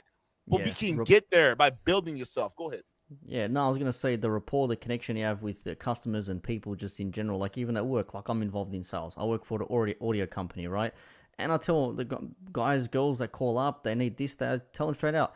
It's in stock. It's not in stock. I can get it in a few days. It's going to take a few months. I'm honest with them, and they'll stick around because they'll see like, okay, this guy's not trying to sell me some random shit that I don't need. He's going to give me something that I need, that I'm looking for, or they're going to tell me the information I need so I can plan ahead later on. So you're honest with your people. It's like same thing when you're honest with your friends, you're honest with people you talk to online and all these other places. Now, granted, it's hard to really see people full transparently for what they are because we all live, virtual lives, if we will. Like half of us don't really know each other personally. We only see each other online and things like that. Yeah. And everyone's going to have something that they keep, just behind their little cabinet, so to speak. You know what I mean? It doesn't have to be bad. It doesn't have to be disastrous or insidious, but it's just something that everyone sort of like keeps on the download because like people don't need to know that sort of a thing. But as long as you're upfront, I think that's the main thing. COVID taught me some shit, bro. You know what COVID taught me? That I didn't really know my neighbors as well as I did. And you know what I started to do afterwards? I actually got to know my neighbors. Yeah. Like I actually went down and I went. I'm like, yo, how the fuck am I talking about building a community? I don't even know the people that are living next to me. Like I don't know who the fuck they are. Right there. Like what about a community I can't even start in my own house? The fuck? And that's what COVID taught me. Because I'm like, if I'm gonna be stuck at home and looking like, what the fuck? Let me go fucking start something. And what do? I throw a grill party. Let's go. Come on. Let's grill. Let's barbecue. I got it. I'll get some ribs. We'll go ahead and do it. Oh, you sure? Hey, what's going on? Hey, my name is Duke. I'm your neighbor. I've been here for a couple years. I know I've known you for somewhere, but we haven't really gotten a chance to really converse or do anything. I know the whole fucking illness and bug is kind of getting us all whacked out. But hey, let's. Hey, I'm planning a barbecue right out here. Y'all can come through. The ribs is gonna be there. Just let me know. Y'all can come through and eat, and that's it. And a lot of times people will respect that gesture. They're like, holy shit. Like, okay, yeah, come in. And now I know my neighbors. Now I know everyone that lives around me. Now I have that community. Now go back to that hierarchy of needs that I'm talking about. I'm a lot more secure. I got a lot more respect than I did coming in here. Now, did not. But how many of y'all can say right now, you know who your neighbors, who you're living next to? Remember back in the day? No. This goes back to Alicia's post, right? But it's like, remember back in the day where you got to go to your neighbor's house to go borrow some sugar. Right? Yeah. You go to your neighbor's house to go borrow something. Go borrow whatever it is. Borrow some sugar. Yeah, right? You came to borrow some sugar. Nowadays, you knock on the door. Hey, I gotta test you first through that ring cam. Who are you? What?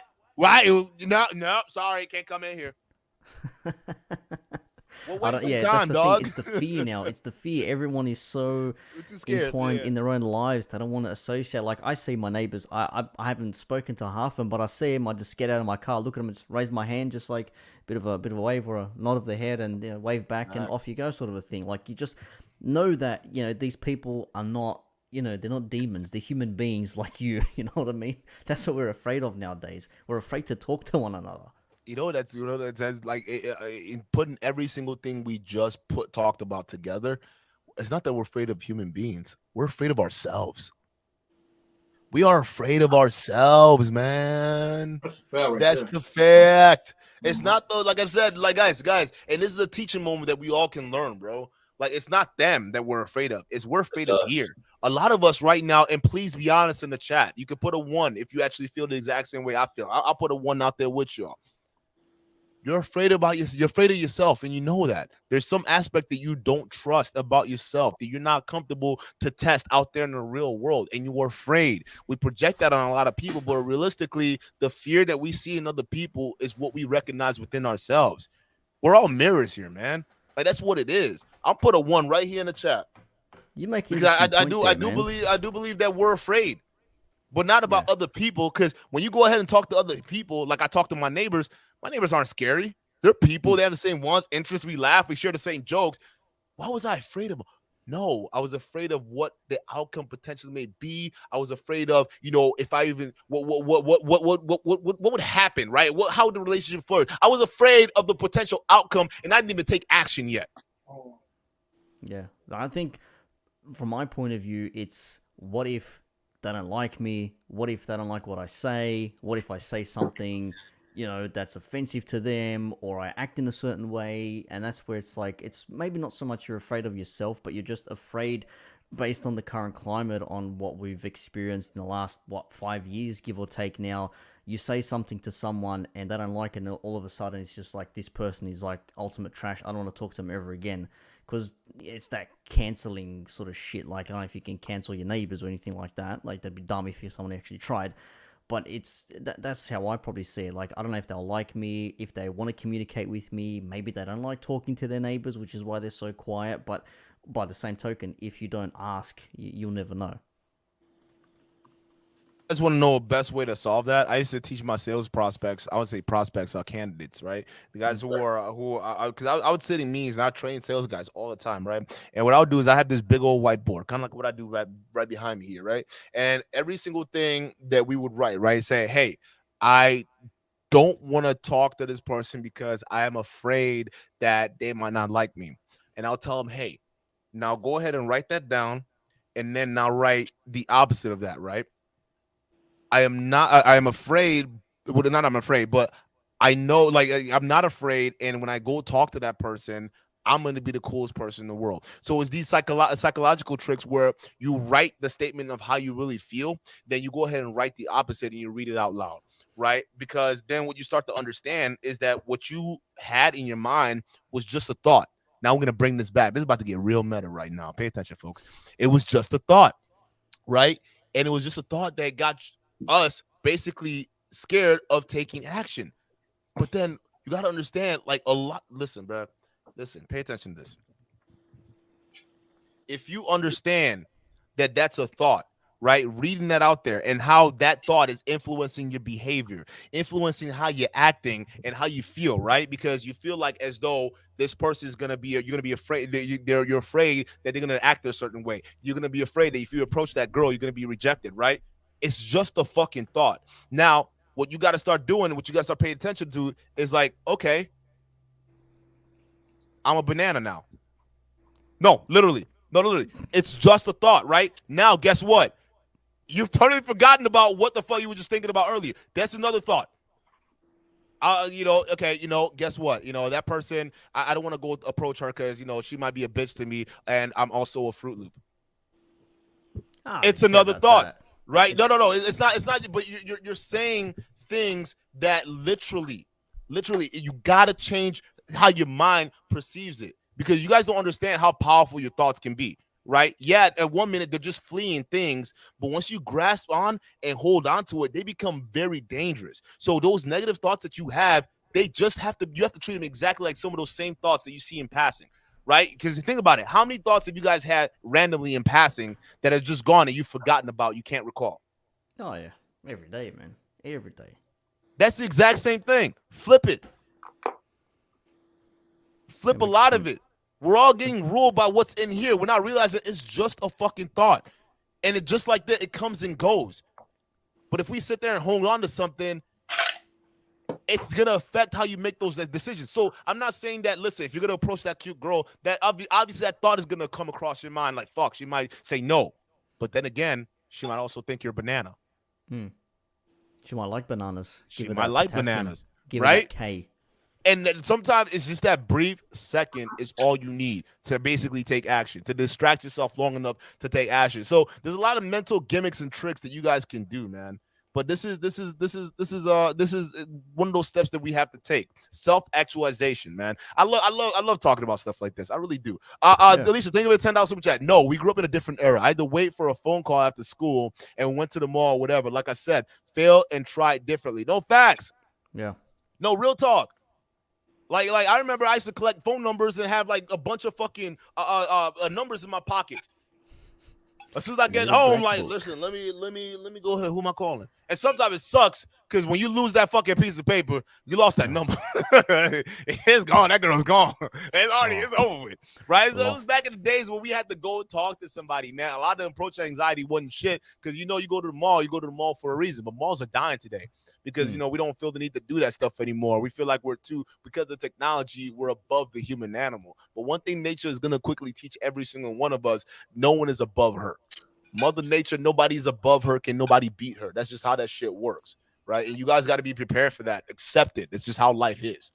Yeah. You can't argue with fear and stuff like that, especially if that's your whole mindset. Like what you said, like, but this is the thing, going back to the whole selfish thing. If you're selfish about it, then for yourself, you probably don't even care. You'd be like, they said no.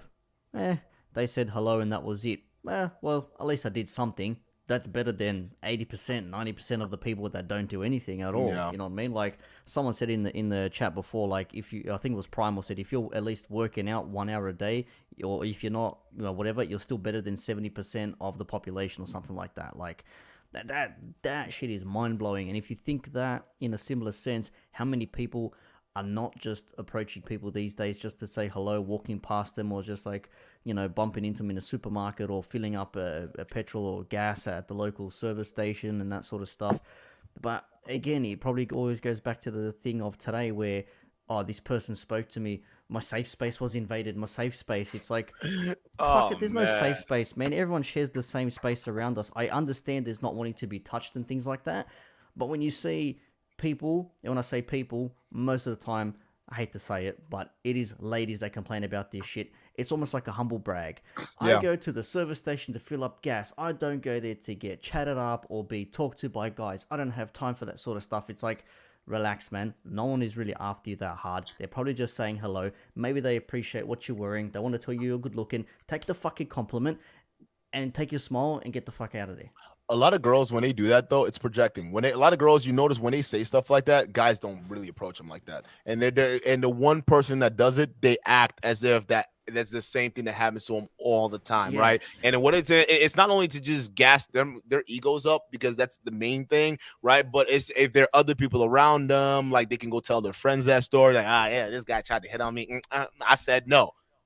Okay, what does that do? Like, what have you done? You just potentially ruin an opportunity. Why? So you can feel good, right? And rejecting somebody. That's what it is. That's what it is. And a lot of women don't realize that they're falling down this trap. It's like, but that's the thing. They're competing with other women, right? Because other women, to them, like, oh shit, she's like wanted. Every guy's approaching her. Every guy wants to talk to her and shit like that. And maybe I'm not getting as many approaches as she is. Maybe I'm not even getting as many matches on Tinder as she's getting, right? So the one or two that I get that maybe it was a little sus, wasn't as crazy, I'm gonna make a big deal out of it. I know girls that do that, man. They do that with guys where, and the girls said, there was one time this girl said this shit to me, man. I was sitting there talking, I listened to her, I'm like, I would do the same thing though. Like, wait, why is he get treated like but oh no, but you'd been so smooth with it. Like, he was super creepy. But the way you said that he said it, I would have probably said the exact same way. So what is it, right? You see what I'm saying? So it's just one of those, man. It's how often they hit on, like, and usually it's girls who are not as attractive that do a whole lot of that, and sometimes it's the least attractive girls that give you the most grace. But a lot of times in modern days, it's not the case. Everybody's is what it is. But it's a humble brag. Just like guys on Tinder, right? Oh, I got like 5 matches. I got like 2. Five matches, but how many? Look! I got the receipts of all the girls I've matched with. Take a look at this shit, bro. Look, it's like, no, dude, that's just. What, have you slept with any of them? Like, just matching is not. That's what I mean. I got 5 matches. So what? It's like a woman saying, I got 20 guys in my DMs. Yeah, and every single one of them is probably left on read or unread by you because you didn't give a shit about them. But as soon as the script is flipped, and the guy that you're after isn't responding to you, all of a sudden we've got a fucking Houston, we have a problem. Like, fucking mismove that. That's a fact. I ain't gonna jack. I do that shit on Tinder too. I be doing that shit on Tinder because my thing is like, hey, I know for a fact I don't have the time to be going out and dating like that. But Tinder I use as a way to like Your boy still got it. Yeah, your Get a boy little still something, got it. something. You know what I'm See, saying? Because yo, like, you're like them ladies listen. for that Does he? ego boost, man. I do it for the ego boost. I love it. I love it because like listen, and that's why like I see part of the reason I gotta be honest with you guys. I don't like to talk about women a whole lot in this space. I like to just talk about like the straight facts. Is because I personally don't have that problem, and not a whole lot of guys do. So it's hard for me to talk about a huge problem that I don't have. I have DMs right now on my what do you call it, my Tinder. I got DMs on all these different dating apps that I'm using. Right, Facebook is a recent one that I started to realize that was a dating app, and apparently that's a thing because I was getting like notifications. You got matches here. They got a dating service now. Facebook did. Yeah, I heard about that. Yeah, like I'm doing Facebook dates. like, I hey, got your boy, myself off. hey, your boy I getting got down. myself off personal social media. But my man, thing so is like I I be looking at it, bro, because I be getting. I can tell you, I got DMs or like girls will say, "Hey, what's good, handsome? How you doing, sexy?" Like all these different things. But I can't sit there and like because I recognize that, so I'm not gonna sit there and say, "Oh man, if you're a guy, you just gotta go out there and do this and X, Y, Z." I can't fully say that. That's what I'm saying. I'm not gonna say, "Hey, game is everything and whatnot," because sometimes some guys are never gonna wake up to the same DMs that I'm getting. Some guys are probably not. Some guys out there are not going to have the same experience. And sometimes to get that same experience, they probably got to go pay some money for it. It is what it is, right? They're different. You got to use what you got. But when we talk about dating apps and stuff like that, yeah, your boy does that sometimes. And sometimes I won't even respond to him. Like I just leave him on red. Or sometimes because I'm not serious with it. But B is like, I know for a fact I'm not ready to, pursue anything like serious or anything like that. But it's a sport fuck. So when I say sport fucking ladies, that's what I mean. Like I literally go out there to just, because I got some pictures, you know what I'm saying? Your boy looking good under the hood, you know what I'm saying? So you got to let the girls see what's going on. Let them show them what they could be messing with. It's like that, that Allstate commercial where you got the dollar in front of them, right? Oh, you almost had it. Y'all remember that one? Oh, you almost had it. Y'all remember that commercial? Y'all don't? Oh, damn. Y'all. I think it was like a long time ago, right? Yeah, the AT&T or State Farm commercial. One of them. Damn. Oh shit! I'm just looking at this Facebook thing, man. Apparently, it's on a normal Facebook app. You tap the little options tab, and then you hit dating. Yeah, that's wild. That's wild. I was getting notifications for like, hey, this person liked you in dating. This I'm like, in dating, like, what the fuck are they talking about? Like, I'm like, what is that? I'm like, yo, they actually have a dating service, and people are sitting there. Like, I've been on Facebook in a minute, but hey, shit, if I'm getting likes over there, so be it. Let's make it happen, right? So I mean, there's a lot. Hey, Self-Made gets it. Got it. Oh, yeah. Oh, you always got it. There you go. But hey, fellas, man, you got anything else to add? Oh, no. Let me get this. Self-Made, shout out to you for the super chat. He says, dude, doing door-to-door sales in your demon years, how many lonely housewives did you smash? At least 4. If I'm being honest with you, because the whole idea of smashing married women were like, it was so taboo to me. And then when you're doing it, it's just like, all right, whatever. It is what it is. Yeah, like and then afterwards it's just like I'm not gonna be like, yeah, it's not. Listen, bro, like because my thing is like when you on demon timing, bro. I was coming out of a situation where it's like, damn, bro, like, hey, I'm not gonna think about your life or what you're doing. Hey, those are guys who know me. If you're watching this right now, you'll know the situation with that Pilates teacher. Y'all remember? Like I know some of y'all in the chat right now. I know y'all be watching that Pilates teacher. That's literally how that shit went down. So after that, it's one of those things where I don't want to be fucking with that because here's the thing: it's also dangerous, bro. Like you can get killed over that shit. So it's like I'm not trying to get involved with all that stuff. I don't want to get with another man's girl. It is what if you're boyfriend and girlfriend, that's a different story. But if you're married, I can't go too far. I'm with you on that one, man. I had a debate about that. Like, if you're just dating or seeing someone, does that mean you shouldn't be able to see anyone else? And I don't want to open up a whole nother can of worms for another hour, but like that has always been suspect to me. Oh, we're just seeing each other. Okay, so that means you can see someone else. Oh, no, because I can't. It's like, well, are you really into this person? What if they're seeing someone else? How the hell are you supposed to know what the hell that they're doing? But on your point there, just with the demon time stuff, I'm not gonna lie, man. DJing has got me some and then some, so I can't speak ill about that, man. When you're on that demon time, once 1 a.m., 2 a.m. disappears and you say, okay, where are you at? I'm just 10 minutes away. I'll drive you home. Wink, wink. What you know what's scary? Like married women, bro. Like married women are like thirsty as fuck. And dude, I see them every weekend, man. Yo, married, single, divorced, whatever, man. They're all listen. For you married ladies out there, if you're doing this stuff on the low, don't comment in there. I don't want y'all to expose yourself. But just why? Like, why are you guys the most horniest? I want to know. Like, listen, the whole thing with sexless marriages, I thought that was not a thing, but I thought it was a thing with guys. But if y'all not getting dick from your dudes, like, what is that? Why y'all like the most horniest? That's the one thing I want to say. But we not going damn too deep. I'm just saying, like. And compared to single women to married women, like married women will definitely get at it more, which is surprising to me because I don't know. Hey man, fun, all I can fun. say Listen, is the excitement, ladies, it's there, but yeah, it's not. smash and dash. Yeah, smash and dash, man. But some of them are cool, right? Like some of them, they understand the game, right? They got good husbands and shit, right? Like in terms of like I'm talking about they're well. Oh, the single ones, yeah. I'm talking about the divorcees and all that sort of shit. Like you go once or twice, and then after a while, it's sort of like it becomes like whatever. You see them, 2-3 times a month, and you're like, and that's another thing. I want to. Then it just become another person, and that's it. There's nothing else going on thereafter. That's another thing I want to cover because you just brought up an interesting point, and we'll just close out.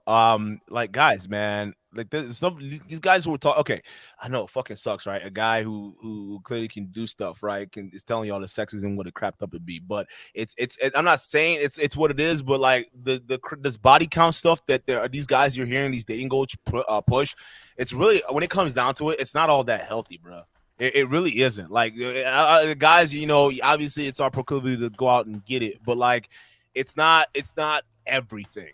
It's not everything because in reality, unless you're like a sexual deviant, dog, you're not really missing out on much. Because I'll guarantee you, if you're really up on your thing, like you up on your grind, like you won't miss it. You won't miss sex at all, bro. Like it's so bad that some girls that I don't see regular anymore. But like the reason why they think I don't see them is not because they think I'm actually doing.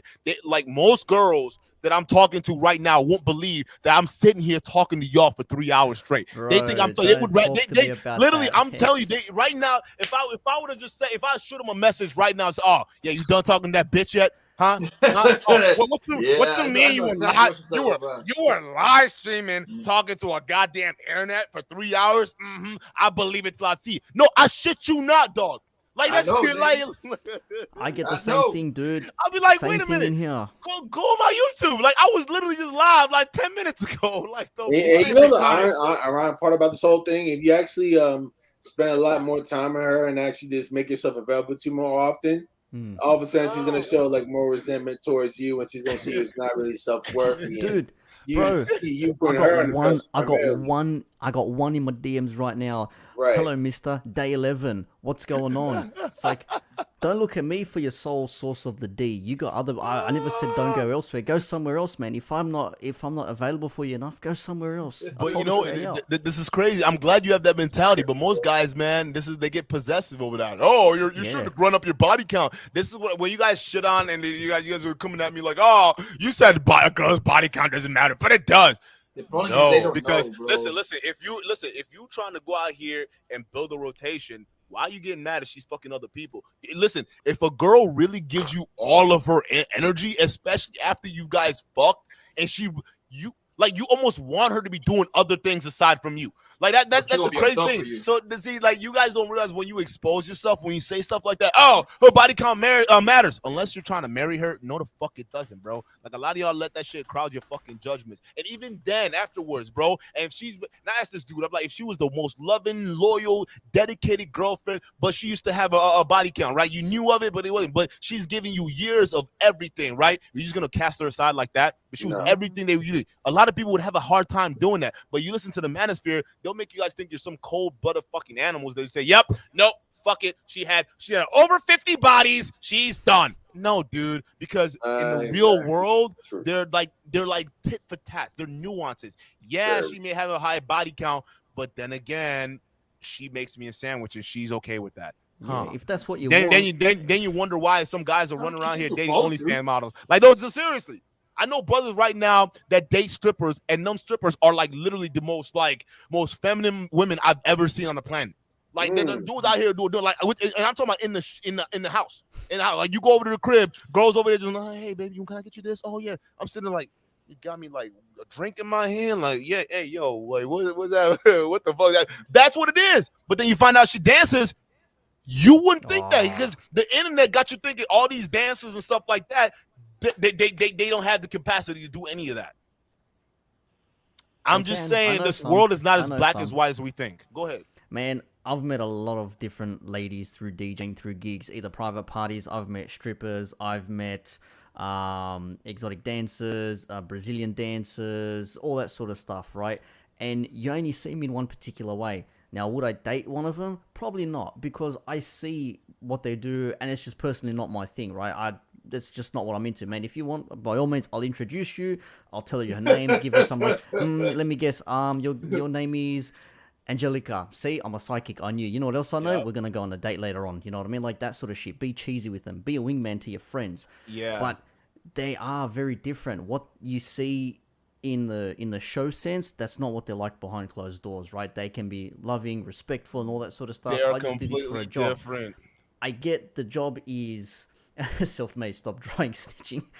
Hey man, I'm just being honest. Like, it's one of those things where you see them in a certain way, and like I said, it's not my thing, but if someone else wants to go for it, by all means go for it. But they're not just exactly how you see them. They're like that for maybe 3-4 hours a day or every couple of days, and for the rest of it, if they're not on some OnlyFans nonsense, because I think it's nonsense, if they're not doing some weird other shit, they might be studying, they might even be like, you know, working another job during the day and all that sort of stuff. They all have different things going on there, so it's not the stereotypical cookie cutter, she's in a strip club, all she does is, you know, fuck on the side and does OnlyFans and all that sort of shit. Some don't.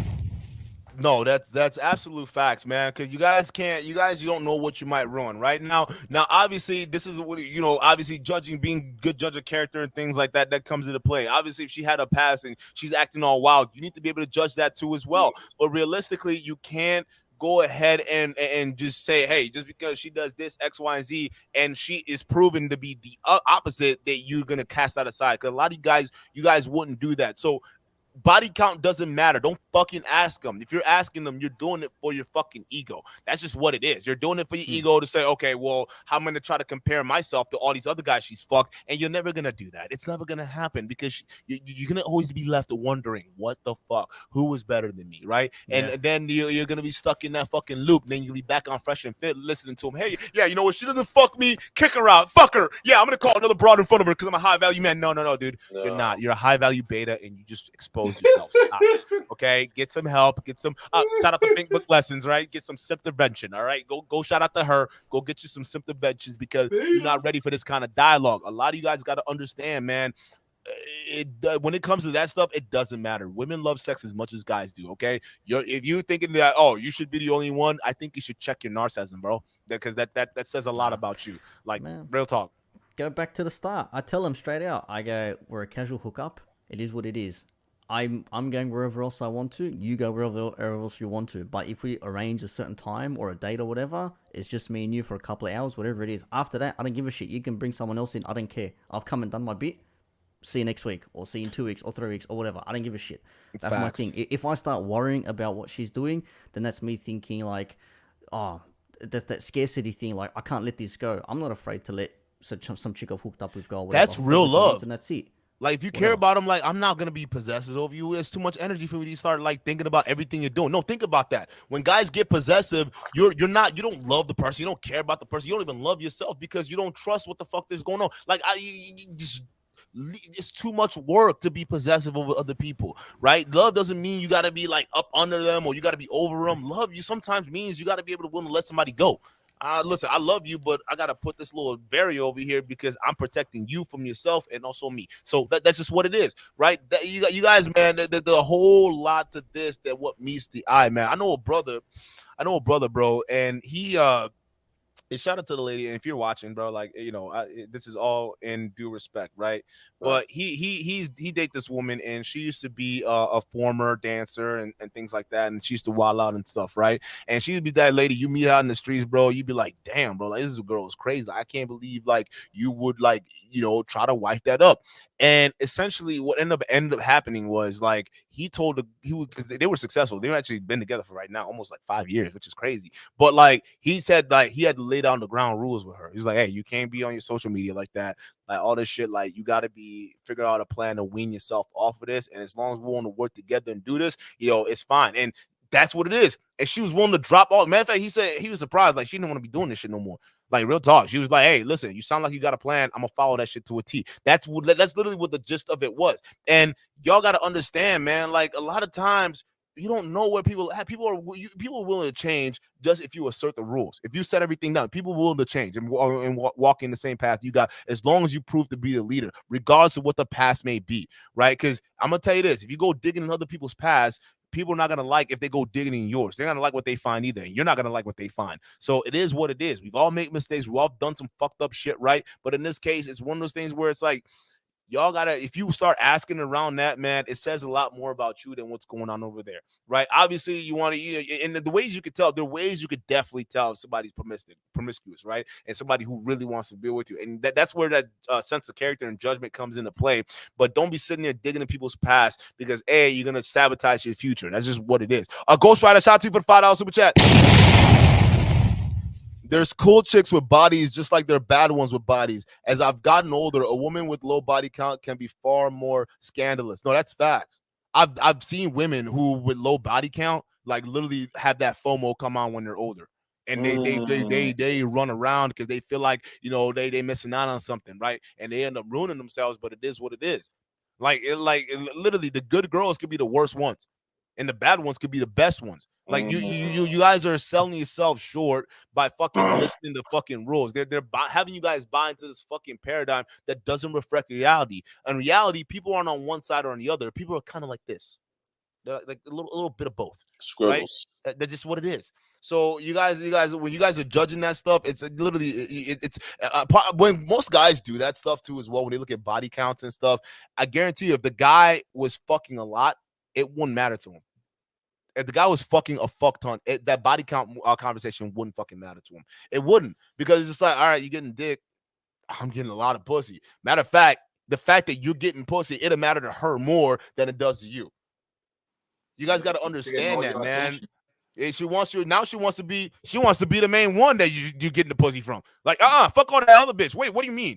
The other niggas I'm fucking with, yeah, I mean, I'm fucking with them, but they know I'm fucking with them. But like, you like, just what you doing? Like, I want to know what you doing. Who you talking to, right? But hey, girl, go. You got your own man. No. What you doing, right? Because you have the real abundance. You don't really give a fuck because you're fucking. But a lot of guys aren't fucking like that. So they look at the girls who's having more sex than they are, and they're like, fuck, like, dude, like her body count's higher than me. Like, the fuck. Man. And that's when it starts to hit the ego, and you're like, oh, now she's gonna be more promiscuous and all this stuff. But I'm gonna tell you this, man, the best sex I ever had from women who were experienced. Matter of fact, the first time I even got like real experience from a woman was a woman who was older than me, and for a fact she wasn't a virgin. I can guarantee you that. Way older than me, bro. And she wasn't a virgin. She taught me a couple things. I'm gonna just say that right there. So I'm letting y'all know right now, y'all missing out on a lot, bro. Stop learning about this age and body count and stuff like that. Y'all are missing what really fucking matters here. Spending time and understanding people. Exactly. That's what it is, man. We're removing ourselves from that. But listen, I'm gonna start heading out, guys. This was a great show. I enjoyed this conversation. Listen, bro, like we went into super duper overtime. Another 4-hour live stream, dog. Like, this is crazy, man. And I'm gonna have to change the thumbnail because this is all about Tall Guy. I have to be fair to him, Tall Guy. Hey, shout out to you and your new adventures and shit. I see you doing your thing with your girl. Hope that's successful, right? But never let anything come in the way of your thing. It seems like he's trying to do his stuff with his family, so I think you guys should respect that. But my main thing is, hey, we've seen your work ethic on the channel. It's always been almost 1 million, and I don't know if the same thing is going to repeat itself. So I hope you keep the same work ethic going forward. But with that being said, guys,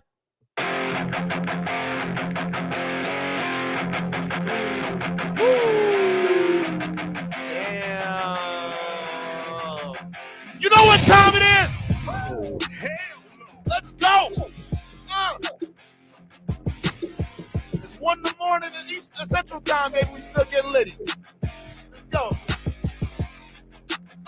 Hey, guys, man, I appreciate y'all being here, man. You can be anywhere in the world right now, but you guys are here with us, and I appreciate that. And we're going to keep on growing, guys. Say, listen, man, I'm going to tell you this. If you're not subscribed to the channel right now, you definitely going to be subscribed to this channel within the next couple of days, because a lot of stuff we're going to have coming, man. You do not want to miss out. It's going to be fucking great. With that being said, guys, I'm going to catch you on the next video, and we will say a good night. Peace, people.